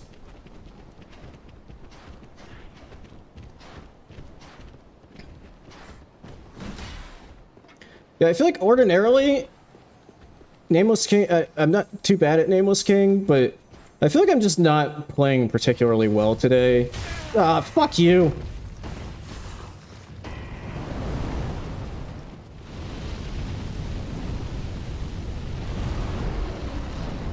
What am I stuck on? I'm stuck on, like, that little shitty bush in the dragon's knee or something.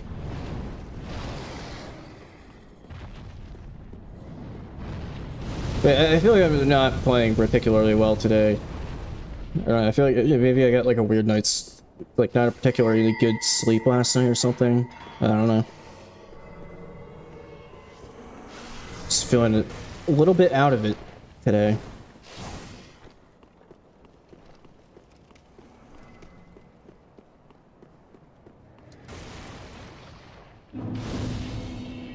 I guess I'll take a quick trip back. Because I have quite a few souls to pop into levels. Yeah, I think I even... when the news was kind of going around that Tencent was trying to make an Elden Ring gacha game, I think I put out a tweet about how, like, please don't actually do this. I don't... Because I would feel, like, pretty much forced to play a fucking gacha game. At least, like, a little bit. I don't want to. Okay, yeah, that's... I don't think I'm gonna get any more out of leveling Dex.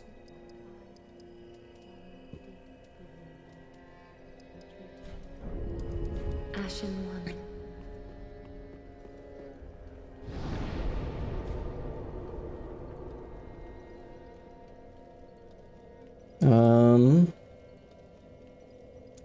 Yeah, let's just go fight Nameless. I don't know why, but for whatever reason, when I saw in the chat Nameless, for whatever reason, like, my mind immediately didn't go to Nameless King, the boss fight in this game. For whatever reason, the first thing that popped into my head, oh, I do have some gold pine resin. Where did I pick that up? Oh, it's the one, oh yeah, it's the one that's left over from before Vort. Okay, that might be... I'm gonna use that for phase 1. For whatever reason, the first thing that popped into my head was Nameless Puppet, the final boss from Lies of P.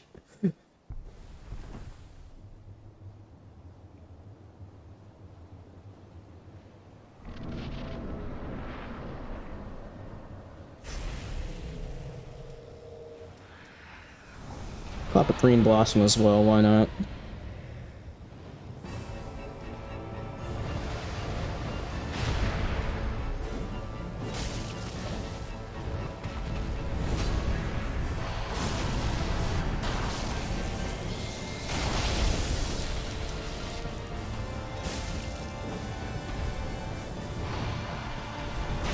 But yeah, I can kind of tell from the way I've been playing most of the day today that I feel like once it gets to phase 2, I'm going to be falling for, like, every single, like, bit of delayed attack. It's probably going to be pretty bad. Fuck me.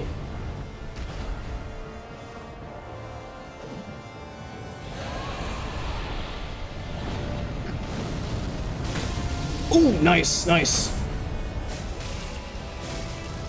No, the, sprinting attack in there threw me off. Because it took a little bit longer than the normal L1.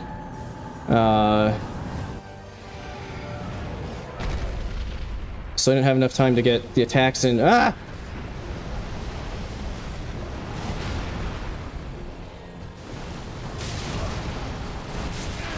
And there we go. I'm already, like, almost dead.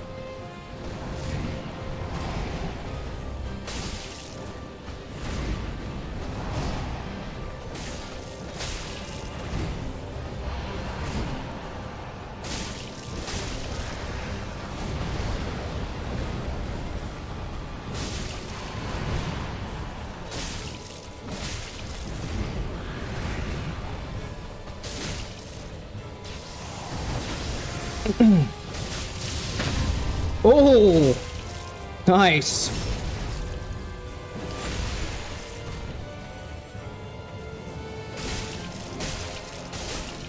Ow. Yeah, that was a bit too greedy there. Ow.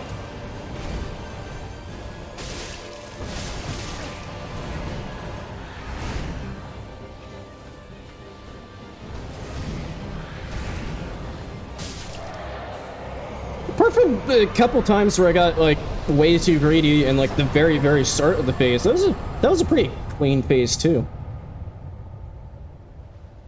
It definitely helped though that I had an obscene amount of damage.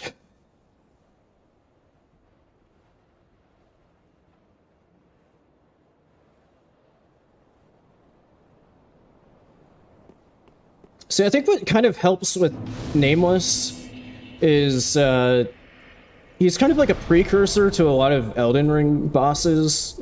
So like I think what makes him hard in the context of like just DS3 is he does have like a lot of weird delays and stuff. Which is very different from a lot of the bosses in this game. But he would kind of fit much better in Elden Ring with the delays and stuff that he has in his moveset. Right, I want to pop his soul.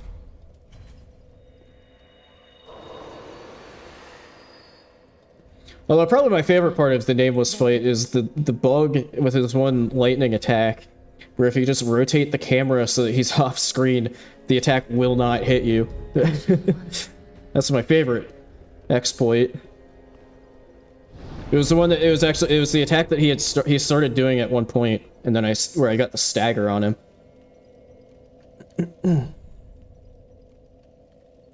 Let's see. Head back here.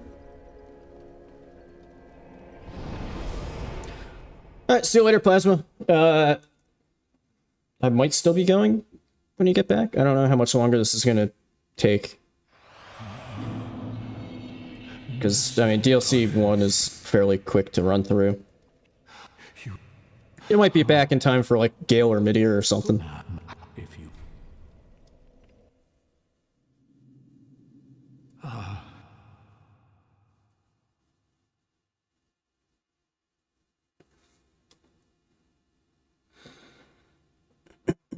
Yeah, I think probably at least for me, what kind of, like, I can still definitely have issues with both phases, actually, of, Nameless, but I feel like what tends to help, at least for me, for phase 1, is just not lock on. Which, I mean, can take a bit of getting used to.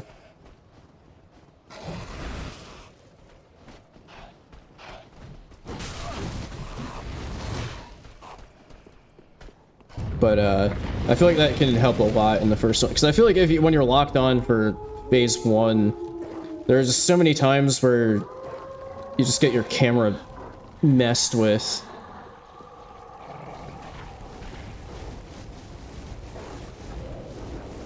Or like he jumps away and breaks the lock on, you know, stuff like that.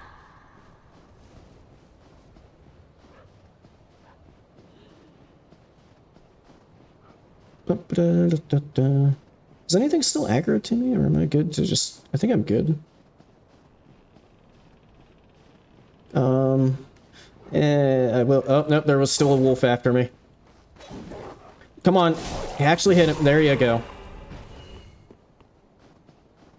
Yeah, because I want to go through the Corvian settlement first, so I should grab this bonfire and do the drop down.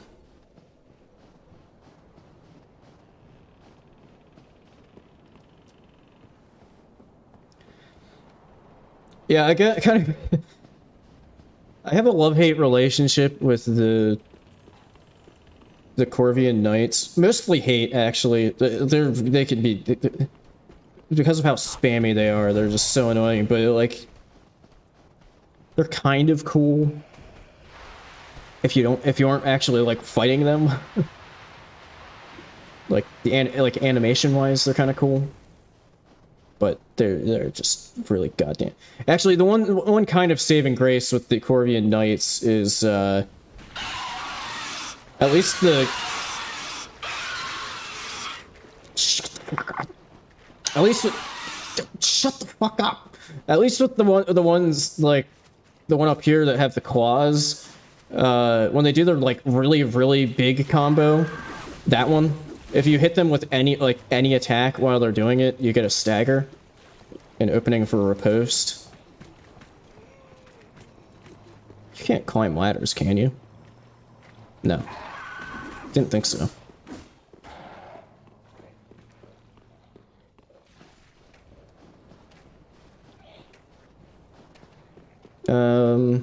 Why am I grabbing this one? What's the point of me grabbing? I guess for just a little bit of added safety since this is practice. One fun thing you can do though is a little... Where's the spot? Little... come on. There we go. You can do a little boost jump there. And just kind of skip a bit of the level. It's not like a massive skip, but it does completely avoid the Corvian Knight at the top of the hill.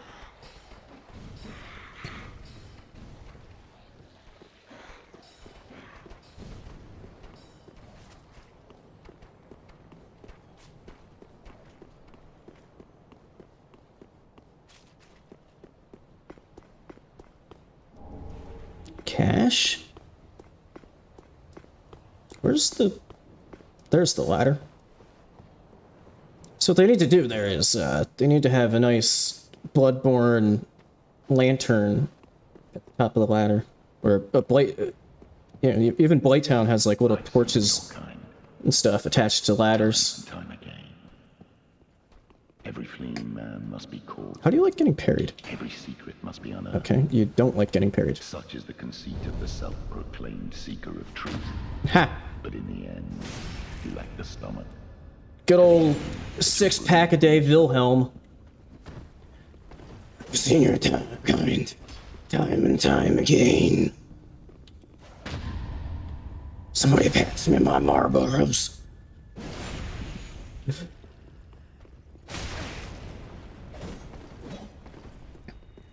God damn it, he's gonna heal. I hate you, Wilhelm.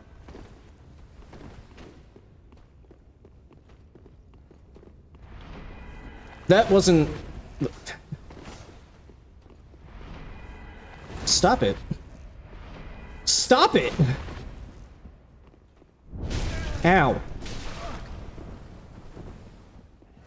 Okay, let me just stop going for the parries and just hit him with my swords. Or, okay, he's just gonna roll spam.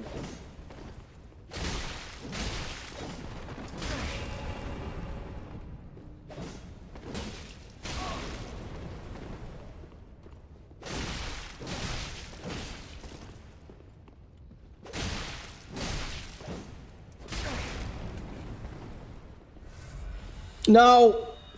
Fuck you, Wilhelm.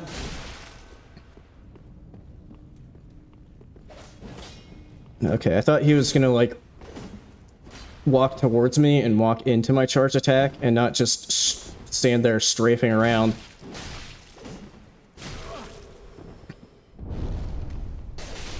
I know you can choose him off the cliff out in front of here, but you know what?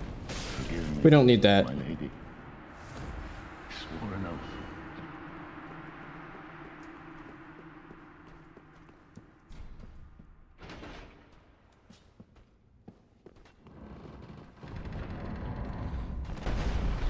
Yeah, I definitely know what you mean. Like, it definitely takes some time getting used to parries in, like, DS3 and Elden Ring.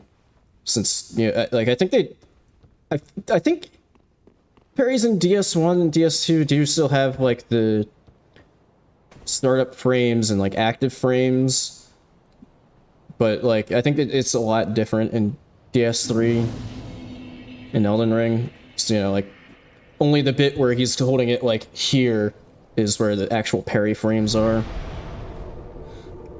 Although that's part of the reason why, oh wait, I actually want my staff again for the, for dropping down to spin the wheel in the fly room. Like, that's part of why something like Parry and Retaliation is so good in Elden Ring is because it has, like, very few startup frames. It feels a lot more like a DS1 parry. And you can put it on literally any shield, I think. Maybe not great shields. I think small and medium shields. So you can also have like 100 fist block and like a really good parry. Which really came in handy for me stubbornly wanting to parry Malenia to death in my RL1 run.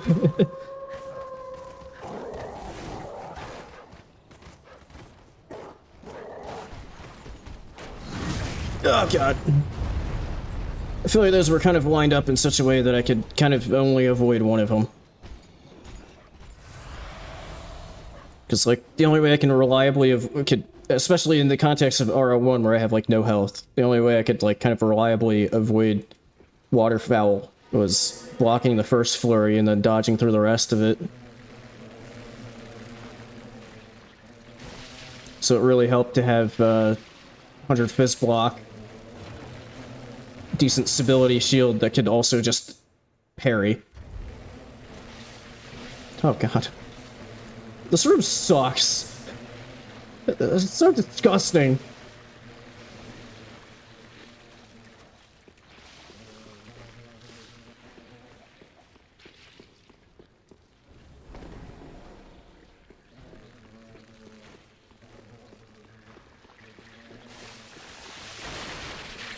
Yeah, Crucible Knights are a pretty good enemy for, like, learning parries. So, like, makes them really easy, but also, like, I feel like they're fairly, like, their tells and stuff and timing is kind of a bit nicer than some other things.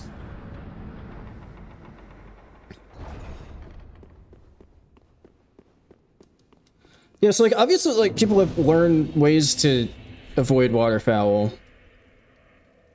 But I still am kind of on the fence about whether I like it as an attack. Just because, like, I would kind of like to... I don't know if they typically, when they're developing these games, like, sit down and they're like, okay, this is kind of our intention for how the player will avoid this attack that we designed.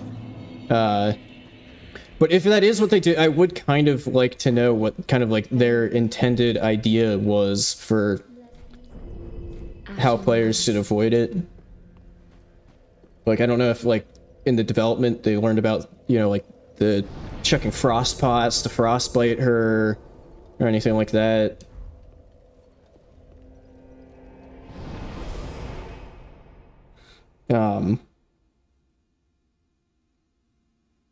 Although it is a lot better than if you've ever...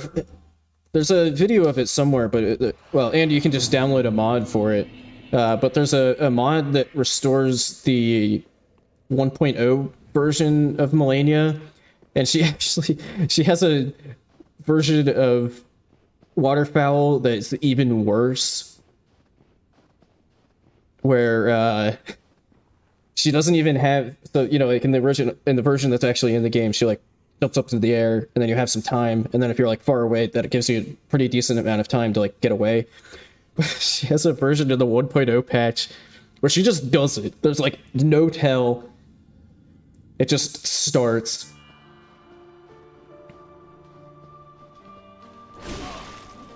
Like, there's probably a reason why that one was removed. Oh, I fucking hate you.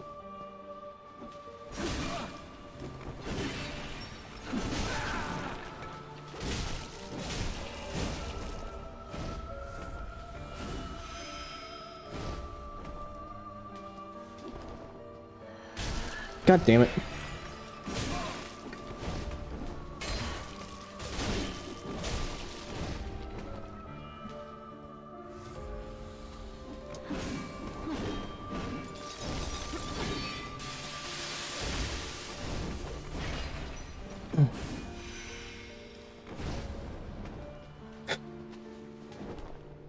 Oh, I can't squeeze behind her because of the pillar. Whatever, she's dead. Okay, phase 2.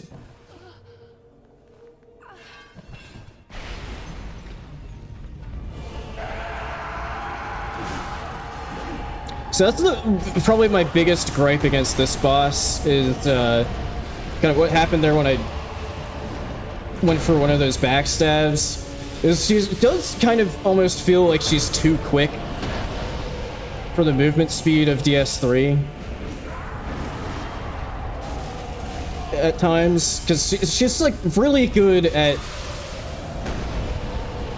faking you out when you go for backstabs. And you like get locked into the backstab animation, but then you don't actually get the backstab because you jumped away too quickly.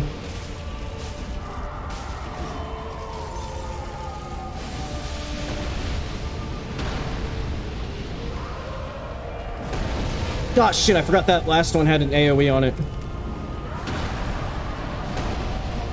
I don't know, maybe that's just me not being particularly good at this fight. Wow, she was like extra passive in the phase 2 there.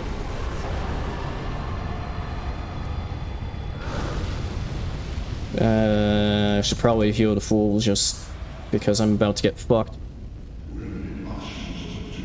Where is she? Oh, there she is.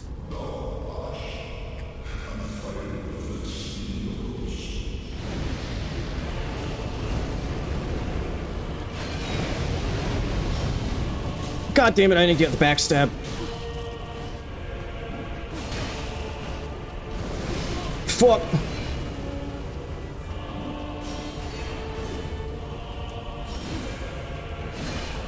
Oh, she was still going. Like, I think probably the biggest trap I tend to fall in with this boss is, being too passive. Come on. I know you want to do something. Hello?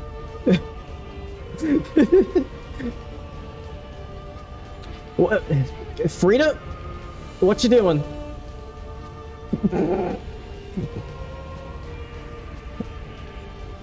So stupid. But she is a boss that you can actually be a bit more aggressive with, because she does stagger quite a bit.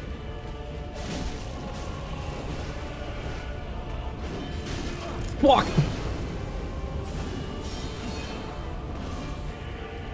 Oh, there we go. Now we got it. I got the backstab there.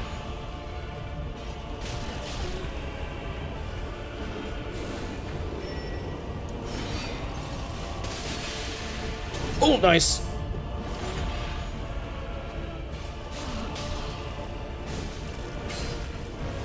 Ah. Ah, shit, I keep forgetting about the delay in that. Okay, that... Considering the last time I fought this boss, I was terrible. That wasn't too bad.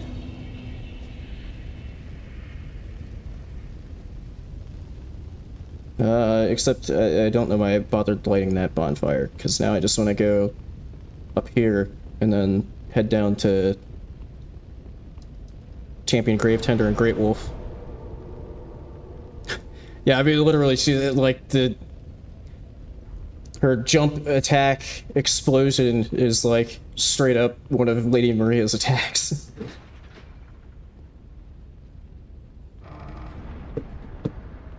Except she's not parryable, as far as I'm aware. Unlike Lady Maria.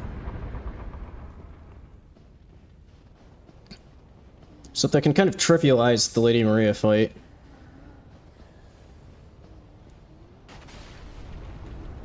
Man, the Bloodborne talk is making me kind of want to play Bloodborne again. It's kind of a shame that it's, you know, not on PC. And I don't own a capture card, so I can't, like, stream it or do any really... Like, I can do some recording off my PS4, just, like, using the built-in PS4 recording, but not up to, like, the quality standard that I would want for, like, actual content.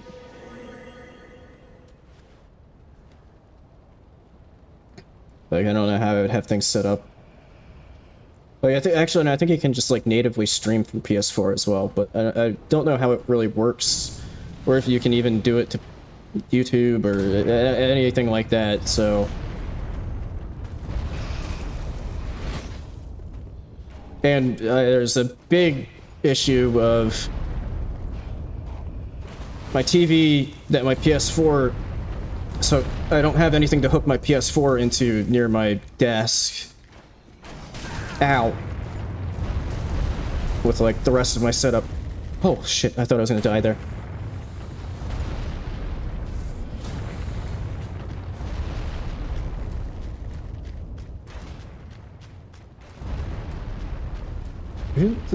What is that? Oh. Poor crystal lizard.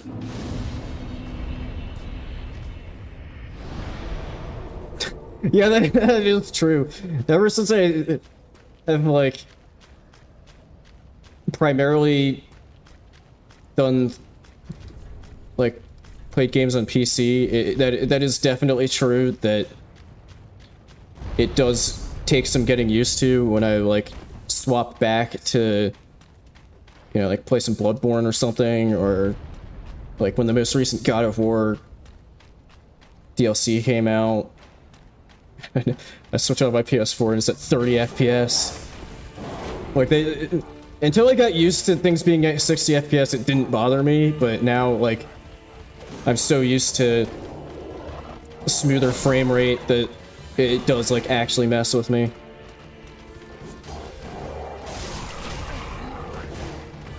Although what really messes with me in Bloodborne specifically is the fuck you.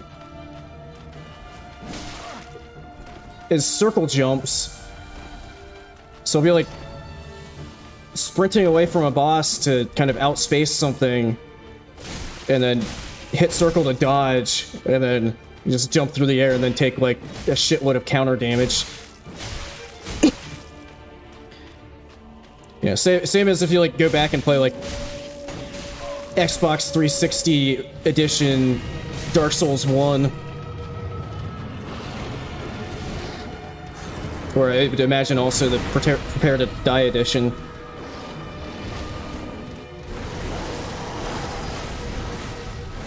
Hello? Where are you? There you are.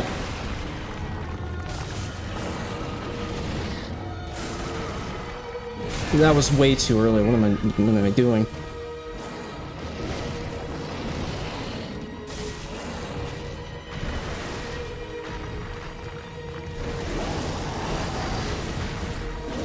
Shit. Sometimes it does just do a single, I think. I don't think I'm entirely insane.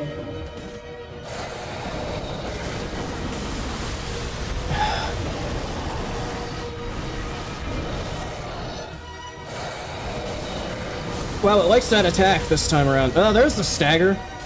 Oh, except it didn't give me the... whatever. It's dead.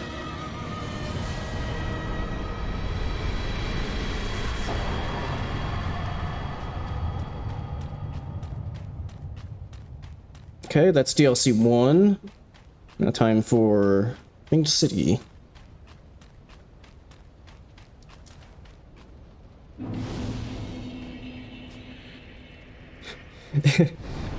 Yeah, I mean, if you want a bad frame rate, I did actually, for whatever reason, I can't even remember why.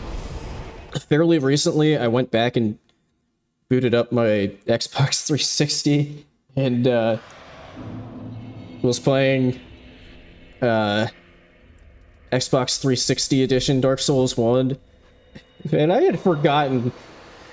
It had been a considerable amount of time since I had experienced the full glory that is Blight Town at like 3 FPS. I can't believe that they like actually were able to ship the game with it like.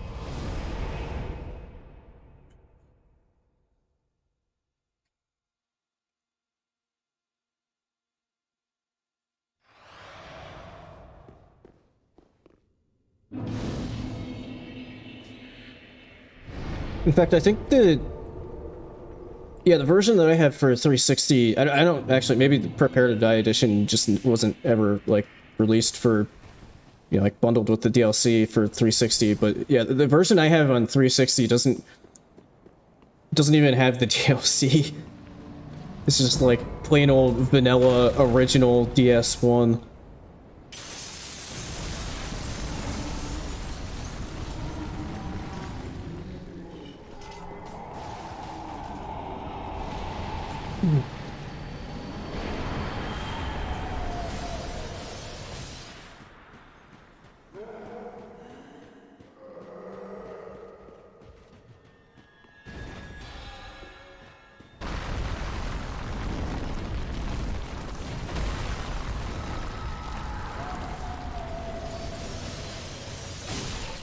Get out of here.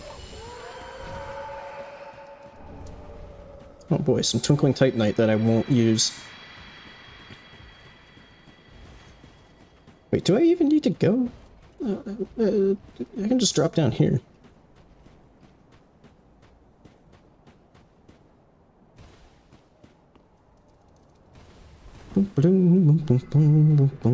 Get out of here. It's that shit.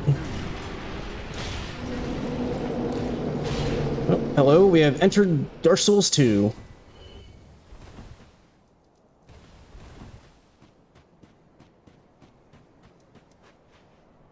Why does it lap here?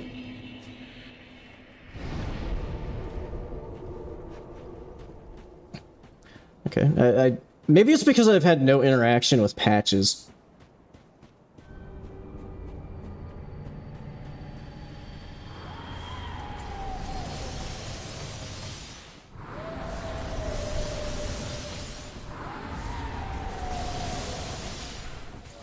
Something just died.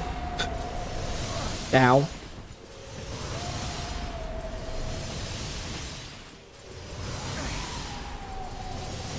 Nice. Holy shit.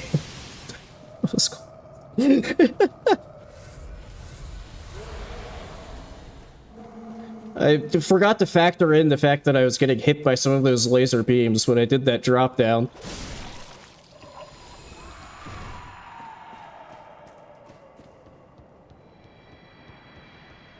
It was very close.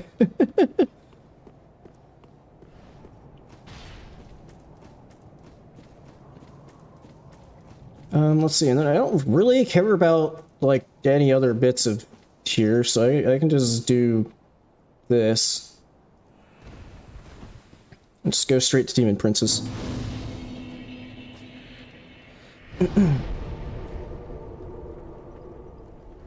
Yeah, you're kind of right. The tree roots are kind of like always cursed, because like even going back to Dark Souls 1, I mean, they're like extra cursed in, you know, like the Great Hollow, with how fucked the collision and geometry on them is.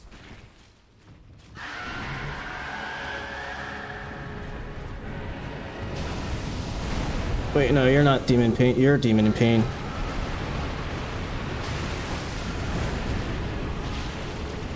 I can't really see what... Okay, there... Okay, now I can see.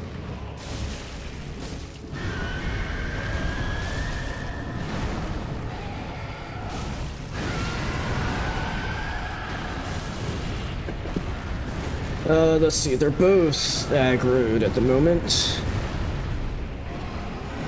Wow, look at the synchronized slams. What a performance.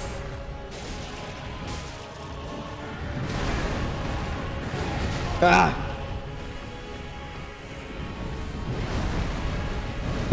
What's gonna be a ton of fun is, I do eventually want to do the, enemy onslaught mod for this game. What's gonna be fun is, I mean, that can, I forget how many that, I think that goes up to like 5x enemies, which I'm not gonna do that version, but I feel like a lot of people were, the kind of like default for a lot of people was 3x.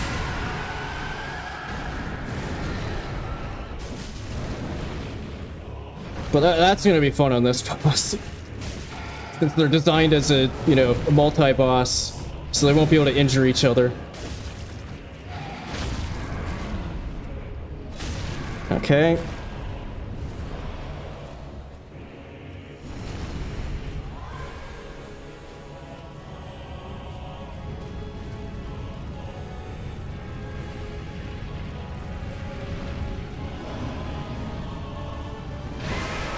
Okay, I wanted to iframe that, but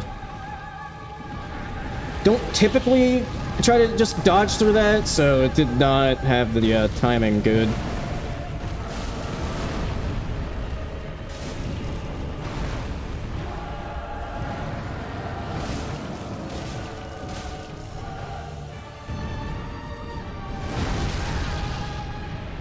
Really?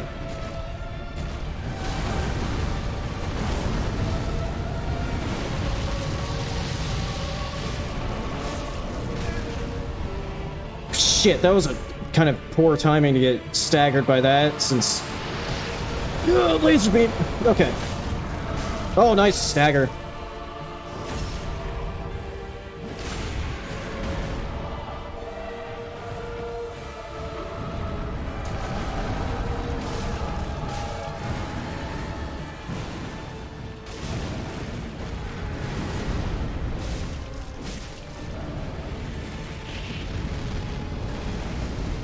Yeah, I do actually like that like if you watch like lore videos and stuff, like kind of all the way back to like DS1, kind of continuing into DS3, oh man, couldn't even see it.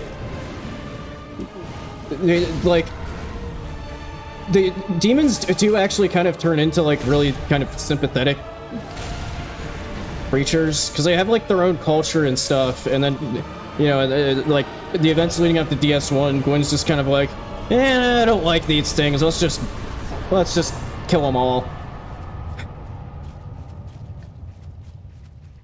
And then, you know, like going into DS3, you know, they're all like dying out because the Chaos Flame is going away. And then, you know, because you want to go get the Blood of the Dark Soul, you kill like the last two. I can't remember if the demon princes are like the last two demons, just period, or yeah, I think they're like the last two demons left in like the entire world.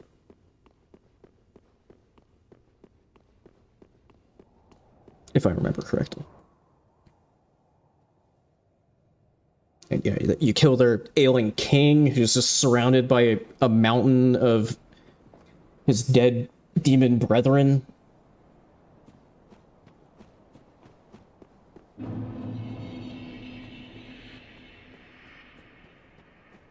I also just realized we've kind of come full circle in for today's stream, because we are on our way once again to make Midir Midie. Well, there might be like one or two stops in between, but more or less, we are once again on our way to make Midir Midie.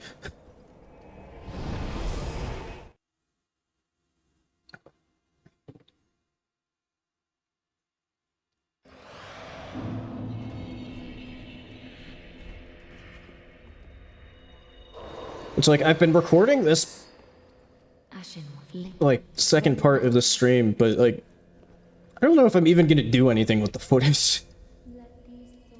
It's literally just a practice run, and not even like I didn't even like do it completely faithful to like the actual run, where like, you know, like resetting when I die and everything. I think I might end up just deleting this entire recording. So there's kind of no point to it. Because I think I did, I have it as I started a separate recording for this, so after finishing off Pocket Souls.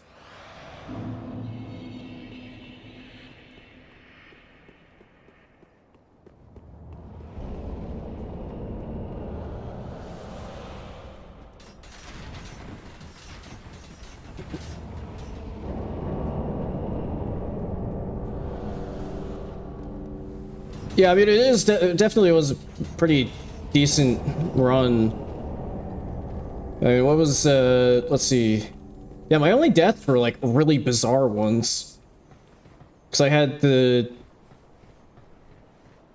getting sniped by Hazel when I was trying to climb down the ladder to get to the Ferret Keep, or when I was trying to lure... No, I wasn't trying to climb down at the time. I was trying to lure the two NPCs off the ledge and got sniped by Hazel. And then fell off the ladder. And then, you know, I had the one where it was just me testing out a skip that I had seen, but I didn't know the setup for, and then died to gravity. So yeah, you know, those two are very avoidable once I get to the full... Well, I mean, that'll probably be next week. But, you know, like, in the actual run, those are pretty avoidable. One of them is literally just run down some stairs instead of trying to jump off them. And, one is... Actually, I can't remember. I know I decided for Hazel to just climb down and just stand at the entrance of Ferret Keep. Also, I should have Grass Crest out.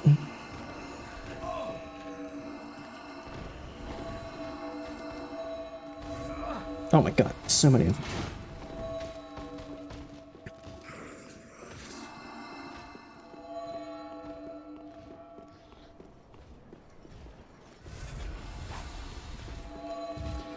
But yeah, as far as I'm aware, those are the only two deaths that I've had today. Oh, man. It was a tad sketchy since they were just completely blocking my entire screen.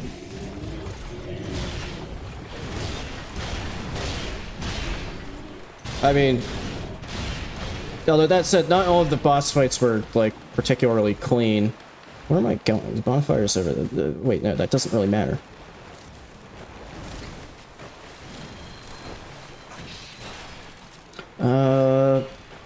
Let's see. I think if you go wide like this, you can avoid aggroing that Judicator giant.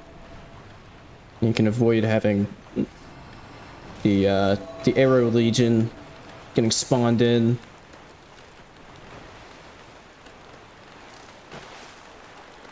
Somebody really needs to treat the swamp with like some insecticide or something.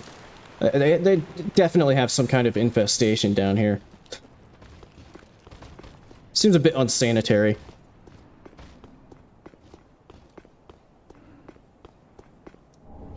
Why did I grab that?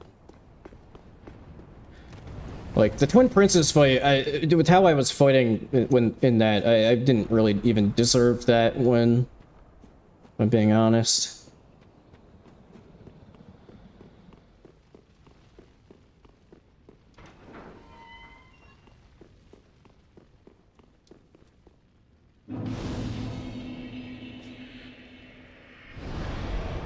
Yeah, I mean, I guess there was the, like, right near the beginning, there was that one... Yeah, it was, like, right after grabbing the gold pine resin. After, like, the first bonfire in the entire game. Yeah, there was, the, like, 2 or 3 hollows that tried to stun lock me. I'm gonna wait for him to do one pass. Now we'll go.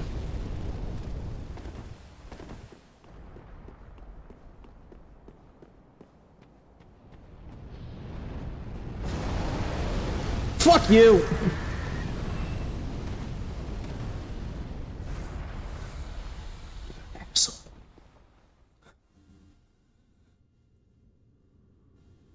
Come on, Midir. Make another pass. Come on. There you go.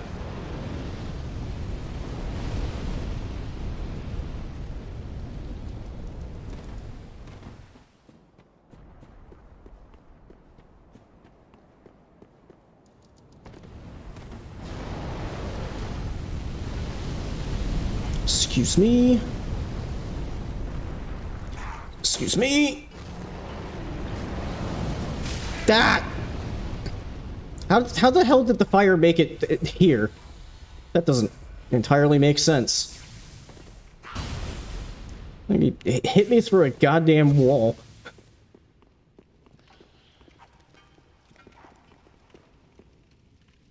Hello? Did the game just crash again? Okay, no.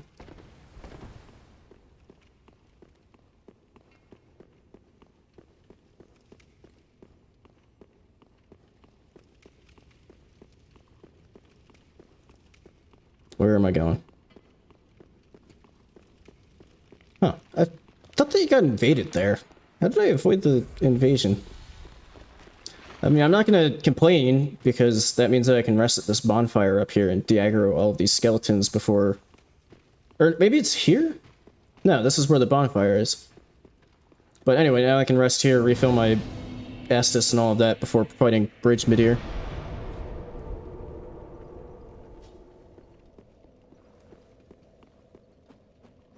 Yeah, I mean, I guess the thing with Gale is that... like, he was intentionally designed as, like, the endgame boss, like, with, you know... Because I think when FromSoft makes their DLCs, they do kind of envision it as, like, this is scaled as much, if not, well, typically higher than, like, the actual end game. Whew.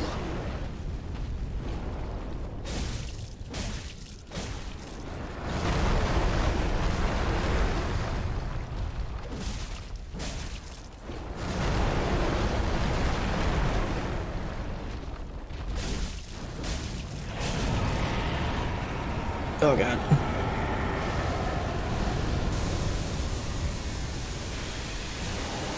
Ah, fuck. No! Alright, there's number 3.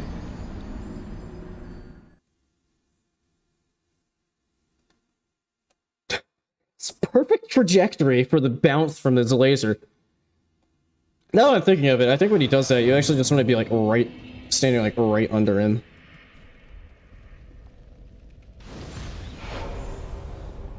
Yeah, I mean, I think that it might even just be, like, intentional as far as how he's designed for him to be kind of like an endurance fight.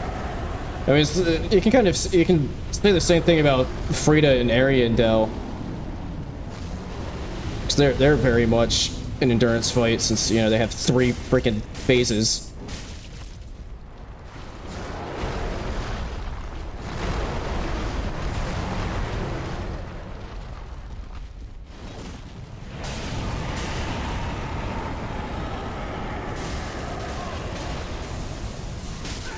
Ah!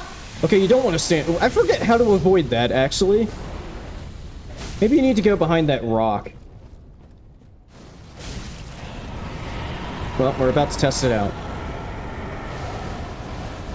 I think you go over here.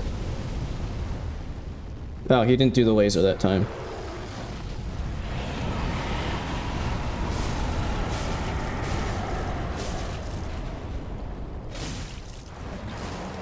Ow. Need to kind of watch the stamina. I'm gonna get slapped again. Yep. Hello? Well, I'm probably gonna get smacked by this laser as well, because...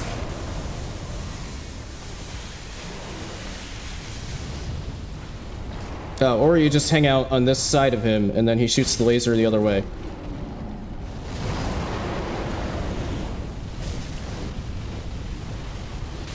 Ah, shit!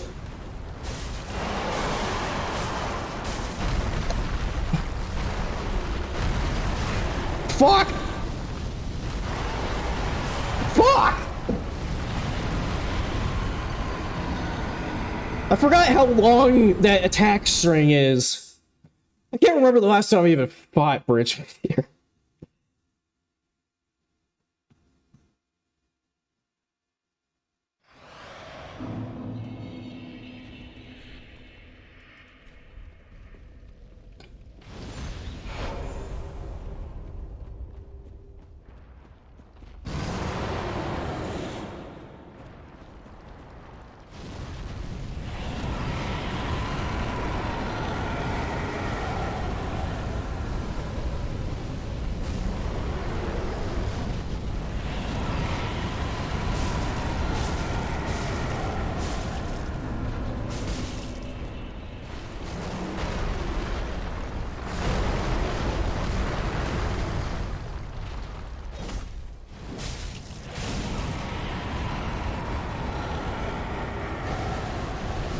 Wait, I'm doing this wrong.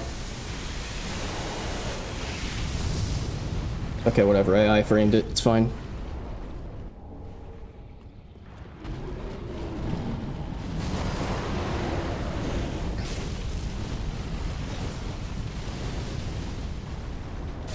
Oh yeah, I forgot about that with Midir. Like the damage frames from his fire and the visual of his fire aren't entirely synced up. So sometimes the fire visual effect is still there, but the damage is actually done.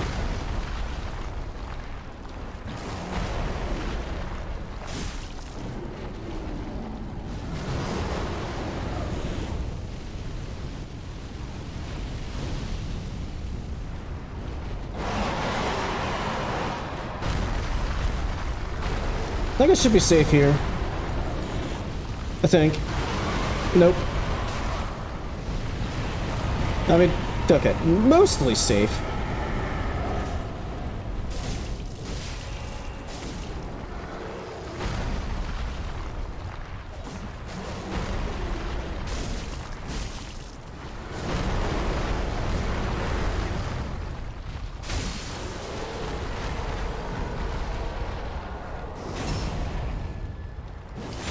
Okay, there we go.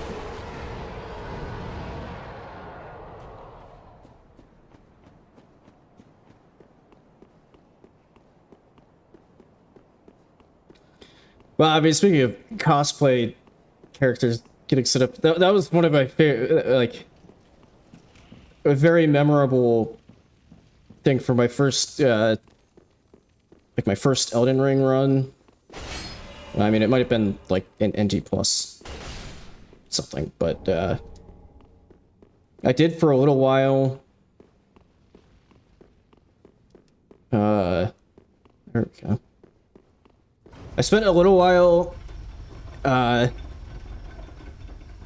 sticking down my summon sign outside the Malenia fight after, first completely redesigning my character to look like Malenia and then equipping all of Malenia's armor and the Hand of Malenia weapon. And then named myself Malenio, and then was having a lot of fun just, like, hanging out, helping people in co-op for that fight. Although probably the most memorable of even of that was when I got summoned in my full Malenia cosplay, and then there was the person had called in 3 summons. The other 2 were somebody in full Radon cosplay and somebody in Ronnie cosplay. That one was pretty fun. Except I can't remember if we actually won that fight. Oh. Welcome back, Plasma. Yep, you're just in time for Midir Must Midie round 2.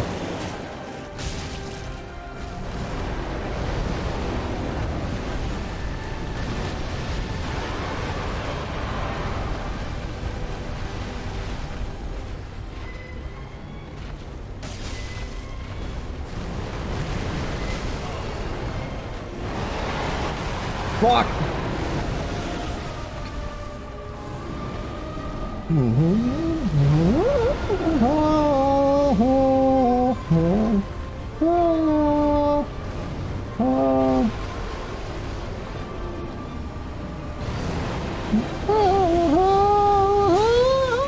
Ah, fuck! My head!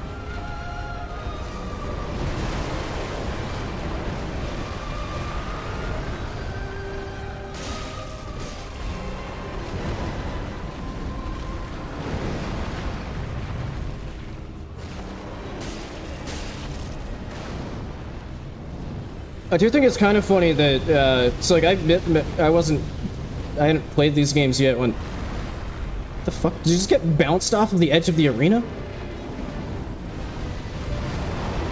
Like I hadn't played these games yet when this DLC came out, but I do think it's kind of funny that for a while people thought that, like, this boss was just, like, glitched because of how much health it had.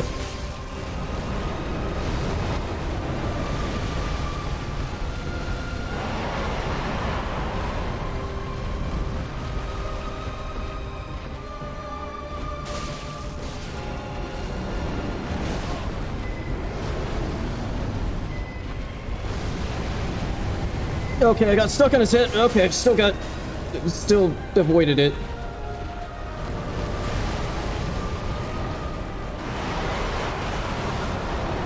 Fuck! Oh, wow, that was a lot of damage.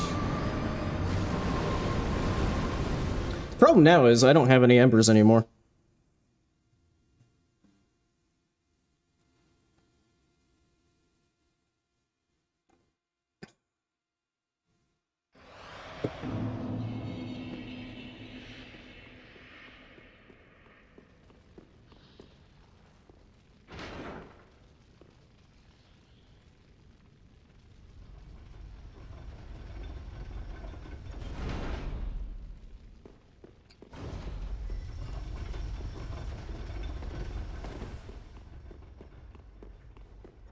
Man, I forgot just how much... Oh, just kidding. Now I have an ember. I don't know why it occurred to me when I was running through there that was an... Like, I don't know how I remembered in the back of my head that was an ember.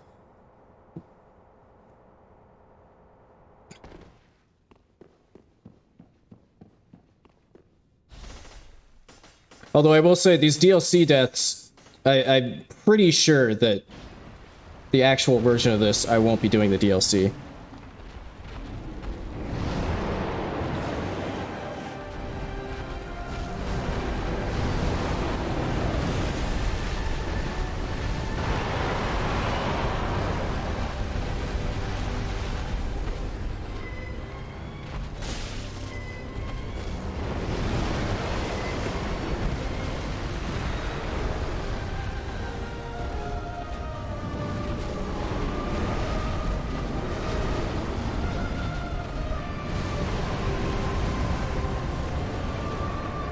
No, hit him! God damn it!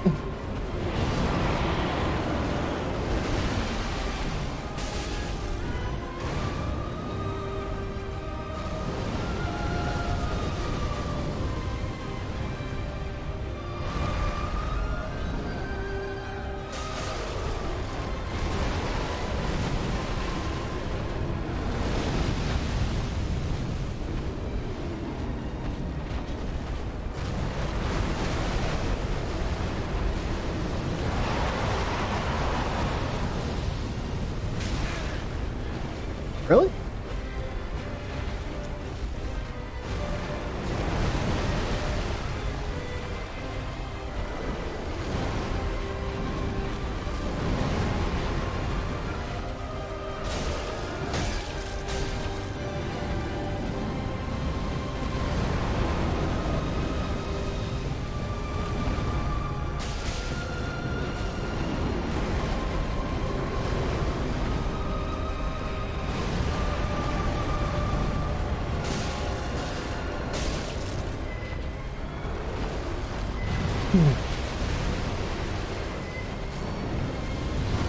Fire.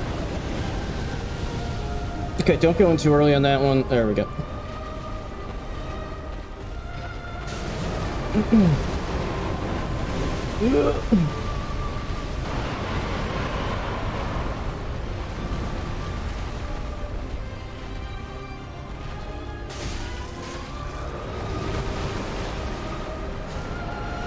Fire.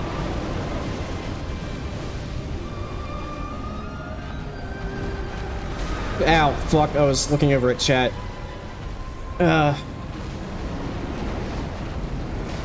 Fuck. Yeah, I would agree that, like, Lanciacs, or not Lanciacs, Placidusax, I feel like it almost is cooler as, like, just a... Like, if you think of him, like, as more of, like, a spectacle fight, but he can be very annoying. Yeah. Like, once he is just, like, teleporting around and shit.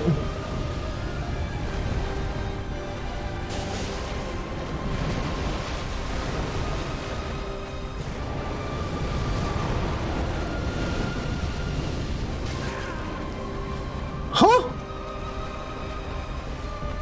Now, I do distinctly remember from fighting, from the RL1 edition of, Placidusax, He definitely has some fucky stuff going on with some of the hitboxes on his fire attacks.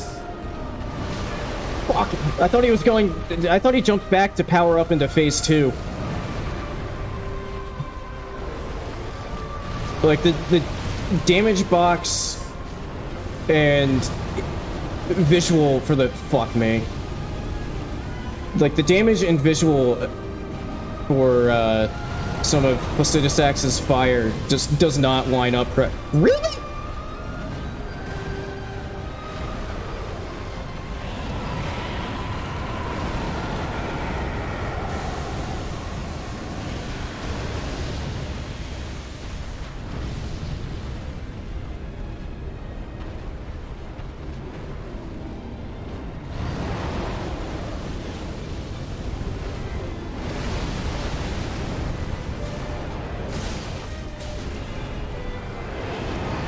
There's phase 2.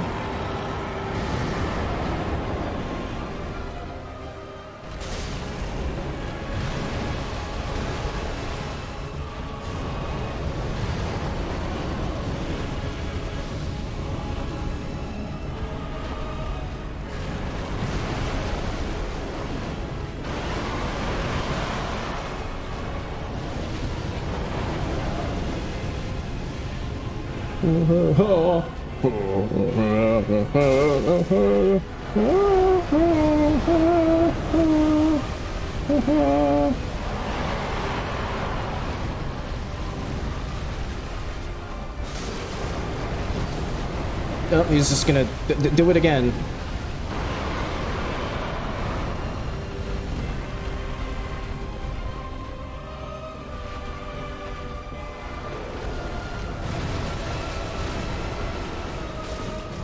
Fuck.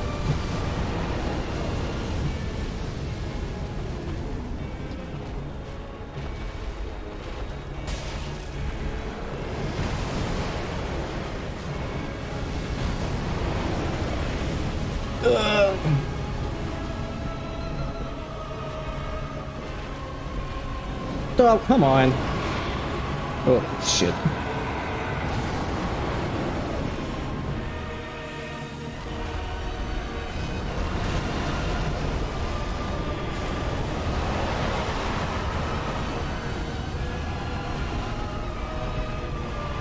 God damn it!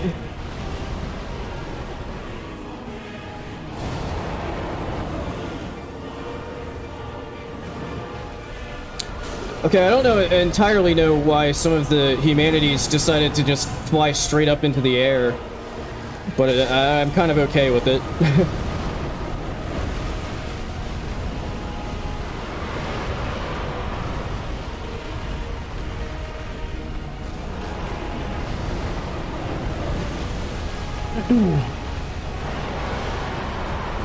Although that's like some of the moves like that one on Midir can be kind of annoying just because he like travels like a million miles away from you and then you just have to kind of sprint across the arena to get back to him.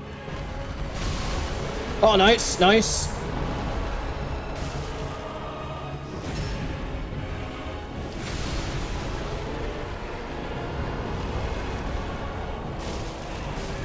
There we go.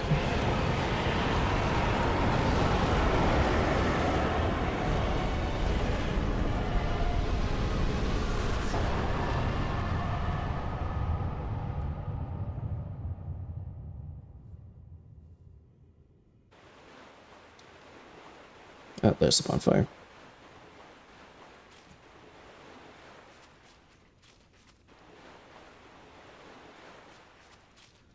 Yeah, that is kind of annoying with where I ran straight past it because I was looking over his chat. Yeah, that is kind of one of the annoying things with Placidusax is the fact that you have to do that weird like drop down and like run past a whole bunch of enemies every single time. Then just like stick a stake like right in front of where you lay in the burial spot, whatever you want to call it.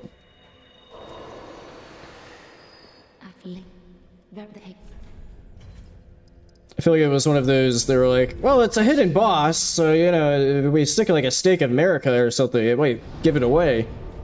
Not that it would, yeah, that wouldn't like make it very easy to see. I don't know if that's actually what the reasoning was, but yeah.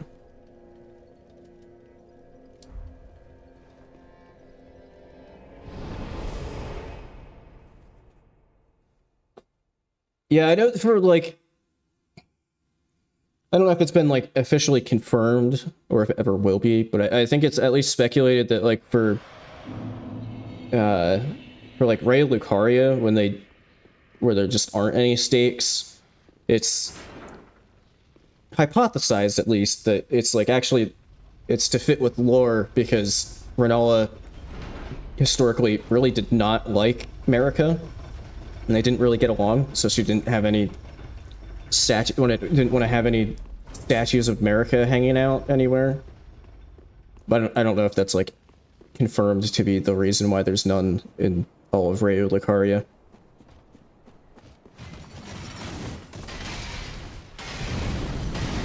But yeah, I do think that that was like one of the coolest things that one of the best things that they added in Elden Ring, just to, because I think it also kind of helps with, you know, like kind of boss difficulty curves, because then it's a bit less annoying when there's like super difficult bosses, if you can just like, if you don't have to do like an annoying ass run back to get back to them. Ow. Ow. Stop it, you dick.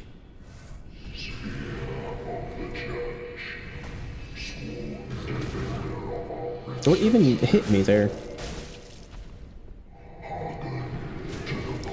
I hate these enemies! You can't even see what the fuck they're doing!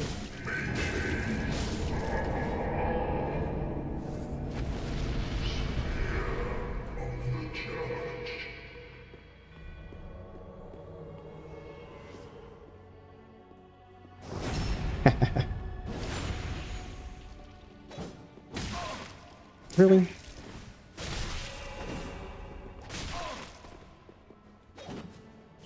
No.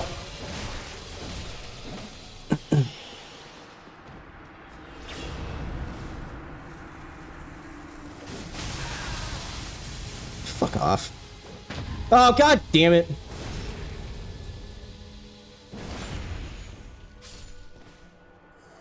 You're fucking kidding me.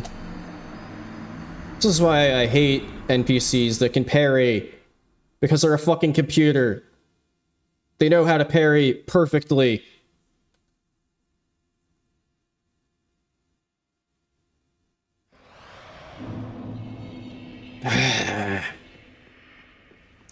Stupid parry would make me lose to fucking half-light.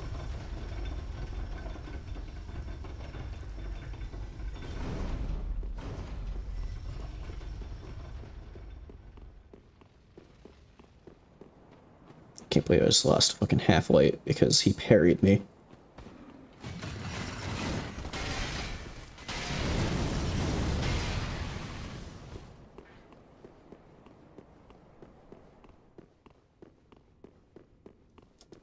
I was about to say, hey, maybe I should hop online and see if I end up getting like an actual player, but I can't hop online because I'm on an old... I'm not on like the actual normal patch of the game.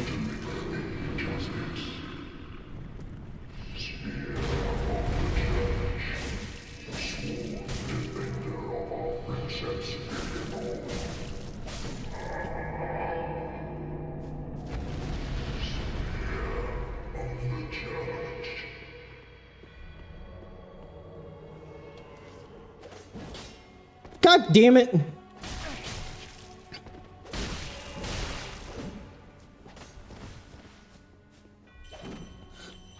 Fuck you.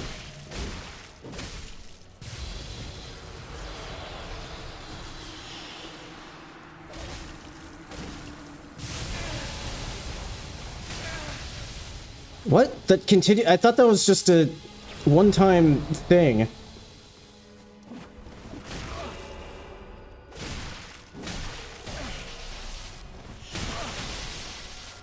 I hate this boss.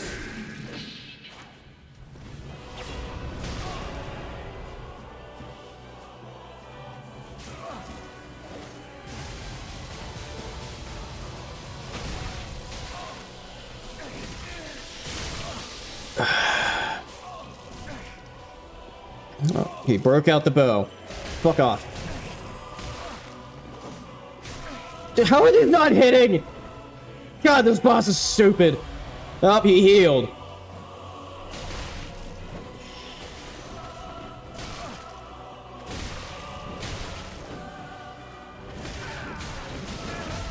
Will you let me do?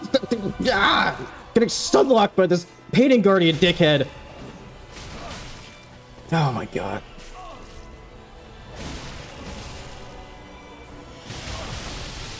What the fuck was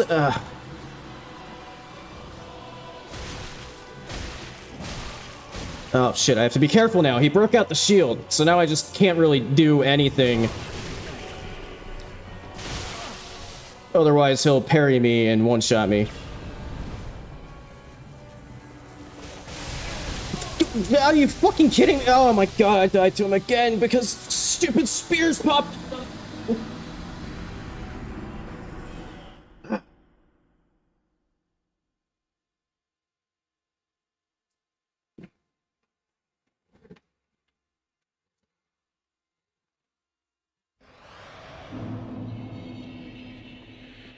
Am I like somehow now suddenly like down on damage? Because it feels like I don't typically remember not being able to just like destroy this boss extremely quickly. I'm not entirely sure what's happening here.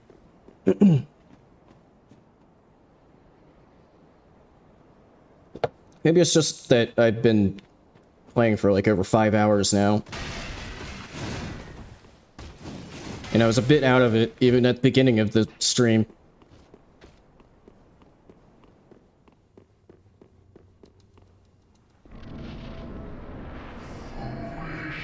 You know, I actually can't entirely remember if there's any kind of benefit to killing the big guy.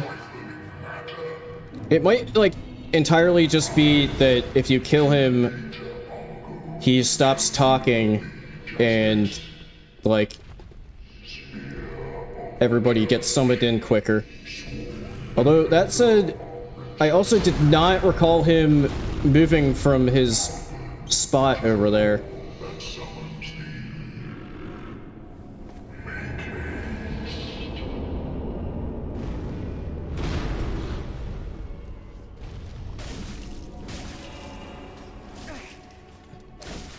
Yeah, I thought he was supposed to, like, go away after...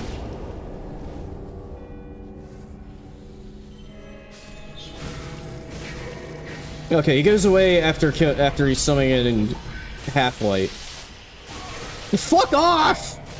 I just want to stop this dickhead from healing!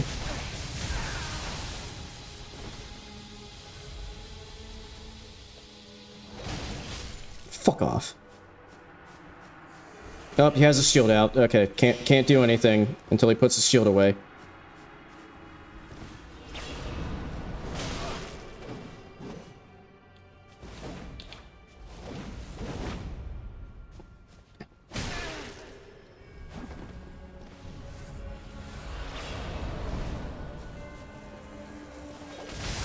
God damn it!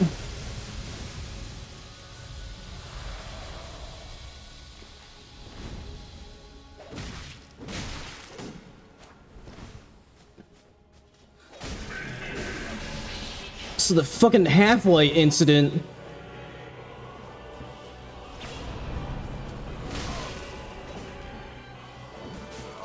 Oh my god, I hate you.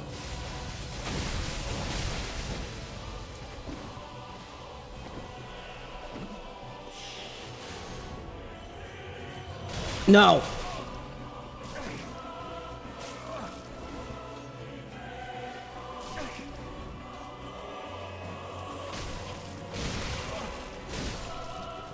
Okay.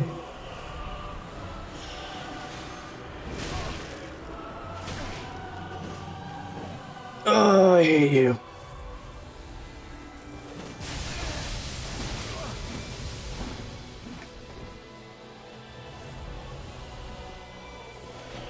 Oh my god. Oh my god. I hate you so much, Half-Light.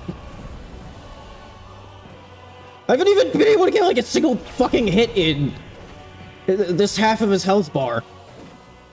Because every time I hit the attack button, he either does something stupid like that, or just perfectly backsteps away from my attack.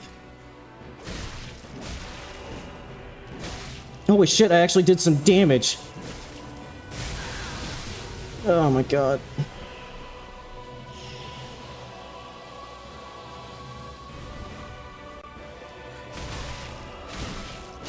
Fucking finally.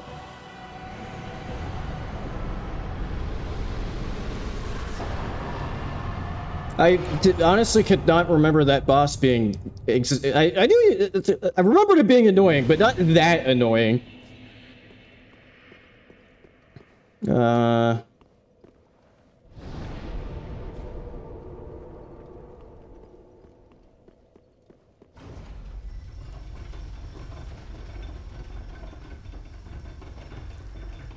let's just fight Gale. Whatever.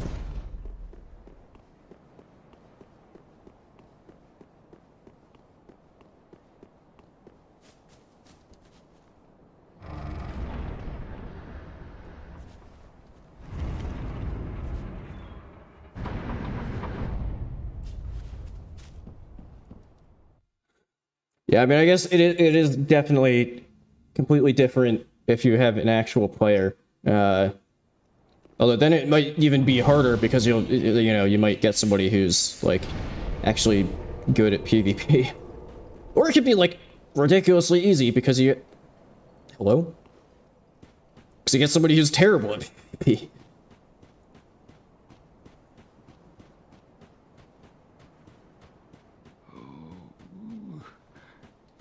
To eat our dark souls.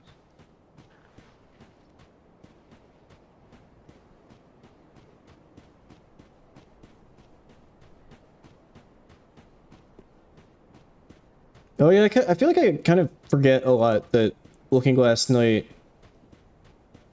can summon a player. I don't know if I've ever actually fought that boss and had a player get summoned.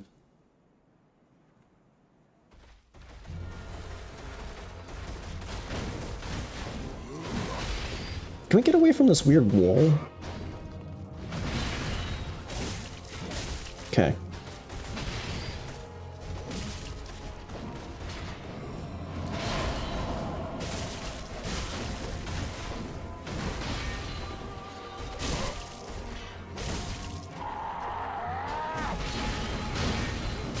Shit. Thought I had gotten far enough away.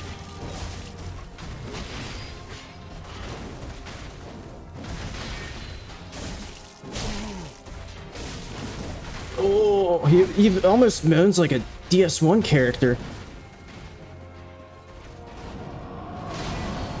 Never noticed that before. I wonder if that's an intentional callback.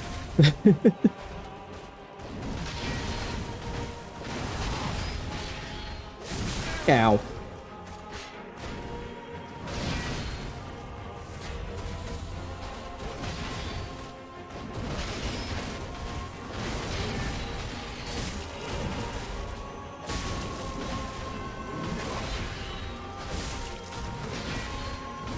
Ah, shit, there's a follow-up.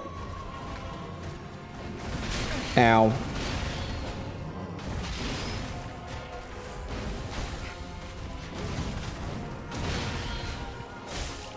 Nice.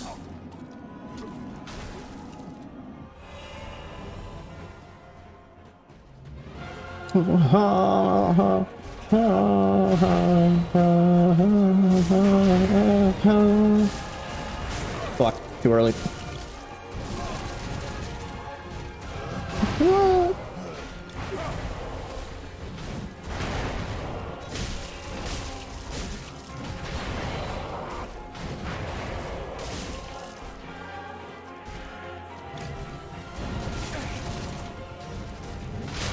Ah, damn it. I wasn't quite positioned right to get the strafe. Same there.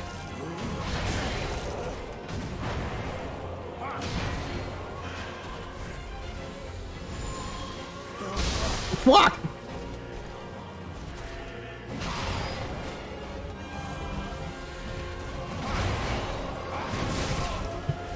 There's my roll.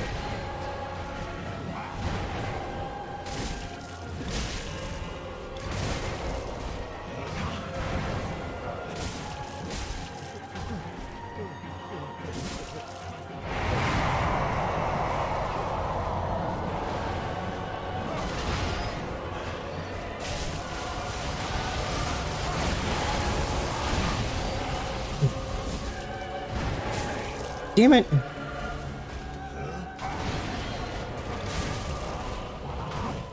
Fuck.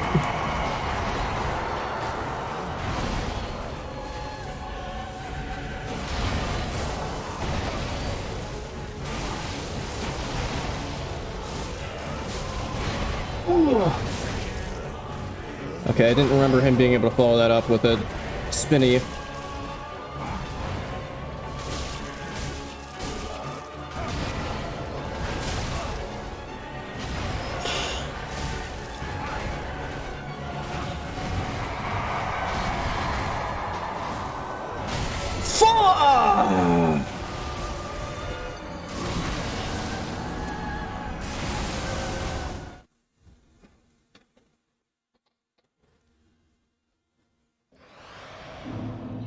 Yeah, that is like what gets me more than anything else in this fight is watching his sword and timing my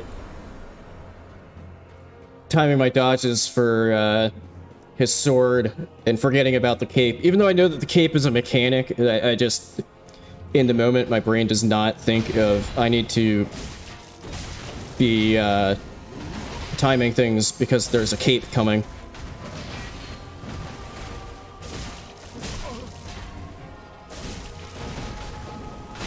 Fuck!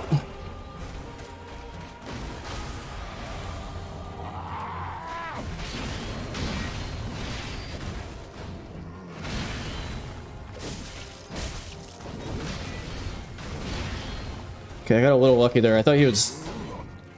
I don't know, micro stagger. But I think he was actually just kind of crouching down to do an attack.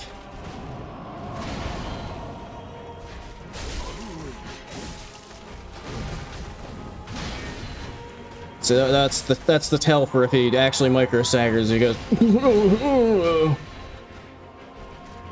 Why didn't you do the jump? There's the jump.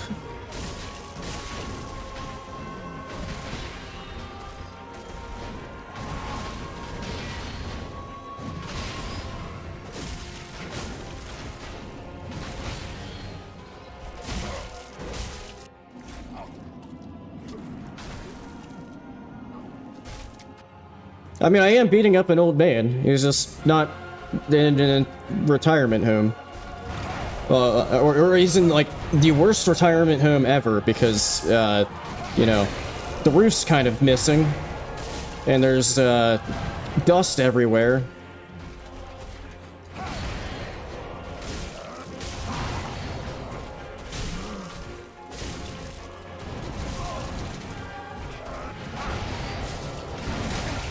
Fuck.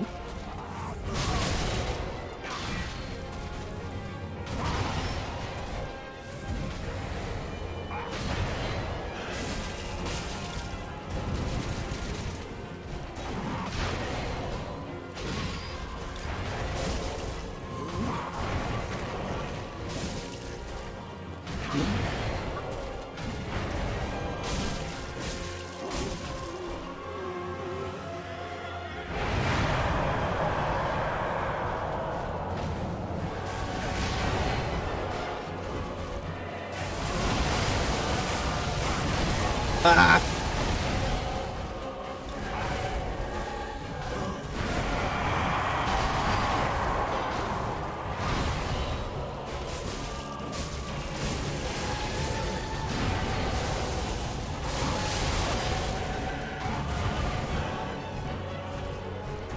God damn it, he perfectly timed his fucking attack when I'm healing.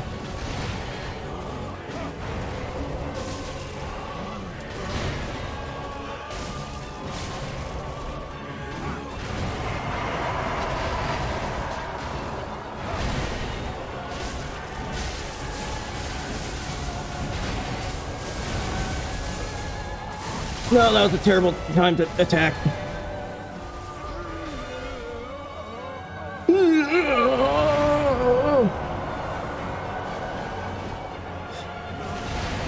I don't know, I mean, I'd probably make that sound too if I was... Whatever is happening to him that causes that shit to come out of him, it doesn't look like it's very comfortable.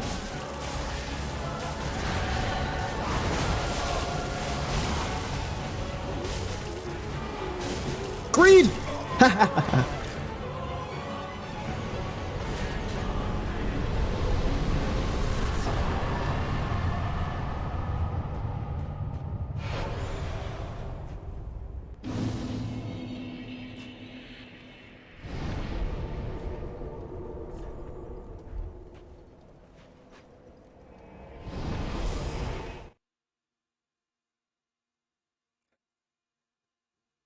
Alright, well... I mean, sort of anticlimactic. Well, I mean, I did fight Gale. Gale's a very fun fight. Yeah, I guess that's probably gonna be it for today. I'm probably gonna try to at least do, like, 1 or 2, more practice runs through the permadeath routing sometime during this week, just to kind of get it down a bit better so that things are a bit smoother. But yeah, that'll definitely be, as far as I'm aware, that'll be what's coming next week, is the start of DS3 permadeath. I'm currently working on editing part 1 of the Archthrones series. So I don't know if I'm gonna be able to get that out this week. It has been kind of coming together a bit quick, but I don't know. I don't know how. I still haven't completely decided what I'm gonna shoot for as far as the length of it goes. But yeah, that's kind of what's coming up. But I believe that's where I'm gonna kind of leave things for today. So yeah, thanks everybody who stopped by, and I will see you guys next weekend for some DS3 permadeath.